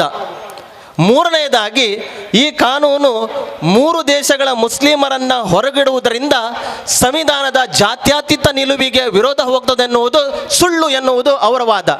ಯಾಕಂತೇಳಿದರೆ ಭಾರತದ ಮುಸ್ಲಿಮರಿಗೆ ಈ ಕಾನೂನು ಅನ್ವಯಿಸುವುದಿಲ್ಲ. ಬದಲಾಗಿ ಪಾಕಿಸ್ತಾನ, ಬಾಂಗ್ಲಾದೇಶ ಮತ್ತು ಅಫ್ಘಾನಿಸ್ತಾನದಿಂದ ವಲಸೆ ಬಂದಂಥ ಮುಸ್ಲಿಮರಿಗೆ ಸಂಬಂಧಿಸುವುದರಿಂದ ಪೌರತ್ವ ಇಲ್ಲದೆ ಇರುವಂತಹ ವ್ಯಕ್ತಿಗಳಿಗೆ ಮತ್ತು ಪೌರತ್ವ ಇರುವ ವ್ಯಕ್ತಿಗಳಿಗೆ ಆ 2 ಆರ್ಟಿಕಲನ್ನು ಸರಿದೂಗಿಸಲಿಕ್ಕೆ ಸಾಧ್ಯವಿಲ್ಲ ಅನ್ನುವಂಥದ್ದು ಅವರ ವಾದ. ಇನ್ನೊಂದು ವಾದ ಯಾವುದು ಅಂತ ಹೇಳಿದರೆ, ಈ 3 ಮುಸ್ಲಿಂ ದೇಶಗಳಿಗೆ ಕಷ್ಟಪಡುವಂಥ ಅಹಮದಿಯರಿಗೆ, ಸಿಯಾ ಪಂಗಡಿಗಳಿಗೆ ಅಲ್ಲಿ ಶೋಷಣೆ ಸಿಗ್ತಾ ಉಂಟು. ಅವರಿಗೆ ಯಾಕೆ ನೀವು ಭಾರತ ದೇಶದಲ್ಲಿ ಪೌರತ್ವ ಕೊಡೋದಿಲ್ಲ ಅನ್ನುವಂಥ ಪ್ರಶ್ನೆಗೆ ಅವರ ವಾದ ಯಾವುದಂತ ಹೇಳಿದರೆ, ನಾವು ಧಾರ್ಮಿಕ ನೆಲೆಯಲ್ಲಿ ಶೋಷಣೆಗೆ ಒಳಪಟ್ಟವರನ್ನ ಮಾತ್ರ ಇಲ್ಲಿ ನಾವು ತಗೊಳ್ತೇವೆ. ಆದರೆ ಅಲ್ಲಿ ಧರ್ಮ ಒಂದೇ, ಮುಸ್ಲಿಂ ಧರ್ಮ ಒಂದೇ, ಅವರಲ್ಲಿ ಪಂಗಡಗಳಿವೆ, ಅಹಮದಿ, ಶಿಯಾ ಅನ್ನುವಂಥ ಪಂಗಡಗಳಿವೆ. ಆದ್ದರಿಂದ ಅದು ಜಾತಿ ಅಥವಾ ಕುಲಕ್ಕೋಸ್ಕರ ಶೋಷಣೆಗೆ ಒಳಪಟ್ಟವರನ್ನು ಮತ್ತು ಧಾರ್ಮಿಕ ಶೋಷಣೆಗೆ ಒಳಪಟ್ಟವರನ್ನು ಸರಿದೂಗಿಸಲಿಕ್ಕೆ ಸಾಧ್ಯ ಇಲ್ಲ ಎನ್ನುವಂಥ ವಾದ ಅವರದು. ಆದ್ದರಿಂದ ಸಂವಿಧಾನದ ಇನ್ನೊಂದು ವಾದ, ಸಂವಿಧಾನದ ಅನುಚ್ಛೇದ 15ರ ಅಡಿಯಲ್ಲಿ ಯಾವುದೇ ಲಿಂಗ, ಧರ್ಮ, ಜಾತಿ, ಕುಲ ಮತ್ತು ಹುಟ್ಟಿದ ಜಾಗದ ಆಧಾರದ ಮೇಲೆ ಪಕ್ಷಪಾತ ಮಾಡುವುದು ಸರಿಯಲ್ಲ ಎನ್ನುವ ಪ್ರಶ್ನೆ ಅವರಲ್ಲಿ ಕೇಳಿದಾಗ, ಈ ಆಧಾರದ ಮೇಲೆ ಪಕ್ಷಪಾತ ಭಾರತದ ಪ್ರಜೆಗಳ ಮಧ್ಯೆ ಮಾತ್ರ ಮಾಡಬಾರ್ದು, ಭಾರತದ ಪ್ರಜೆಗಳು ಮತ್ತು ಹೊರಗಿನವರ ಮಧ್ಯದಲ್ಲಿ ಮಾಡಲಿಕ್ಕೆ ಸಾಧ್ಯ ಉಂಟು ಎನ್ನುವಂಥ ವಾದ. ಇದು ಎಷ್ಟು ಈ ಕಾನೂನು ಸಂವಿಧಾನಾತ್ಮಕವಾಗಿದೆ ಅನ್ನುವಂಥ ವಾದ ಮಾಡುವವರ ವಾದ ಆಗಿದೆ. ಹಾಗಾದರೆ ಇದನ್ನು ವಿರೋಧಿಸುವವರ ವಾದ ಯಾವುದು? ಯಾಕಂದರೆ ಇದು ಮೊದಲು ನಮಗೆ ಗೊತ್ತಿರಬೇಕು ಯಾಕೆ ಇದನ್ನು ವಿರೋಧ ಮಾಡ್ತಾರೆ ಅಂತೇಳಿ. ವಿರೋಧ ಮಾಡುವವರ ವಾದ ಯಾವುದು ಅಂತ ಹೇಳಿದರೆ, ಧಾರ್ಮಿಕ ಆಧಾರದ ಮೇಲೆ ಪಕ್ಷಪಾತ ಮಾಡುವುದು ಸರಿಯಲ್ಲ. ಯಾಕಂತ ಹೇಳಿದರೆ ಪಾಕಿಸ್ತಾನ ಧರ್ಮದ ಆಧಾರದ ಮೇಲೆ ವಿಭಜನೆಗೊಂಡು ಅದು ದೇಶ ಆಗಿರಬಹುದು. ಆದರೆ ಭಾರತ ಇಂದಿಗೂ ಜಾತ್ಯತೀತವಾದ ರಾಷ್ಟ್ರವಾದ್ದರಿಂದ ಇದು ಧರ್ಮದ ಆಧಾರದ ಮೇಲೆ ಅಲ್ಲಿ ನಾವು ಭೇದ ಭಾವ ಮಾಡಲಿಕ್ಕೆ ಸಾಧ್ಯವಿಲ್ಲ ಎನ್ನುವಂಥದ್ದು ವಿರೋಧವಾಗಿ ಮಾತನಾಡುವವರ ವಾದ. ಇನ್ನೊಂದು ವಾದ ಯಾವುದಂತ ಹೇಳಿದರೆ, ಯಾವುದೇ ಪಕ್ಷಪಾತ ಮಾಡುವಾಗ ಆರ್ಟಿಕಲ್ 14ರ ಅಡಿಗಳಲ್ಲಿ ಯಾವುದೇ ಪಕ್ಷಪಾತ ಮಾಡಬೇಕಾದ್ರೆ ಅದಕ್ಕೆ ಸರಿಯಾದ ಸೂಕ್ತವಾದ ಮಾನದಂಡ ಇರಬೇಕು, ಮೆಜರಿಂಗ್ ರಾಡ್ ಅದಕ್ಕೆ ಸರಿ ಇರಬೇಕು. ಆದರೆ ಇಲ್ಲಿ ಉಪಯೋಗ ಮಾಡಿದಂಥ ಮೆಜರಿಂಗ್ ರಾಡ್ ಅದು ಸರಿ ಅಲ್ಲ, ಸೂಕ್ತವಲ್ಲ ಅನ್ನುವುದು ಈ ವಿರೋಧ ಮಾಡುವಂಥವರ ವಾದ. ಈಗ ಈ ಕಾನೂನು ಸುಪ್ರೀಂ ಕೋರ್ಟ್ ಮುಂದ್ಗಡೆ ಬಂದರೆ ಯಾವ ರೀತಿಯ ವಾದಗಳು ಅವರು ಮಾಡ್ತಾರೆ ಮತ್ತು ಸುಪ್ರೀಂ ಕೋರ್ಟ್ ಇದಕ್ಕೆ ಯಾವ ರೀತಿಯ ಉತ್ತರ ಕೊಡಬಹುದು ಅನ್ನುವಂಥದ್ದು ಇನ್ನು ಕೆಲವರು ಹೇಳುವಂಥ ವಾದ. ಅವರ ಪ್ರಕಾರ ಈ 3 ದೇಶಗಳಲ್ಲಿ ಇರುವಂಥ ಅಲ್ಪಸಂಖ್ಯಾತರಿಗೆ ಮತ್ತು ಅಲ್ಲಿರುವಂಥ ಮುಸ್ಲಿಮರಿಗೆ ಭೇದ ಭಾವ ಮಾಡಿ ಮುಸ್ಲಿಮರಿಗೆ ಪೌರತ್ವ ಕೊಡುವುದಿಲ್ಲ ಅನ್ನುವಂಥದ್ದು ಇಲ್ಲಿ ಬಂದಾಗ, ಒಂದು ದೇಶ ಅಂದರೆ ಭಾರತದ ದೇಶಕ್ಕೆ ಯಾರಿಗೆ ಪೌರತ್ವ ಕೊಡಬೇಕು, ಯಾರಿಗೆ ಕೊಡಬಾರದು ಅನ್ನುವಂಥದ್ದು ಆ ದೇಶದ ಸರ್ಕಾರದ ಪಾಲಿಸಿಯ ಮೇಲೆ ಹೊಂದಿದೆ ಅನ್ನುವಂಥದ್ದು ಅವರ ವಾದ. ಆದರೆ ನೆನ್ಪಿಟ್ಕೋಬೇಕು, ಸರ್ವೋಚ್ಚ ನ್ಯಾಯಾಲಯ ಸುಪ್ರೀಂ ಕೋರ್ಟ್ ಹಲವಾರು ಬಾರಿ ಸರ್ಕಾರ ಮಾಡಿದಂಥ ಪಾಲಿಸಿಗಳನ್ನು ಅದು ರದ್ದುಗೊಳಿಸಿದೆ, ಅದರ ವಿರುದ್ಧ ಆದೇಶ ಕೊಟ್ಟಿದೆ ಅನ್ನೋದನ್ನು ನಾವು ನೆನ್ಪಿಟ್ಕೋಬೇಕು. ಇದು ಕೆಲವರ ವಾದ. ಶ್ರೀಲಂಕಾ ಮತ್ತು ಮಯನ್ಮಾರ್ ಈ ಕಾನೂನಿನ ಅಡಿಗಳಲ್ಲಿ ಯಾಕೆ ತಂದಿಲ್ಲ ಎನ್ನುವ ವಿಚಾರಕ್ಕೆ ಈ ಕಾನೂನಿನ ಪರ ಮಾತಾಡುವವರು ಈ ರೀತಿ ಹೇಳ್ಬೋದು, ಈ 3 ಮುಸ್ಲಿಂ ದೇಶಗಳು ಹಿಂದೆ ಭಾರತದೊಂದಿಗೆ ಮಿಲನವಾಗಿದ್ದುವು ಎನ್ನುವ ವಾದ ಮಾಡಿದ್ರು ಅದು ಪುಷ್ಟಿದಾಯಕವಾಗುವುದಿಲ್ಲ. ಯಾಕಂತ ಹೇಳಿದರೆ ಪಾಕಿಸ್ತಾನ, ಬಾಂಗ್ಲಾದೇಶ ಭಾರತದ ದೇಶದಲ್ಲಿ ಅಂಗವಾಗಿದ್ದವು. ಆದರೆ ಅಫ್ಘಾನಿಸ್ತಾನ ಭಾರತದೊಂದಿಗೆ ಇದ್ದಿಲ್ಲ. ಆದ್ದರಿಂದ ಈ ವಾದ ಸಹ ಹೆಚ್ಚು ಪುಷ್ಟಿಕರವಾಗಲಿಕ್ಕೆ ಸಾಧ್ಯ ಇಲ್ಲ. ಆದರೆ ಧಾರ್ಮಿಕ ನೆಲೆಯ ಮೇಲೆ ಶೋಷಣೆ ಅನುಭವಿಸುವ ಅಲ್ಪಸಂಖ್ಯಾತರಿಗೆ ನೆಲೆಯನ್ನು ಕೊಡುವ ಹಿನ್ನೆಲೆಯಲ್ಲಿ ಏನು ಕಾನೂನನ್ನು ತರಲಾಗಿದೆ ಎನ್ನುವುದಾದರೆ, ಶ್ರೀಲಂಕಾದಲ್ಲಿ ಬೌದ್ಧ ಧರ್ಮೀಯರು ಬಹುಸಂಖ್ಯಾತರಾಗಿರುವ ಮಯನ್ಮಾರ್ ಮತ್ತು ಶ್ರೀಲಂಕಾದಲ್ಲಿ ಈ ಧಾರ್ಮಿಕ ಕಿರುಕುಳ ಕೊಡುವವರಿಗೆ ಯಾಕೆ ಕೊಡುವುದಿಲ್ಲ, ಯಾಕೆ ಪೌರತ್ವವನ್ನು ಕೊಟ್ಟಿಲ್ಲ ಎನ್ನುವಂಥ ಪ್ರಶ್ನೆ ಅಲ್ಲಿ ಬರಲಿಕ್ಕೆ ಸಾಧ್ಯ ಉಂಟು. ಆದ್ದರಿಂದ ಈ ವಾದಗಳು ಫಲದಾಯಕವಾಗಲಿಕ್ಕೆ ಸಾಧ್ಯ ಇಲ್ಲವೆನ್ನುವಂಥದ್ದು ಈ ಕೆಲವರ ವಾದ ಆಗಿದೆ. ಈಗ ಸಂವಿಧಾನದ ಅನುಚ್ಛೇದ 11ರ ಪ್ರಕಾರ, ಆರ್ಟಿಕಲ್ 11ರ ಪ್ರಕಾರ ಪಾರ್ಲಿಮೆಂಟಿಗೆ ಪೌರತ್ವ ಕೊಡಲಿಕ್ಕೆ, ಪೌರತ್ವ ರದ್ದುಗೊಳಿಸಲಿಕ್ಕೆ ಅಥವಾ ಯಾವುದೇ ಬದಲಾವಣೆ ಮಾಡಲಿಕ್ಕೆ ಸಾಧ್ಯ ಉಂಟು. ಆದರೆ ಈ ಪಾರ್ಲಿಮೆಂಟಿನ ಅಧಿಕಾರ ಎಲ್ಲಿಗೆ ಕೊನೆಗೊಳ್ತದೆ ಅಂತ ಹೇಳಿದರೆ, ಅಕಸ್ಮಾತ್ ಮೂಲಭೂತ ಹಕ್ಕುಗಳ ವಿರುದ್ಧ ಹೋಗುವುದಾದರೆ ಅದು ಕೊಡಲಿಕ್ಕೆ ಸಾಧ್ಯ ಇಲ್ಲ. ಆದ್ದರಿಂದ ಇದನ್ನು ನೆನ್ಪಿಟ್ಕೋಬೇಕು. ಈ ರೀತಿ ವಾದಗಳು ಇಲ್ಲಿರುವಾಗ ಈ NRCಯ ಬಗ್ಗೆ ಇಲ್ಲಿ ವಾದ ಬರ್ತದೆ. NRC 2004ರಲ್ಲಿ ಇದನ್ನು ಕೂಡಿಸಿದ್ದು. ಈ 2004ರಲ್ಲಿ ಅಲ್ಲಿ ಕೂಡಿಸಿದಾಗ NRC ಮಾಡಲಿಕ್ಕೆ, NRC ಮಾಡಿಸುವಂಥ ಅವಕಾಶವನ್ನು ಈ ಪೌರತ್ವ ತಿದ್ದುಪಡಿ ಕಾಯ್ದೆಗೆ ಕೊಟ್ಟಿದ್ದಾರೆ. ಆದ್ದರಿಂದ NRCಯ ಬಗ್ಗೆ ಇಷ್ಟರೊಳಗೆ ಯಾವುದೇ ಸೂಚನೆ ಬರದೇ ಇದ್ದದ್ರಿಂದ ಕಾನೂನಾತ್ಮಕವಾಗಿ ಇಲ್ಲಿ ಮಾತಾಡಲಿಕ್ಕೆ ಅವಕಾಶ ಇಲ್ಲ. ಆದರೆ NPR ಬಗ್ಗೆ ದಯಮಾಡಿ ಒಂದು ವಿನಂತಿ, NPR ಬಗ್ಗೆ ಸ್ವಲ್ಪ ಅಗತ್ಯ ಇದರಿಂದ NPR ಬಗ್ಗೆ ಸ್ವಲ್ಪ ನಾನು ಎನ್ಲೈಟನ್ ಮಾಡ್ತೇನೆ. NPR ಬಗ್ಗೆ, NPR ಎಂದ್ರೇನು? NPR ಅಂತ ಹೇಳಿದರೆ ನ್ಯಾಷನಲ್ ಪಾಪ್ಯುಲೇಷನ್ ರಿಜಿಸ್ಟರ್, ಅಂದರೆ ಭಾರತ ರಾಷ್ಟ್ರದ ಜನರ ನೋಂದಾವಣೆ. ಈ ಪ್ರಕ್ರಿಯೆ ಏಪ್ರಿಲ್ 1ರಿಂದ ಇನ್ನೊಂದು ವರ್ಷ 2020ರ ಏಪ್ರಿಲ್ 1ರಿಂದ ಸೆಪ್ಟೆಂಬರ್ ಒಳಗೆ ಈ NPR ಅನ್ನು ಮಾಡ್ತಾರೆ. ಈ NPR ಅಧಿಕೃತ ಸೂಚನೆ ಇಷ್ಟರೊಳಗೆ ಬಂದಾಗಿದೆ. ಕೆಲವು ರಾಜ್ಯಗಳಿಗೆ ಇದು ಹೋಗಿ ಮುಟ್ಟಿಯಾಗಿದೆ, ಕೆಲವು ರಾಜ್ಯಗಳಲ್ಲಿ ತಯಾರಿ ನಡೀತಾ ಉಂಟು. NPR ಅಂದರೆ ಸಾಮಾನ್ಯವಾಗಿ ಒಂದು ಜಾಗದಲ್ಲಿ 6 ತಿಂಗಳು ಒಬ್ಬ ವ್ಯಕ್ತಿ ನೆಲೆಸಿದ್ರೆ ಅಥವಾ 6 ತಿಂಗಳು ನೆಲೆಸುವಂಥ ಇರಾದೆ ಇದ್ದು ಅಲ್ಲಿ ಇದ್ದರೆ ಅಲ್ಲಿ ಆ ವ್ಯಕ್ತಿ ತನ್ನ ದಾಖಲೆಗಳನ್ನು ಅಲ್ಲಿ ಕೊಡಲಿಕ್ಕೆ ಅಧಿಕಾರಿಗಳು ಮನೆಗೆ ಬರ್ತಾರೆ. ಮನೆಗೆ ಬಂದಾಗ ಅಧಿಕಾರಿಗಳಿಗೆ ಯಾವ ದಾಖಲೆಯನ್ನು ಕೊಡಬೇಕು, ಅಲ್ಲಿ ದಾಖಲೆಗಳು ಕೊಡುವುದಂತ ಹೇಳಿದರೆ ಆ ವ್ಯಕ್ತಿ ತನ್ನ ಹೆಸರು, ಜನ್ಮಸ್ಥಳ, ಪ್ರಾಯ, ಲಿಂಗ, ತಂದೆ ತಾಯಿಗಳ ವಿವರ, ಶಿಕ್ಷಣ ಮತ್ತು ವ್ಯಾವಹಾರಿಕ ವಿಚಾರಗಳನ್ನು ಅದು ಒಳಗೊಂಡಿರ್ತದೆ. ಆದ್ದರಿಂದ ಮನೆಗೆ ಬಂದಾಗ ಈ ಜನಗಣತಿಯ ಹಾಗೆ NPR ಅನ್ನು ಮಾಡ್ತಿದ್ರು. ಈ NPR ಇದು ಈಗ ಹೊಸತಲ್ಲ. 2010ರಲ್ಲಿ NPR ಅನ್ನು ಮಾಡಿದರು. ಆದರೆ 2010ರಲ್ಲಿ NPR ಮಾಡಿದಾಗ ಇದರ ವಿಷಯದಲ್ಲಿ ಯಾರೂ ವಿರೋಧ ಮಾತಾಡಿಲ್ಲ. NPR ಮಾಡುವಂಥ ಉದ್ದೇಶ ಏನಾಗಿತ್ತು ಅಂತ ಹೇಳಿದರೆ, 2011ರ ಜನಗಣತಿಯ ಮೊದಲು 2010ರಲ್ಲಿ NPR ಅನ್ನು ಮಾಡಿದರು. ಆದರೆ ಈ ಸಲ NPR ಅನ್ನು ಮಾಡುವಾಗ ಎಲ್ಲ ಜನರು ಯಾಕೆ ಹೆದರ್ಕೊಂಡಿದ್ದಾರೆ? ಇದಕ್ಕೆ ಕಾರಣ ಉಂಟು. ಕಾರಣ ಏನಂತ ಹೇಳಿದರೆ, NPR ಮತ್ತು NRCಗೆ ಸಂಬಂಧ ಉಂಟು ಅನ್ನುವಂಥ ಒಂದು ಹೆದರಿಕೆ. ಯಾಕೆ ಅಂತ ಹೇಳಿದರೆ, NPR ಮಾಡುವಾಗ ಯಾವ ದಾಖಲೆಗಳನ್ನು ನಾವು ಕೊಡ್ತೇವೆ ಆ ದಾಖಲೆಗಳನ್ನು NRCಗೆ ಉಪಯೋಗ ಮಾಡಿ, NRCಯಲ್ಲಿ ಅಸ್ಸಾಮಲ್ಲಿ ಹೇಗೆ NRCಯನ್ನು ಮಾಡಿದರು ಮತ್ತು NRC ಮಾಡಿ ಸುಮಾರು 19 ಲಕ್ಷ ಜನರನ್ನು ಭಾರತೀಯರ ಅಲ್ಲ ಎನ್ನುವಂಥ ಬಿರುದನ್ನು ಕೊಟ್ಟು ಹೊರಗಿಟ್ಟಿದ್ರು. ಆ ಸಮಯದಲ್ಲಿ ನಮಗೆ ಈ NPR ಮಾಡುವಾಗ ದಾಖಲೆಗಳು ಕೊಟ್ಟದ್ದು NRCಗೆ ಉಪಯೋಗ ಮಾಡಿ, NRCಯ ಮುಖಾಂತರ ನಮ್ಮನ್ನು ಭಾರತೀಯರಲ್ಲ ಎನ್ನುವಂಥ ಆ ಒಂದು ಆಲೋಚನೆ ಬಂದದ್ರಿಂದ ಇದರ ಬಗ್ಗೆ ಹೆದರಿಕೆ ಆರಂಭವಾಗಿದೆ. ಮೊದಲನೇದಾಗಿ ಹೆದರಿಕೆ ಯಾಕಂತ ಹೇಳಿದರೆ, 2010ರ NPR ಮಾಡೋ ಮೊದಲು ಭಾರತದಾದ್ಯಂತ ಅಸ್ಸಾಂನಲ್ಲಿ ನಡೆದ ಹಾಗೆ NRC ಮಾಡುವ ವಿಷಯ ಇದ್ದಿಲ್ಲ. ಎರಡನೇದಾಗಿ 2019ರಲ್ಲಿ ಆದಂಥ ತಿದ್ದುಪಡಿ 2010ರಲ್ಲಿ ಆಗಿದ್ದಿಲ್ಲ. NPR 2011ರಲ್ಲಿ ನಡೆಯುವಾಗ ಜನಗಣತಿಗೆ ಪೂರಕವಾಗಿ ಈ NPR ಅನ್ನು ನಡೆಸಿದ್ರು. ಆದರೆ ಈಗ ಮಾಡುವಂಥ ಈ NPR NRCಗೆ ಮತ್ತು ಪೌರತ್ವ ಕಾಯ್ದೆ ತಿದ್ದುಪಡಿಗೆ ಹೋಲಿಕೆ ಇರುವುದರಿಂದ ಇವತ್ತು ಜನರಲ್ಲಿ ಹೆದರಿಕೆ ಆರಂಭವಾಗಿದೆ. ಇದು ಹೆದರಿಕೆ ಖಾಲಿ ಅಲ್ಪಸಂಖ್ಯಾತರಿಗೆ ಮಾತ್ರ ಅಲ್ಲ, ಇದು ಎಲ್ರಿಗೂ ಹೆದರಿಕೆ ಸ್ಟಾರ್ಟ್ ಆಗಿದೆ. ಯಾಕೆ? ದಲಿತರಿಗೆ, ಅಲ್ಪಸಂಖ್ಯಾತರಿಗೆ ಮತ್ತು ಯಾರ ಹತ್ರ ದಾಖಲೆಗಳು ಇಲ್ಲ ಅವರಿಗೆ ಎಲ್ರಿಗೂ ಈ ಹೆದರಿಕೆ ಆರಂಭವಾಗಿದೆ. ಯಾಕಂತ ಹೇಳಿದರೆ, ಒಬ್ಬ ವ್ಯಕ್ತಿ NPR ಮಾಡುವಾಗ ಒಬ್ಬ ಪ್ರಾಯದ ದಾಖಲೆಯನ್ನು ಕೊಡಬೇಕು. ಯಾವ ದಾಖಲೆಯನ್ನು ನಾವು ಕೊಡ್ಬೋದು? ದಾಖಲೆಯನ್ನು ಕೊಡಬೇಕು ಯಾವುದಂತ ಹೇಳಿದರೆ ಆಧಾರ್ ಕಾರ್ಡ್ ಇರ್ಬೋದು, ವೋಟರ್ ID ಇರ್ಬೋದು, ರೇಷನ್ ಕಾರ್ಡ್ ಇರ್ಬೋದು, ಅಥವಾ ಯಾವುದೇ ಇತರ ದಾಖಲೆಗಳನ್ನು ಕೊಡಲಿಕ್ಕೆ ಇರ್ಬೋದು.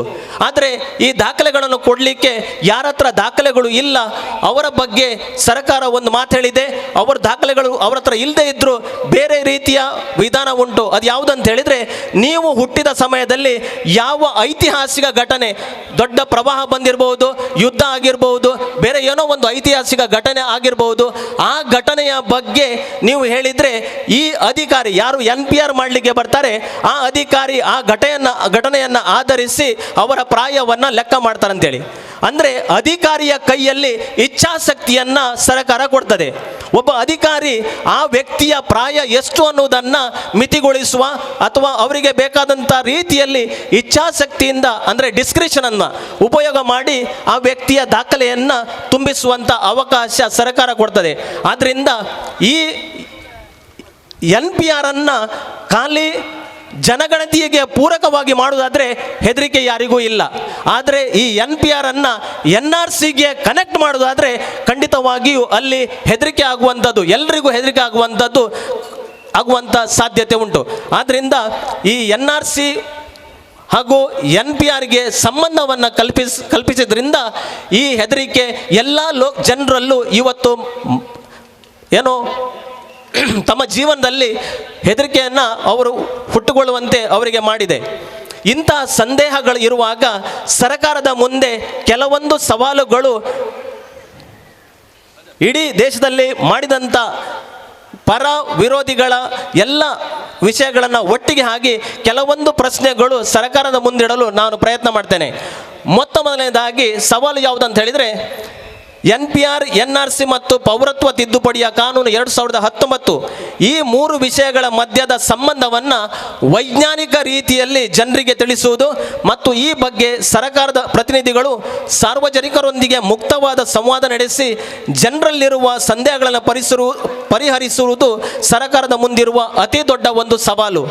ಎರಡನೆಯದು, ಅನಧಿ ಕಾಲದಿಂದ ಭಾರತದಲ್ಲಿ ಜೀವಿಸುವ ಜನರಲ್ಲಿ ದಾಖಲೆಗಳು ಇಲ್ಲದಿದ್ದಲ್ಲಿ ಅಧಿಕಾರಿಗಳು ಕೇಳುವಂಥ ದಾಖಲೆಗಳನ್ನು ಎಲ್ಲಿಂದ ತರುವುದು ಹಾಗೂ ಈ ದಾಖಲಿಸುವ ಅಧಿಕಾರ ಸಾಮಾನ್ಯ ಅಧಿಕಾರಿಗಳ ಇಚ್ಛಾಶಕ್ತಿಗೆ ಬಿಟ್ಟಲ್ಲಿ ಈ ವಿಷಯದ ಬಗ್ಗೆ ಜನರಲ್ಲಿ ಸಂದೇಹ ಮೂಡುವ ಎಲ್ಲ ಕಾರಣಗಳಿವೆ.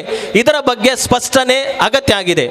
ಮೂರನೆಯದಾಗಿ, ಅಸ್ಸಾಂ ರಾಜ್ಯದಲ್ಲಿ ಸುಮಾರು 19 ಲಕ್ಷ ಜನರು ಅಕ್ರಮ ವಲಸಿಗರು ಎನ್ನುವ ದಾಖಲೆ ದೊರೆತಿರುವಾಗ ಅಂತಹ ವ್ಯಕ್ತಿಗಳನ್ನು ಡಿಟೆನ್ಷನ್ ಕೇಂದ್ರಗಳಲ್ಲಿ ಇಟ್ಟು ಅವರ ಪೋಷಣೆ ನಡೆಸುವ ಖರ್ಚು ಸರ್ಕಾರದ ಮೇಲಿದೆ ಮತ್ತು ಇಡೀ ಭಾರತದಲ್ಲಿ ಇಂತಹ NRC ನಡೆಸಿದಲ್ಲಿ ದಾಖಲೆ ರಹಿತ ಜನರ ಪೋಷಣೆಗೆ ಮತ್ತು ಇಡೀ ಪ್ರಕ್ರಿಯೆಗೆ ಹಿಡಿಯುವ ಖರ್ಚು ಪೋಲಾದಂತೆ ಎನ್ನುವ ಕೆಲವರ ವಾದಕ್ಕೆ ಸರ್ಕಾರದ ಪರವಾಗಿ ಸ್ಪಷ್ಟ ಉತ್ತರ ಬೇಕಾಗಿದೆ.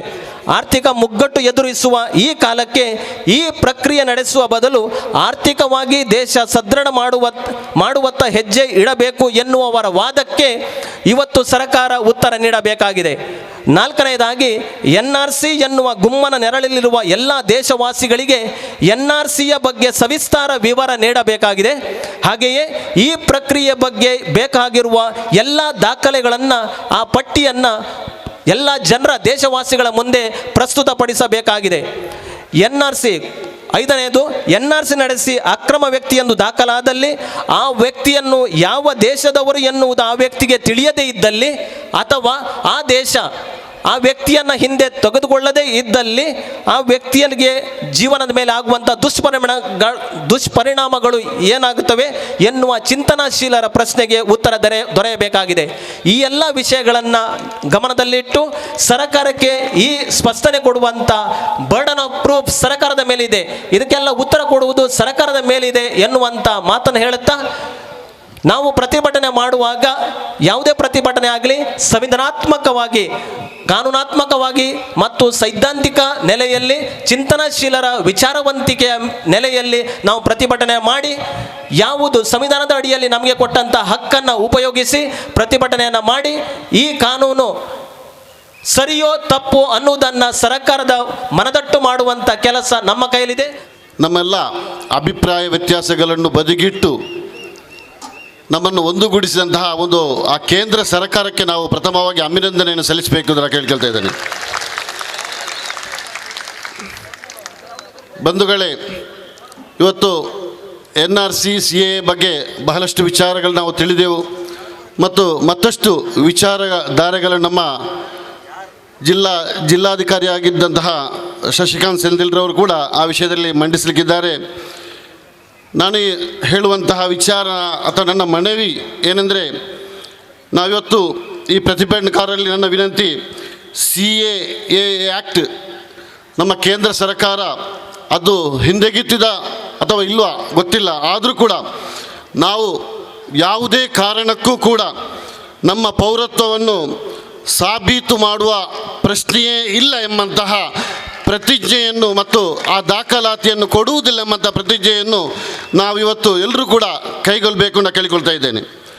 ಬಂಧುಗಳೇ, ಇವತ್ತು ಹೆಚ್ಚುತ್ತಿರುವಂತಹ ನಿರುದ್ಯೋಗ, ಮುಚ್ಚುತ್ತಿರುವಂತಹ ಕೈಗಾರಿಕೆಗಳು ಮತ್ತು ಏರುತ್ತಿರುವಂತಹ ಸಾಮಗ್ರಿಗಳ ಬೆಲೆ, ಅದೇ ರೀತಿ ಕುಸಿಯುತ್ತಿರುವಂತಹ GDP, ದಿವಾಳಿಯಾಗುತ್ತಿರುವಂತಹ ಬ್ಯಾಂಕುಗಳ ಸ್ಥಿತಿಯಿಂದ ಜನರ ಮನಸ್ಸನ್ನು ಬೇರೆಡೆಗೆ ಸೆಳೆಯುವಂತಹ BJPಯ ಒಂದು ತಂತ್ರ, ಈ ಮಸೂದೆಯ ಅಸ್ತ್ರವನ್ನು ಇವತ್ತು BJP ಬಳಸಿದೆ ಎಂಬುದನ್ನು ನಾವು ಅರ್ಥ ಮಾಡಬೇಕಾಗಿದೆ. ಬಂಧುಗಳೇ, ಇವತ್ತು ನಾವು ಈ ದೇಶದಾದ್ಯಂತ ನಡೆಯುತ್ತಿರುವಂತಹ ಏನು ಪ್ರತಿಭಟನೆ ಇದೆಯಾ, ಅದು ಸಂವಿಧಾನದ ಹಕ್ಕಿಗಾಗಿ ಮಾಡುತ್ತಿರುವಂತಹ ಒಂದು ಹೋರಾಟವಾಗಿದೆ. ಇದು ಕೇವಲ CAA ವಿರುದ್ಧ ಮಾತ್ರ ಹೋರಾಟವಾಗದೆ ಈ ದೇಶದ ಸಂವಿಧಾನದ ಉಳಿವಿಗಾಗಿ ಮಾಡುವ ಹೋರಾಟ ಆಗಬೇಕಂತ ನಾನು ಕೇಳಿಕೊಳ್ತಾ ಇದ್ದೇನೆ. ಬಂಧುಗಳೇ, ಅದು ಮಾತ್ರವಲ್ಲ, ಇದೊಂದು ಹೋರಾಟ ಒಂದು ಕಮ್ಯುನಿಟಿಯ ಅಥವಾ ಒಂದು ಮುಸ್ಲಿಂ ಸಮುದಾಯದ ಸಮಸ್ಯೆ ಅಲ್ಲ. ಇದು ಈ ದೇಶದ ಜಾತ್ಯತೀತತೆ, ಪ್ರಭುತ್ವತೆಯನ್ನು ಉಳಿಸುವಂಥ ಹೋರಾಟ ಆಗಬೇಕು ಅಂತ ಕೂಡ ನಾನು ಈ ಸಂದರ್ಭದಲ್ಲಿ ಹೇಳಲಿಕ್ಕೆ ಇಷ್ಟಪಡ್ತಾ ಇದ್ದೇನೆ. ಬಂಧುಗಳೇ, ಅದರೊಂದಿಗೆ ದೇಶದಾದ್ಯಂತ ನಡೆಯುತ್ತಿರುವಂತಹ ಈ ಹೋರಾಟದ ಕಿಚ್ಚನ್ನು ಕಾಣುವಾಗ ನನಗನಿಸ್ತಾ ಇದೆ, ಈ ದೇಶದ ನೈಜ ದೇಶ ಪ್ರೇಮಿಗಳು ನಾವುಗಳು ಅಂತ ನನಗೆ ಅನಿಸ್ತಾ ಇದೆ. ಬಂಧುಗಳೇ, ಯಾಕೆಂದರೆ ನಾವೊಂದು ಪ್ರಬುದ್ಧ ಭಾರತದ ನಿರ್ಮಾಣ ಮಾಡಲಿಕ್ಕೆ ಸಾಧ್ಯ ನಮಗಿದೆ ಅಂತ ನನಗನಿಸ್ತದೆ. ಯಾಕೆಂದರೆ ಇವತ್ತು BJPಯವರು ಆ RSSನ ಸಿದ್ಧಾಂತವನ್ನು ಇಟ್ಟುಕೊಂಡು ಇವತ್ತು ಹಿಂದೂ ರಾಷ್ಟ್ರದ ಕಲ್ಪನೆಯೊಂದಿಗೆ ಹೋಗುವುದಾದರೆ ಪ್ರಬುದ್ಧ ಭಾರತ ನಿರ್ಮಾಣ ನಮ್ಮಿಂದ, ಈ ದೇಶದ ಅಲ್ಪಸಂಖ್ಯಾತ ವರ್ಗದವರಿಂದ, ಈ ದೇಶದ ಹಿಂದುಳಿದ ವರ್ಗದವರಿಂದ ಸಾಧ್ಯ ಅಂತ ನನಗನಿಸ್ತಾ ಇದೆ. ಬಂಧುಗಳೇ, ಸ್ನೇಹಿತರೆ, ಇವತ್ತು RSSನವರ ಅಟ್ಟಹಾಸಕ್ಕೆ ಏನೂ ಕೂಡ ಮಾಡಲು ಅಸಾಧ್ಯ ಎಂಬಂತಹ ಪರಿಸ್ಥಿತಿ ಉದ್ಭವಿಸಿದ ಈ ಸಂದರ್ಭದಲ್ಲಿ ಶಶಿಕಾಂತ್ ಸೆಂಥಿಲ್ರಂತಹ ಅಧಿಕಾರಿಗಳು ಇವತ್ತು ತನ್ನ ಆ ಒಂದು ಅಧಿಕಾರದ ಆ ಪದವಿಯನ್ನು ತ್ಯಾಗ ಮಾಡುವುದರ ಮೂಲಕ ಈ ದೇಶಕ್ಕೆ ಒಂದು ಹೊಸ ಆಶಾ ಕಿರಣವಾಗಿ ಮೂಡಿ ಬರುತ್ತಿರುವುದು ಕೂಡ ನಮ್ಮ ಒಂದು ಹೆಮ್ಮೆಯ ವಿಚಾರ ಅಂತ ಹೇಳಲಿಕ್ಕೆ ಇಷ್ಟಪಡ್ತಾ ಇದ್ದೇನೆ. ಬಂಧುಗಳೇ, ಈ ಒಂದು ಹೋರಾಟದ ಆ ಒಂದು ಭಾಗವನ್ನು ಅಥವಾ ಒಂದು ಆಶಾ ಕಿರಣವನ್ನು ನೋಡುವಾಗ ಈ ದೇಶದ ನೈಜ ಮೂಲ ನಿವಾಸಿಗರು, ದಮನಿತ ವರ್ಗದವರ ಕೈಗೆ ಆಡಳಿತ ಚುಕ್ಕಾಣಿ ಹಿಡಿಯುತ್ತಾರೆಂಬಂಥ ಒಂದು ಆಶಾ ಭಾವನೆ ಕೂಡ ನಮಗೆ ಇವತ್ತು ಕಾಣಲಿಕ್ಕೆ ಸಾಧ್ಯವಾಗ್ತಾ ಇದೆ. ಬಂಧುಗಳೇ, ಇದರೊಂದಿಗೆ ಮಂಗಳೂರಿನ ಈ ಒಂದು ಗೋಲಿಬಾರಿನ ವಿಚಾರವನ್ನು ಕೂಡ ಪ್ರಸ್ತಾಪ ಮಾಡಲಿಕ್ಕೆ ನಾನು ಇಷ್ಟಪಡ್ತಾ ಇದ್ದೇನೆ. ಬಂಧುಗಳೇ, ಯಾಕೆಂದರೆ ಇವತ್ತು ಆ ಒಂದು ಪೊಲೀಸ್ ರಕ್ಷಿಸಬೇಕಾದಂತಹ ಪೊಲೀಸ್ ಇಲಾಖೆ ಇವತ್ತು ರಾಕ್ಷಸೀಯ ಕೃತ್ಯವನ್ನು ನಡೆಸಿದಂತಹ ಕೃತ್ಯ ಅದು ಖಂಡನೀಯ. ಇವತ್ತು 100ರಿಂದ 150 ಯುವಕರು ಅಸಂಘಟಿತರಾಗಿ ಸೇರಿದಂತಹ ಸಂದರ್ಭದಲ್ಲಿ ಬಹಳಷ್ಟು ಉತ್ತಮ ರೀತಿಯಲ್ಲಿ ನಿಯಂತ್ರಿಸಬೇಕಾಗಿದ್ದ ಪೊಲೀಸ್ ಇಲಾಖೆ ಅದನ್ನು ಬಿಟ್ಟುಕೊಂಡು ಆ ಸೇರಿದಂತಹ ಯುವಕರ ಮೇಲೆ ಲಾಠಿ ಮತ್ತು ಗೋಲಿಬಾರ್ ನಡೆಸುವುದರ ಮೂಲಕ ದಕ್ಷಿಣ ಕನ್ನಡ ಜಿಲ್ಲೆಗೆ ಒಂದು ಕಪ್ಪು ಚುಕ್ಕೆಯನ್ನು ತಂದಿಟ್ಟುಕೊಟ್ಟಂತಹ ಕೀರ್ತಿ ಈ ಪೊಲೀಸ್ ಇಲಾಖೆಗೆ ಸಲ್ಲುತ್ತದೆ. ಯಾಕೆಂದರೆ ಇದರೊಂದಿಗೆ 2 ಜೀವಗಳ ಅಮಾಯಕ ಬಲಿ, 8 ಜೀವಗಳ ಆ ಒಂದು ಜೀವಸ್ಮರಣ ಹೋರಾಟದಲ್ಲಿ 4 ಗೋಡೆಯ ಆಸ್ಪತ್ರೆಯಲ್ಲಿ ಇರುವಂಥ ಒಂದು ಪರಿಸ್ಥಿತಿಗಳು ಮತ್ತು ಹಲವು ವಿದ್ಯಾರ್ಥಿಗಳು ಮತ್ತು ಯುವಕರು ಕೂಡ ಇವತ್ತು ಆ ಲಾಠಿ ಏಟಿಯಿಂದ ಪೆಟ್ಟು ಬಿದ್ದು ಇವತ್ತು ಒಂದು ಬಹಳಷ್ಟು ಆ ಒಂದು ತ್ಯಾಗದ ಜೀವನದಲ್ಲಿದ್ದಾರೆ ಬಂಧುಗಳೇ. ಅದರೊಂದಿಗೆ ಬಹಳಷ್ಟು FIRಗಳು ಕೂಡ ಇವತ್ತು ಮುಸ್ಲಿಂ ಸಮುದಾಯದ ಯುವಕರ ಮೇಲೆ 28-30ಕ್ಕೂ ಅಧಿಕ FIRಗಳು, ಅದರೊಂದಿಗೆ ಹಲವು ಯುವಕರ ಮೇಲೆ ಕೇಸು ದಾಖಲಾತಿ ಕೂಡ ಇವತ್ತು ಇಲ್ಲಿ ದಾಖಲಾಗಿದೆ ಬಂಧುಗಳೇ. ಇವತ್ತು ನಾವು ಹೇಳುವಂಥ ವಿಚಾರ ಈ ಸಂದರ್ಭದಲ್ಲಿ ನಮ್ಮ ಮುಸ್ಲಿಂ ಸಮುದಾಯದ ಒಕ್ಕರಲ ಒಂದು ಬೇಡಿಕೆ ಕೂಡ 2 ಜೀವಗಳನ್ನು ಬಲಿ ತೆಗೆದಂತಹ ಪೊಲೀಸ್ ಅಧಿಕಾರಿಗಳು ಯಾರಿದ್ದಾರೆ ಅವರನ್ನು ಅಮಾನತು ಮಾಡಬೇಕು, ಮಾತ್ರ ಅಲ್ಲ ಅವರ ವಿರುದ್ಧ 2 ಕೊಲೆ ಕೇಸನ್ನು ದಾಖಲು ಮಾಡಬೇಕು ಅಂತ ಕೂಡ ಹೇಳಲಿಕ್ಕೆ ನಾವು ಇಷ್ಟಪಡ್ತೇವೆ ಬಂಧುಗಳೇ. ಅವರ ವಿರುದ್ಧ ಕೊಲೆ ಕೇಸು ದಾಖಲಾದರೆ ಮಾತ್ರ ಆ ಕುಟುಂಬಸ್ಥರಿಗೆ 2 ಜೀವವನ್ನು ಕಳ್ಕೊಂಡ ಕುಟುಂಬಸ್ಥರಿಗೆ ಒಂದು ಶಾಂತಿಯ ಒಂದು ಸಮಾಧಾನ ಸಿಗಬಹುದು ಅಂತ ನಾನು ಹೇಳಲಿಕ್ಕೆ ಇಷ್ಟಪಡ್ತೇನೆ ಬಂಧುಗಳೇ. ಇವತ್ತು ಮುಸ್ಲಿಂ ಸಮುದಾಯದ ಜನರನ್ನು ಆರೋಪಿತ ಸ್ಥಾನದಲ್ಲಿ ಇರಿಸಿದಂಥ ಒಂದು ಸಂದರ್ಭ, ಅವರನ್ನು ಮುಸ್ಲಿಂ ಯುವಕರನ್ನು ಗೂಂಡಾಗಳು, ಗಲಭೆಕೋರರು, ಕೋಮುವಾದಿಗಳು ಅಂತ ಚಿತ್ರೀಕರಣ ಮಾಡುವಂಥ ಈ ಸಂದರ್ಭದಲ್ಲಿ ಮುಸ್ಲಿಂ ಯುವಕರು ಯಾವತ್ತೂ ಕೂಡ ನಾವು ಆವೇಶಗಳ ಒಳಗಾಗದೆ ನಾವು ಬಹಳಷ್ಟು ಶಾಂತಿ ಸಮಾಧಾನದಿಂದ ಬೇಕು ಅಂತ ನಾನು ಕೇಳಲಿಕ್ಕೆ ಇಷ್ಟಪಡ್ತಾ ಇದ್ದೀನಿ ಬಂಧುಗಳೇ. ಅದರೊಂದಿಗೆ ಹೇಳುವಂಥ ವಿಚಾರ, ಇವತ್ತು CA ಮತ್ತು NRC ವಿರುದ್ಧ ನಡೆಸುವಂತಹ ಪ್ರತಿಭಟನೆಗಳು ದೇಶದೆಲ್ಲೆಡೆ ಇವತ್ತು ಪ್ರತಿಭಟನೆ ಆಂದೋಲನ ನಮ್ಗೆ ಕಾಣಲಿಕ್ಕೆ ಸಾಧ್ಯವಾಗ್ತಾ ಇದೆ. ಈ ಸಂದರ್ಭದಲ್ಲಿ ಈ ಎಲ್ಲ ಪ್ರತಿಭಟನೆಗಳಲ್ಲಿ ಕೂಡ ರಾಷ್ಟ್ರ ಧ್ವಜಗಳು ಹಾರುವುದನ್ನು ನಾವು ಕಾಣುತ್ತಾ ಇದ್ದೇವೆ. ಅದರ ಈ NRC ಮತ್ತು CA ಪರವಾಗಿರುವಂತಹ ಆ ವೇದಿಕೆಗಳಲ್ಲಿ BJPಯ ಧ್ವಜಗಳು ಹಾರಾಡುವುದನ್ನು ನಾವು ಕಾಣಲಿಕ್ಕೆ ಸಾಧ್ಯವಾಗ್ತದೆ. ಆದ್ದರಿಂದ ಇಲ್ಲಿ ನೈಜ ದೇಶ ಪ್ರೇಮಿಗಳು ಯಾರು ಅಂತ ನಾವು ಅರ್ಥ ಮಾಡ್ಬೋದು ಬಂಧುಗಳೇ. ಅದು ಮಾತ್ರವಲ್ಲ, ಈ ನಾವೆಲ್ಲರೂ ಇವತ್ತು ಈ ಜಾತ್ಯತೀತ ಭಾರತ ಮತ್ತು ಪ್ರಜಾಪ್ರಭುತ್ವ ಉಳಿವಿಗಾಗಿ ಜಿಂದಾಬಾದ್ ಹೇಳುತ್ತಾ ಇದ್ರೆ ಆ BJPಯವರ ವೇದಿಕೆಯಲ್ಲಿ ಮೋದಿಜಿ ಜಿಂದಾಬಾದ್ ಅಂತ ಹೇಳುವಂತಹ ಸಂದರ್ಭವನ್ನು ನಾವು ಕಾಣಲಿಕ್ಕೆ ಸಾಧ್ಯವಾಗ್ತದೆ ಬಂಧುಗಳೇ. ಅದರೊಂದಿಗೆ ಇಲ್ಲಿನ ಹಿಂದೂಗಳು, ಮುಸಲ್ಮಾನರು, ಸಿಖ್ಖರು, ಕ್ರೈಸ್ತರು ಮತ್ತು ಬುದ್ಧರು ಮತ್ತು ಜೈನರು ಎಲ್ಲರೂ ಕೂಡ ನಾವು ಇವತ್ತು ಪರಸ್ಪರ ಅನ್ಯೋನ್ಯತೆಯಿಂದ ಬದುಕ್ತಾ ಇದ್ದೇವೆ. ನಾವಿವತ್ತು CA ಬಗ್ಗೆ ನಾವು ಇವತ್ತು ಕೇಳ್ತಾ ಇಲ್ಲ. ನಾವು ಕೇಳಲು ಕೂಡ ನಾವು CA ಕೊಡಬೇಕು ಅಂತ ಕೇಳಲಿಲ್ಲ, NRC ಬೇಕು ಅಂತ ಕೇಳಲಿಲ್ಲ. ನಮಗಿಲ್ಲಿ ಬೇಕಾಗಿರುವುದು ಉದ್ಯೋಗ, ಸಮಾನತೆ, ಭ್ರಷ್ಟಾಚಾರ ರಹಿತವಾಗಿರುವಂಥ ಒಂದು ವಾತಾವರಣ ನಾವು ಕೇಳ್ತಾ ಇದ್ದೇವೆ ಬಂಧುಗಳೇ. ನಮಗೆ NRC ಬೇಡ, CA ಬೇಡ. ಆದರೆ ಇವತ್ತು ಈ ದೇಶದ ಜಾತ್ಯತೀತತೆಯನ್ನು ಉಳಿಸಬೇಕಾಗಿ ನಾವೆಲ್ಲರೂ ಕೂಡ ಕಟಿಬದ್ಧರಾಗಬೇಕು. ಆದ್ದರಿಂದ ಈ ಒಂದು ಪ್ರತಿಭಟನೆ ಇವತ್ತಿಗೆ ಈ ಉಳ್ಳಾಳ ಭಾಗದ ಈ ಜನತೆಯಲ್ಲಿ ನಾನು ಹೇಳುವಂಥ ಒಂದು ಮಾತು, ನಮ್ಮ ಒಂದು ಪ್ರತಿಭಟನೆ ಕೇವಲ ಈ ಒಂದು ಪ್ರತಿಭಟನೆಗೆ CA ಮತ್ತು NRC ವಿರುದ್ಧ ಹೋರಾಟ ನಿಲ್ಲಬಾರ್ದು. ಇದು ನಿರಂತರವಾಗಿರುವಂಥ ಒಂದು ಹೋರಾಟ ಆಗಬೇಕು. ಯಾಕೆಂದರೆ ಈ ಒಂದು ಪ್ರದೇಶದ ಮೊಗವೀರರ ಸಮುದಾಯದವರಿದ್ದಾರೆ, ಇವರನ್ನು ಜೊತೆಯಾಗಿರಿಸಿಕೊಂಡು, ಈ ಪ್ರದೇಶದ ದಲಿತರನ್ನು ಜೊತೆಯಾಗಿರಿಸಿಕೊಂಡು ನಾವು ನಮ್ಮ ಹೋರಾಟವನ್ನು ಮುಂದುವರಿಸಿಕೊಂಡು ಹೋಗಬೇಕು ಅಂತ ಕೇಳಿಕೊಳ್ತಾ ಇದ್ದೇನೆ. ಅದರೊಂದಿಗೆ ನಾವು ಈ ಒಂದು ಹೋರಾಟ ಇವತ್ತಿಗೆ ಮಾತ್ರ ಸೀಮಿತಗೊಳ್ಳದೆ ನಿರಂತರವಾಗಿರುವಂಥ ಹೋರಾಟ. ಯಾವ ರೀತಿಯ ಹೋರಾಟ ಅಂದರೆ, ಮುಸ್ಲಿಂ ಸಮುದಾಯದಲ್ಲಿರುವಂತಹ ವಿದ್ಯಾರ್ಥಿಗಳು ಆ ವಿದ್ಯಾರ್ಥಿಯ ಒಂದು ದಿವಸದ ಶಾಲೆಗೆ ಹೋಗುವುದನ್ನು ರಜೆ ಮಾಡಿಕೊಂಡು ಈ ಹೋರಾಟಕ್ಕೆ CA ಮತ್ತು NRC ವಿರುದ್ಧ ನಾವಿದ್ದೇವೆ ಅಂತ ಅವರು ಕೂಡ ಜೊತೆಗೂಡಬೇಕಾಗಿದೆ. ಕೆಲಸ ಕಾರ್ಯಕ್ಕೆ ಹೋಗುವಂತಹ ವ್ಯಕ್ತಿಗಳು, ಅದೇ ಥರ ವ್ಯಾಪಾರಸ್ಥರು ಕೂಡ ಇವತ್ತಿಗೆ ಸೀಮಿತವಾಗಿದೆ. ಮುಂದಿನ ದಿನಗಳಲ್ಲಿ ಅವರ ವ್ಯಾಪಾರಕ್ಕೂ ಒಂದು ದಿನಗಳ ರಜೆಯನ್ನು ಸಾರುವುದರ ಮೂಲಕ ಈ ರೀತಿಯ ಪ್ರಕ್ರಿಯೆಯನ್ನು ಮುಂದುವರಿಸಿಕೊಂಡು ಹೋಗಬೇಕು ಅಂತ ಕೇಳಿಕೊಳ್ಳುತ್ತಾ ನನ್ನ ಮಾತಿಗೆ ವಿರಾಮ ಕೊಡ್ತೇನೆ. ನಹ್ಮದುಹು ವ ನುಸಲ್ಲಿ ಅಲಾ ರಸೂಲಿಹಿಲ್ ಕರೀಮ್ ವ ಅಲಾ ಆಲಿಹಿ ವ ಅಸ್ಹಾಬಿಹಿ ಅಜ್ಮഈನ್. ವೇದಿಕೆಯಲ್ಲಿ ಆಸೀನರಾಗಿರುವ ಗಣ್ಯ ಅತಿಥಿಗಳೇ, ವೇದಿಕೆ ಮುಂಭಾಗದಲ್ಲಿರುವಂತಹ ಎಲ್ಲ ಈ ದೇಶ ಪ್ರೇಮಿ ಸಹೋದರ ಸಹೋದರಿಯರೇ, ಅಸ್ಸಲಾಮು ಅಲೈಕುಮ್ ವರಹಮತುಲ್ಲಾಹಿ ವಬರಕಾತು. ಜಗ ಸೃಷ್ಟಿಕರ್ತನ ಶಾಂತಿ ನಮ್ಮ ಮೇಲಿರಲಿ. ಬಹಳ ಕಡಿಮೆ ಅವಧಿಯಲ್ಲಿ 1-2 ವಿಚಾರಗಳನ್ನು ಮಾತ್ರ ನಾನು ಇಲ್ಲಿ ಹೇಳ ಬಯಸುತ್ತೇನೆ. ವಿಶ್ವ ಮಹಾಕವಿ ದಾರ್ಶನಿಕ ಅಲ್ಲಾಮ ಇಕ್ಬಾಲ್ ಹೇಳಿದ ಹಾಗೆ ಆ ಮಾತನ್ನು ನಾನು ಇಲ್ಲಿ ಆವರ್ತಿಸ್ತಾ ಇದ್ದೇನೆ. ಬಾತಿಲ್ ಸೆ ದಬ್ನೆ ವಾಲೆ ಐ ಆಸಮಾ ನಹಿ ಹಮ್, ಬಾತಿಲ್ ಸೆ ದಬ್ನೆ ವಾಲೆ ಐ ಆಸಮಾ ನಹಿ ಹಮ್, ಸೌ ಬಾರ್ ಕರ್ ಚುಕಾ ಹೈ ತೋ ಇಮ್ತಿಹಾ ಹಮಾರ. ಅಸತ್ಯ ಮತ್ತು ಇಲ್ಲಿರುವಂತಹ ದುಷ್ಟ ಶಕ್ತಿಗಳಿಗೆ ಹೆದರುವವರಲ್ಲ ನಾವು. ನಮ್ಮನ್ನು ನೀನು 100 ಸಲ ಪರೀಕ್ಷಿಸಿ ನೋಡಿದ್ದೀಯಾ, ಆದರೂ ಕೂಡ ನಾವು ಸೋಲಿಲ್ಲ, ನಾವೆಂದೂ ಕೂಡ ಕುಂದಿಲ್ಲ ಎಂಬ ಸಂದೇಶವನ್ನು ಅಲ್ಲಾಮ ಇಕ್ಬಾಲ್ ಹೇಳಿದರು. ಇಲ್ಲಿ ನಾನು ಹೇಳಬಯಸುವುದು, ಈ ದೇಶ ವಿಭಜನೆಗೊಂಡಾಗ ಈ ದೇಶದಲ್ಲಿ ಮುಸಲ್ಮಾನರನ್ನು ಕೂಡ ಧ್ರುವೀಕರಿಸುವಂತಹ ಒಂದು ಪ್ರಯತ್ನ ಮಾಡಲಾಯಿತು.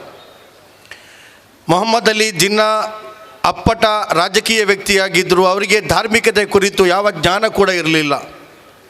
ಅವರು ಬ್ಯಾರಿಸ್ಟರ್ ಆಗಿದ್ದರು ಮತ್ತು ದೇಶಾದ್ಯಂತ ಅವರು ಸಂಚರಿಸಿ ಈ ದೇಶವನ್ನು ವಿಭಜಿಸುವಾಗ ಒಂದೋ ಮುಸಲ್ಮಾನರಿಗೆ ಈ ದೇಶದಲ್ಲಿ ಸಮಪಾಲನ್ನು ನೀಡಿರಿ ಅಥವಾ ಮುಸಲ್ಮಾನರಿಗೆ ಒಂದು ರಾಷ್ಟ್ರವನ್ನೇ ಕೊಟ್ಟು ಬಿಡಿ ಎಂಬ ಸಿದ್ಧಾಂತದೊಂದಿಗೆ ಅವರು ರಂಗಕ್ಕಿಳಿದಾಗ ಅವರನ್ನು ವಿರೋಧಿಸಿದ್ದು ಈ ವಿಶೇಷವಾಗಿ ದಕ್ಷಿಣ ಭಾರತದ ಮುಸಲ್ಮಾನರು ಒಂದು ವೇಳೆ ಈ ದೇಶದ ವಿಭಜನೆಯನ್ನು ನಾವು ಬಯಸುವುದಾದರೆ, ನಾವು ಬಯಸಿದ್ದರೆ ಮೌಲಾನಾ ಅಬುಲ್ ಕಲಾಂ ಆಜಾದ್ ಪ್ರಪ್ರಥಮವಾಗಿ ಪಾಕಿಸ್ತಾನಕ್ಕೆ ಹೋಗಬೇಕಾಗಿತ್ತು. ಆದರೆ ಮೌಲಾನಾ ಅಬುಲ್ ಕಲಾಂ ಪಾಕಿಸ್ತಾನಕ್ಕೆ ಹೋಗಿಲ್ಲ. ಮೌಲಾನಾ ಅಬುಲ್ ಕಲಾಂ ಆಜಾದ್ ಮತ್ತು ಜಿನ್ನಾರನ್ನು ಒಂದು ವೇಳೆ ತಾವು ತುಲನೆ ಮಾಡುವುದಾದರೆ, ಮೌಲಾನಾ ಅಬುಲ್ ಕಲಾಂ ಆಜಾದ್ ಸ್ವಾತಂತ್ರ್ಯ ಹೋರಾಟಗಾರರಾಗಿದ್ದರು. ಬಹಳ ಚಿಕ್ಕ ವಯಸ್ಸಿನಲ್ಲಿ ಭಾರತೀಯ ರಾಷ್ಟ್ರೀಯ ಕಾಂಗ್ರೆಸ್ ಮೂವ್ಮೆಂಟಿನ ಅಧ್ಯಕ್ಷರಾಗಿದ್ದರು. ಅವರು ಮಾತ್ರ ಅಲ್ಲ, ಕುರ್ಆನ್ ವ್ಯಾಖ್ಯಾನವನ್ನು ಬರೆದಂತಹ ಮಹಾನ್ ವಿದ್ವಾಂಸ ಕೂಡ ಆಗಿದ್ದರು. ಅವರು ಹೇಳಿದಂತಹ ಮಾತು, ಖಡ್ಗದಿಂದ ಯಾವುದಾದರೂ ವಸ್ತುವನ್ನು ತುಂಡರಿಸಬಹುದು, ಆದರೆ ಖಡ್ಗದಿಂದ ನೀರನ್ನು ತುಂಡರಿಸಲು ಸಾಧ್ಯವಿಲ್ಲ. ಈ ದೇಶದಲ್ಲಿರುವಂತಹ ದೇಶ ಪ್ರೇಮವನ್ನು ಮುಸಲ್ಮಾನರಿಂದ ಮನದಿಂದ ಅಳಿದು ಹಾಕಲು ಕೂಡ ಸಾಧ್ಯವಿಲ್ಲ. ಖಡ್ಗದಿಂದ ಯಾವ ರೀತಿ ನೀರನ್ನು ಹಂಚಲು ನಿಮಗೆ ಸಾಧ್ಯವಿಲ್ಲವೋ, ಇಲ್ಲಿಯ ಹಿಂದೂ ಮುಸಲ್ಮಾನರ ಬಾಂಧವ್ಯವನ್ನು, ಭ್ರಾತೃತ್ವವನ್ನು ನಿಮಗೆ ವಿಭಜಿಸಲು ಸಾಧ್ಯವಿಲ್ಲ. ಆದ್ದರಿಂದ ನಾನು ಈ ದೇಶ ಬಿಟ್ಟು ಹೋಗುವುದಿಲ್ಲ ಎಂಬ ಸ್ಪಷ್ಟವಾದಂಥ ಸಂದೇಶವನ್ನು ಸಾರಿದರು.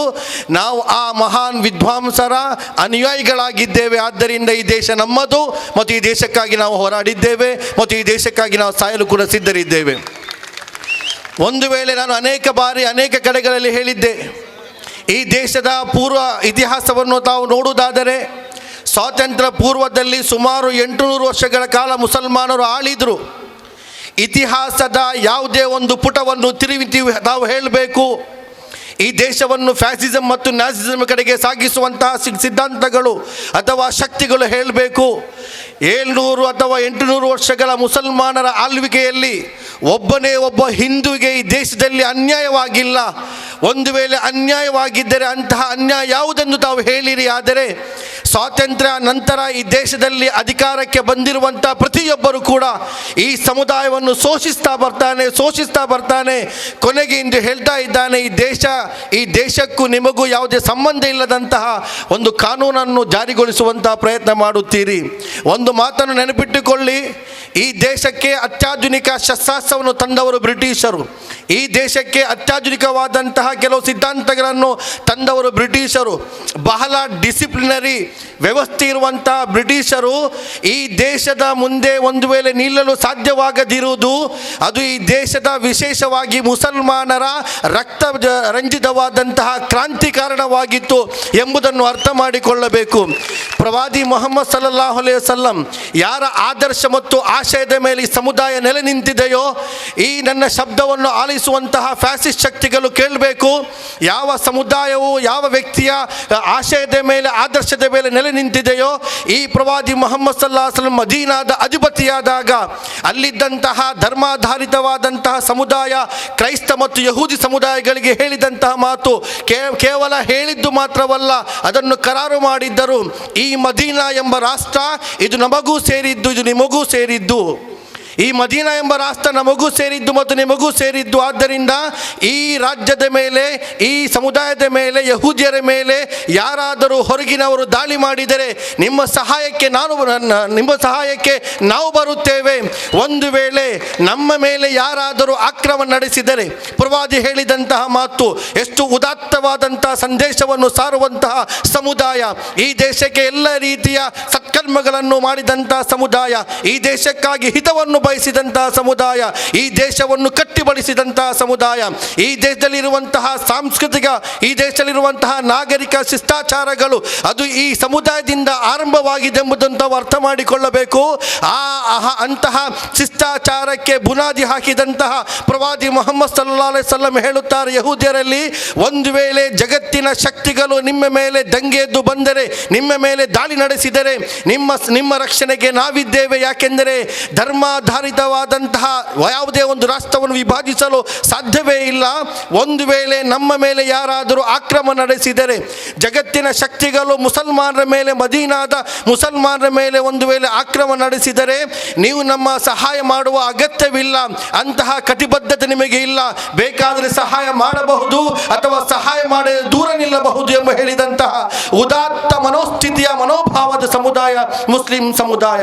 ಆದುದರಿಂದ ಇವತ್ತು CAA NRC ಜಾರಿಗೊಂಡಿಲ್ಲ ಇಷ್ಟರ ತನಕ, NRC ಜಾರಿಗೊಂಡಿಲ್ಲ ಇಷ್ಟರ ತನಕ, CAA ಜಾರಿಗೊಂಡಿದೆ, ಕಾನೂನಾಗಿದೆ. ಆದರೆ ಅದರ ನೆಕ್ಸ್ಟ್ ಹಂತ ಈ NRC. ಒಂದು ವಿಚಾರ ನೆನಪಿಟ್ಟುಕೊಳ್ಳಿ, ನಾನು ಭಾವಿಸುತ್ತೇನೆ, ಸ್ವಾತಂತ್ರ್ಯದ ನಾವು ಇತಿಹಾಸವನ್ನು ಓದಿದಾಗ ಸ್ವಾತಂತ್ರ್ಯ ಸಂಗ್ರಾಮದಲ್ಲಿ ಅಲ್ಲಿ ಇಷ್ಟು ಚಳವಳಿ ನಡೆಯಿತು, ಇಲ್ಲಿ ಇಷ್ಟು ಕ್ರಾಂತಿಕಾರಿ ಜನರು ಸೇರಿದ್ರೆಂಬ ನಾವು ಚರಿತ್ರೆಯನ್ನು ಓದಿದ್ದೆವು. ಆದರೆ ನಿನ್ನೆ ಹೈದರಾಬಾದ್ನಲ್ಲಿ ನಡೆದಂತಹ ಒಂದು ಅತಿ ದೊಡ್ಡವಾದಂತಹ ಪ್ರತಿಭಟನಾ ಯಾತ್ರೆಯನ್ನು ಕಂಡಾಗ ಈ ದೇಶ ನಿಜವಾಗಿಯೂ ನೋಟ್ ಬಂದಿಯಾದಾಗ ಹೇಳಿದ್ರು, GST ಪಾಸ್ ಆದಾಗ ಹೇಳಿದ್ರು, ತ್ರಿವಳಿ ತಲಾಕ್ನ ಕಾನೂನು ತಂದಾಗ ಹೇಳಿದ್ರು, ನಮಗೆ ದ್ವಿತೀಯ ಸ್ವಾತಂತ್ರ್ಯ ಸಂಗ್ರಾಮದ ಕಾಲ ಸನ್ನಿಹಿತವಾಗಿದೆ. ಆದರೆ ಯಾರೂ ಕೂಡ ರಂಗಕ್ಕೆ ಧುಮುಕಿಲ್ಲ. ಆದರೆ ನಿಜವಾಗಿ ಇವರಿಗೆ ಬಿಸಿ ಮುಟ್ಟುತ್ತಾ ಇದೆ. ಈ ದೇಶ ದ್ವಿತೀಯ ಸ್ವಾತಂತ್ರ್ಯ ಸಂಗ್ರಾಮದ ಹದ್ದಿಗೆ ಬಂದು ನಿಂತಿದೆ. ದೇಶಾದ್ಯಂತ ಇದರ ಜ್ವಾಲಾಮುಖಿಯಾಗಿ ಈ ಧ್ವನಿಗಳು ದೇಶಾದ್ಯಂತ ಹರಡ್ತಾ ಇದೆ. ಒಂದು ಮಾತು ನಾನು ಹೇಳ ಬಯಸ್ತೇನೆ, ಇದು ಕೇವಲ ಆರಂಭ ಮಾತ್ರ. ನಿಜವಾದಂತಹ ಚಳವಳಿ, ನಿಜವಾದಂತಹ ಸಂಗ್ರಾಮ ಇನ್ನೂ ಆರಂಭಗೊಂಡಿಲ್ಲ. ಹೀಗಿರುವಾಗಲೇ ಇಲ್ಲಿಯ ಸರ್ಕಾರಕ್ಕೆ ಇದನ್ನು ತಹಬಂದಿಗೆ ತರಲು ಕಷ್ಟವಾಗುವುದಾದರೆ, ಒಂದು ವೇಳೆ NRC ಎಂಬ ಕಾನೂನನ್ನು ಪಾರ್ಲಿಮೆಂಟಲ್ಲಿ ತಾವು ತರಲು ತೀರ್ಮಾನಿಸಿದರೆ ಈ ದೇಶದಲ್ಲಿ ನಿಜವಾಗಿಯೂ ಎರಡನೇ ಸ್ವಾತಂತ್ರ್ಯ ಸಂಗ್ರಾಮ ಆರಂಭಗೊಳ್ಳುತ್ತದೆ, ಜ್ವಾಲಾಮುಖಿಯಾಗುತ್ತದೆ. ಮತ್ತು ತಾವು ಎಷ್ಟರ ತನಕ ಕಾನೂನನ್ನು ಹಿಂಪಡೆಯುವುದಿಲ್ಲವೋ ಈ ದೇಶ ಸ್ತಬ್ಧಗೊಳ್ಳುತ್ತದೆ ಎಂಬ ಸಂದೇಶವನ್ನು ಹೇಳುತ್ತಾ ನನ್ನ ಮಾತನ್ನು ಮುಗಿಸ್ತಾ ಇದ್ದೇನೆ. ವಾಖಿರ್ ದಾವಾನಾ ಅನಿಲ್ ಹಮ್ದುಲಿಲ್ಲಾಹಿ ರಬ್ಬಿಲ್ ಆಲಮೀನ್. ಈ ಉಳ್ಳಾಲದಲ್ಲಿ ಎರಡನೇ ಸ್ವಾತಂತ್ರ್ಯಕ್ಕಾಗಿ ನೆರೆದಿರುವಂತಹ ಪೌರರೇ,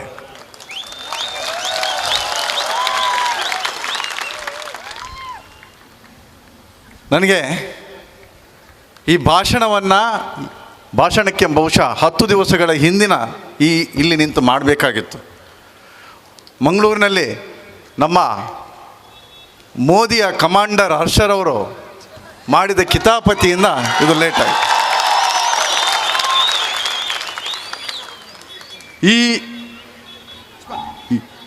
ಇಲ್ಲಿ ನಿಂತು ನನಗೆ ಸಂತೋಷ ಆಗುವುದೇನೆಂದರೆ, ಈ ಪ್ರದೇಶ ಏನಿದೆ 1558ರಲ್ಲಿ ಹಬ್ಬಕ್ಕ ರಾಣಿ ಪೋರ್ಚುಗೀಸರ ವಿರುದ್ಧ ಹೋರಾಡಿ ಸ್ವಾತಂತ್ರ್ಯದ ಕಹಳೆಯನ್ನು ಊದಿದಂಥ ಪ್ರಥಮತಃ ಜಾಗ ಇದು. ಯಾವ ಪೋರ್ಚುಗೀಸರು 1558ರಲ್ಲಿ ಈ ನಾಡನ್ನು, ಈ ಉಳ್ಳಾಲವನ್ನು ಆಕ್ರಮಿಸಿದಾಗ 200 ಮಂದಿಯ ಸೈನಿಕರ ಜೊತೆ ಅದೇ ಪೋರ್ಚುಗೀಸರನ್ನ ಅದೇ ರಾತ್ರಿ ಓಡಿಸಿದಂಥ ಹಬ್ಬಕ್ಕ ರಾಣಿಯ ಜಾಗ ಈ ಜನ್ಮಸ್ಥಳ ಇದು.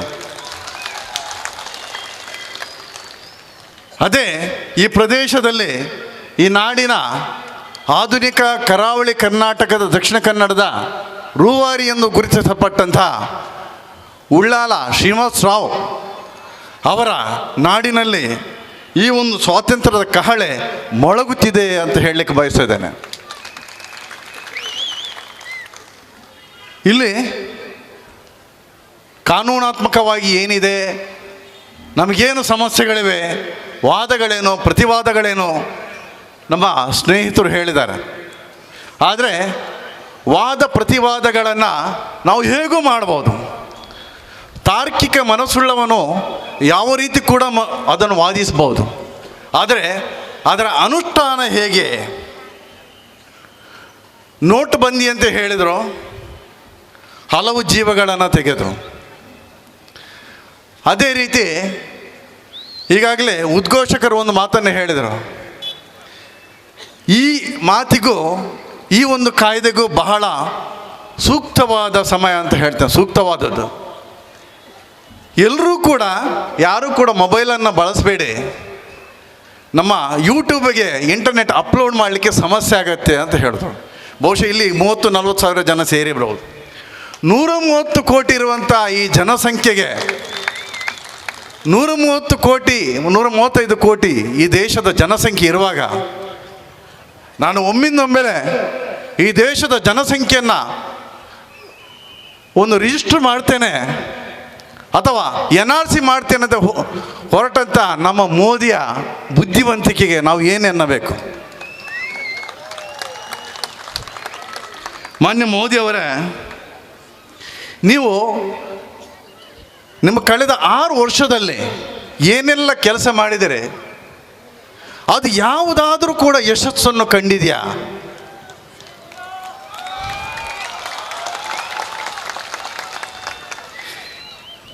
ಕೊನೆ ಪಕ್ಷ ಎಲ್ಲ ಆಯಿತು, ನೋಟ್ ಬಂದಿ ಆಯಿತು, ಎಲ್ಲ ವಿಚಾರಗಳಾಯಿತು. ಕೊನೆಗೆ ಈ ದೇಶದ ಸಂವಿಧಾನ ರಚನೆ ಮಾಡುವಾಗ ಸೆಕ್ಯುಲರ್ ಕಾನ್ಸೆಪ್ಟನ್ನು ತಗೊಂಡ್ಬಂದಿದ್ದಾರೆ. ಸೆಕ್ಯುಲರ್ ಅಂದರೆ ಈ ದೇಶದ ಜನರಿಗೆಲ್ಲರಿಗೂ ಕೂಡ ನಾವು ಅವರನ್ನು ಬುದ್ಧಿವಂತರನ್ನಾಗಿ ಮಾಡಬೇಕು, ವಿದ್ಯಾವಂತರನ್ನಾಗಿ ಮಾಡಬೇಕು, ಅವರಿಗೆ ಈ ನಾಡಿನ ಬಗ್ಗೆ, ಪ್ರಪಂಚದ ಬಗ್ಗೆ ತಿಳುವಳಿಕೆಯನ್ನು ನೀಡಬೇಕು ಅನ್ನೋದು ಸೆಕ್ಯುಲರ್ ಕಾನ್ಸೆಪ್ಟ್. ಆ ಒಂದು ವಿದ್ಯಾಭ್ಯಾಸಕ್ಕಾಗಿ ಮೀಸಲಿಟ್ಟಂಥ ಹಣವನ್ನೇ ನೀವು ದೋಚಿದವರು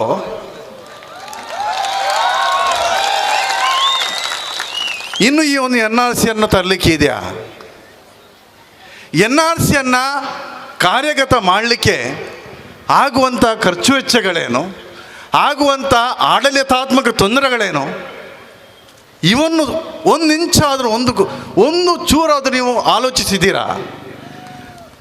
ಮಾನ್ಯ ಜಿಲ್ಲಾಧಿಕಾರಿ ನಮ್ಮ ಸೆಂಥಿಲ್ರವರು ಇದ್ದಾರೆ, ಅವರು ಜಿಲ್ಲಾಧಿಕಾರಿಯಾಗಿ ಕೆಲಸ ನಿರ್ವಹಿಸಿದವರು. ಬಹುಶಃ ನಮ್ಮ ಸ್ವಾತಂತ್ರ್ಯ ಕಾಲದಲ್ಲಿ ಯಾವ ರೀತಿ ಬ್ರಿಟಿಷರ ವಿರುದ್ಧ ಹೋರಾಡಲಿಕ್ಕೆ ಈ ನಮ್ಮ ದೇಶದ ಸ್ವಾತಂತ್ರ್ಯ ಹೋರಾಟಗಾರರು ತಮ್ಮ ವಿದ್ಯಾಭ್ಯಾಸವನ್ನು ಮೊಟಕುಗೊಳಿಸಿ ತಮ್ಮ ಉದ್ಯೋಗವನ್ನು ರಾಜೀನಾಮೆ ನೀಡಿ ಸ್ವಾತಂತ್ರ್ಯಕ್ಕೂ ಧುಮುಕಿಸಿದ್ರು, ಅದೇ ರೀತಿ ಇಂದಿನ ಒಂದು ಕಾಲದಲ್ಲಿ ನಮ್ಮ ಜಿಲ್ಲಾಧಿಕಾರಿಯವರು ಕೂಡ ತಮ್ಮ ಉತ್ತಮ ಸಂಬಳವನ್ನು ಪಡೆಯಬಲ್ಲಂತಹ, ಒಂದು ಉತ್ತಮ ಗೌರವವನ್ನು ನೀಡಬಲ್ಲಂತಹ ಒಂದು ಉದ್ಯೋಗವನ್ನು ಈ ದೇಶಕ್ಕಾಗಿ ತ್ಯಾಗ ಮಾಡಿದವ ಮಹಾತ್ಮರು.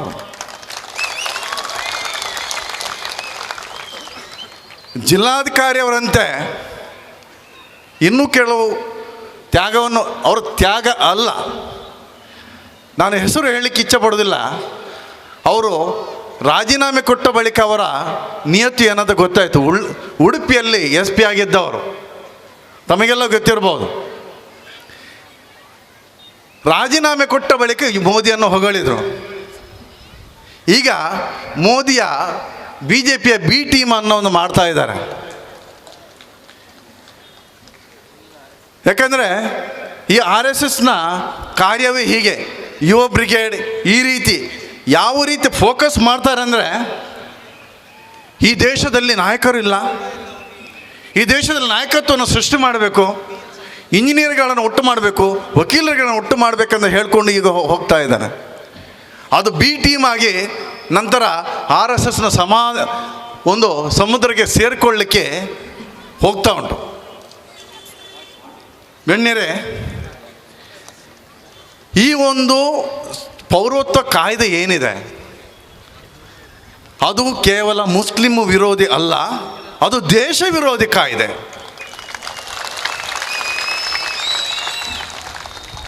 ಪೌರತ್ವ ಕಾಯ್ದೆಯಲ್ಲಿ ಆ 3 ದೇಶಗಳ ಮುಸ್ಲಿಮರಿಗೆ ನಾವು ಅವಕಾಶ ಕೊಡುವುದಿಲ್ಲ ಅನ್ನೋ ಸಂದೇಶ ಏನಿದೆ, ಈ ದೇಶದಲ್ಲಿರುವಂತಹ ಅಲ್ಪಸಂಖ್ಯಾತರಿಗೆ ಒಂದು ರೀತಿ ಭಯೋತ್ಪಾದನೆ ಹುಟ್ಟಿಸಿದ ಹಾಗೆ. ಈ ಅಸ್ಸಾಂನಲ್ಲಿರುವಂಥ ನಡೆಯುತ್ತಿರುವಂಥ ಇಂಥ ಈ ಘಟನೆಗಳು ಏನಿದೆ, ನೀವು ಮುಸ್ಲಿಮರು, ನಿಮಗೆ ಪೌರತ್ವವೂ ಇಲ್ಲ, ಮತ್ತು ಏನು ಮಾಡ್ತೀರ ನೀವು? ಸಮಸ್ಯೆ ಇಲ್ಲಿ ಬಂದಿದೆ. ಅದನ್ನು ಕಾರ್ಯಗತಗೊಳಿಸುವಾಗ 19 ನಮ್ಮ ಸ್ನೇಹಿತರು ಹೇಳಿದರು, ಈ ಕಾಯ್ದೆಯಲ್ಲಿ ವಾದ ಪ್ರತಿವಾದ ಹೀಗಿದೆ ಅನ್ನೋದು. ನಾವು ಪ್ರೂವ್ ಮಾಡಬೇಕಂತ ಹೇಳ್ತಾರೆ. ಆ ಪ್ರೂವ್ ಮಾಡುವ ಸಮಯದವರೆಗೆ ನಾವು ಎಲ್ಲಿರಬೇಕು ಅನ್ನೋದನ್ನು ಮೋದಿಗೆ ಗೊತ್ತಾ? ಆ ಡಿಟೆನ್ಷನ್ ಸೆಂಟರ್ ಅಂತ ಏನಿದೆ ಅಲ್ಲಲ್ಲಿ ಮಾಡಿದಿರಲ್ಲ, ಇದು ಯಾರಿಗಾಗಿ ಮಾಡಿದ್ದೀರಿ? ಈ ದೇಶದ 135 ಕೋಟಿ ಜನಗಳನ್ನು ಅಲ್ಲಿಟ್ಟರೆ ನೀವಲ್ಲಿ ಚೌಕಿದಾರಾಗಿ ಕೂತ್ಕೊಳ್ತೀರಾ? ಪ್ರಶ್ನೆಗಳು ನೋಡಿ ಹೇಗೆ ಬರುತ್ತೆ. ನಾವು ಈ ಪ್ರಶ್ನೆಗಳ ಒಂದೊಂದೇ ಕೇಳ್ತಾ ಹೋದಾಗ ಈ ಆಡಳಿತ ನಡೆಸಲಿಕ್ಕೆ ಅವರಿಗೆ ಮನಸ್ಸಿಲ್ಲ. ಆಡಳಿತ ನಡೆಸುವವರು ಹೇಗಿದ್ದಾರೆ ಗೊತ್ತಾ ನಿಮಗೆ?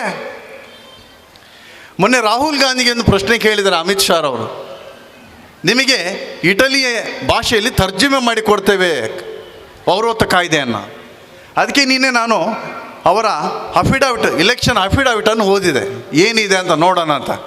ಬಹುಶಃ ಇಟಲಿಗೆ ತರ್ಜುಮೆ ಮಾಡುವವರಿಗೆ 2 ಭಾಷೆಗಳ ಪ್ರವಣಿಮೆ ಬೇಕು.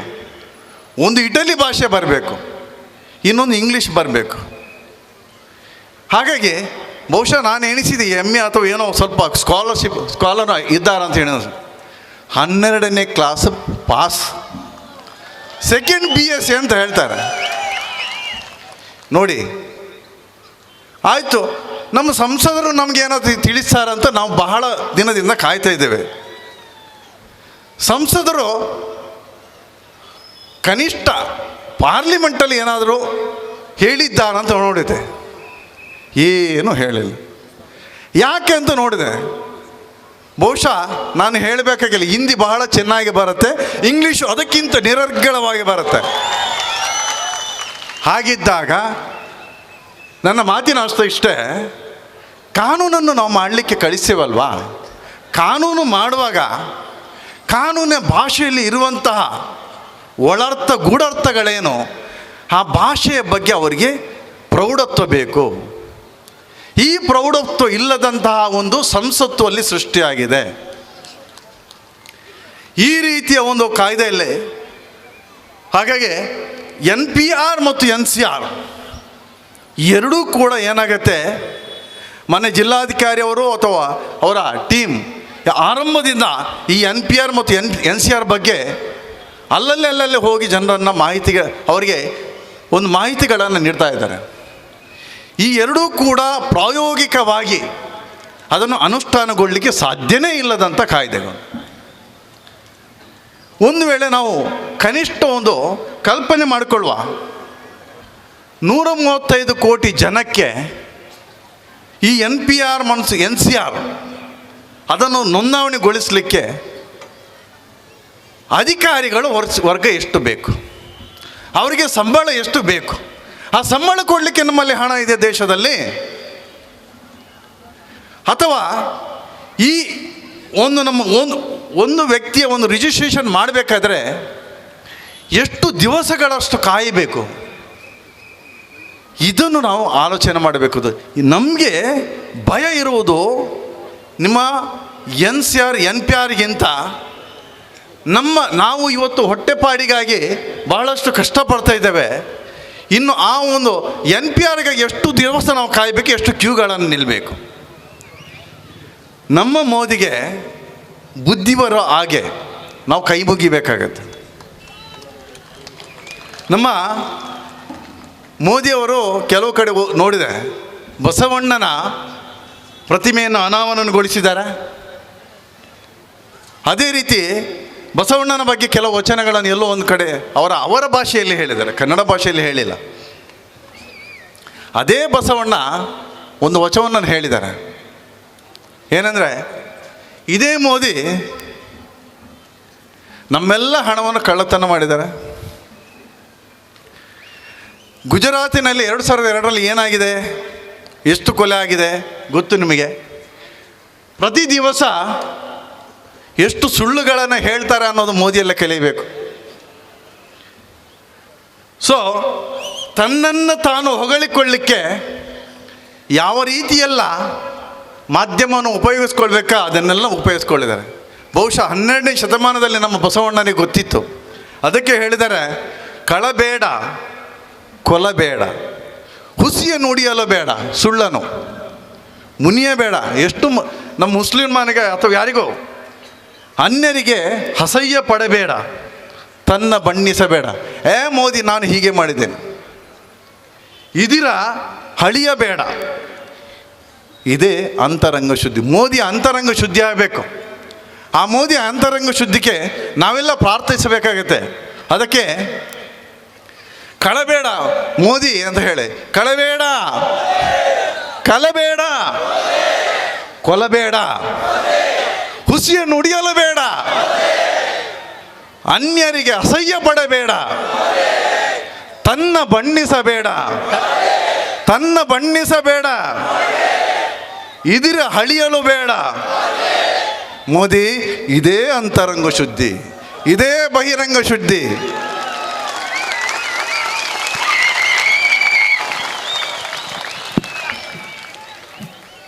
ಇಲ್ಲಿ ವಿಡಿಯೋ ರೆಕಾರ್ಡ್ ಮಾಡ್ತಾ ಇದ್ದಾರೆ ಪೊಲೀಸರು. ಅದಕ್ಕೆ ಇನ್ನೊಂದು ವಿಚಾರ ನಾವು ಅವರಿಗೆ ಮೋದಿಗೆ ಸಂದೇಶವನ್ನು ಕೊಡಬೇಕಾಗುತ್ತೆ ಈ ನಾಡಿನ ಬಗ್ಗೆ.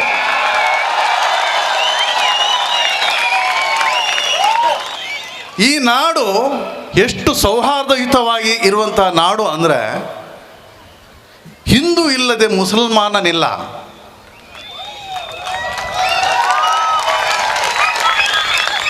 ನಾವು ಚಿಕ್ಕಂದಿನಿರುವಾಗ ನಾವು ದೇವಸ್ಥಾನಕ್ಕೆಲ್ಲ ಹೋಗುವಾಗ ಅಥವಾ ದೇವಸ್ಥಾನಕ್ಕಾಗಿ ಏನಾದರೂ ಫಂಡ್ ಕೇಳಬೇಕಾದ್ರೆ ಅಲ್ಲಿ ಮುಸಲ್ಮಾನರೆಲ್ಲ ಅಂಗಡಿಗಳಿದ್ದು ಮೊದಲು ಆ ದೇವಸ್ಥಾನಕ್ಕೆ ಏನಾದರೂ ಕೊಡುಗೆ ನೀಡುತ್ತಿದ್ದು ಅದು ಮುಸಲ್ಮಾನರು.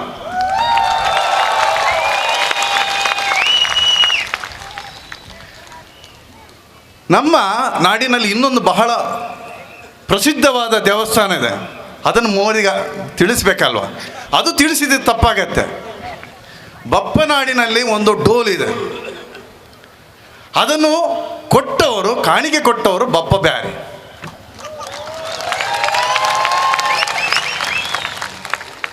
ಇನ್ನೂ ಕೂಡ ಹೇಳೋಣ, ನಮ್ಮ ಸಂಸ್ಕೃತಿ ಬಗ್ಗೆ ಹೇಳ್ತಾರೆ. ಆ ಡೋಲು ಬಡಿಬೇಕಲ್ಲ, ಬಡಿಬೇಕಾದ್ರೆ ಅದರ ಚರ್ಮ ಯಾವುದದ್ದು?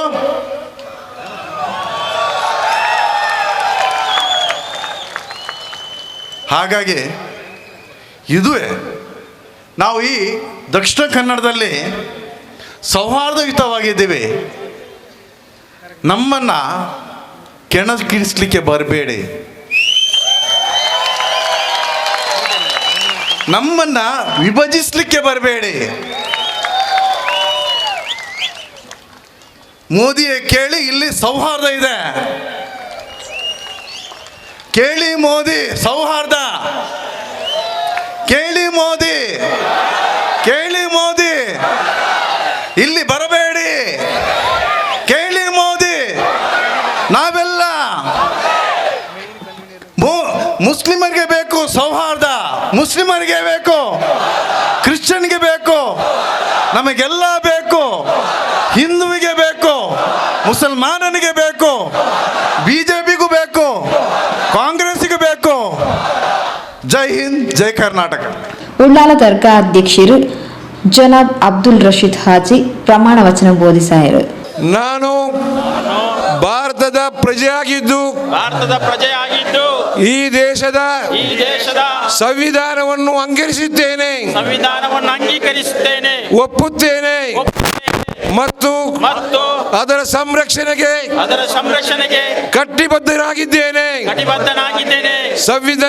ಸಂವಿಧಾನ ವಿರೋಧಿ ಕಾನೂನನ್ನು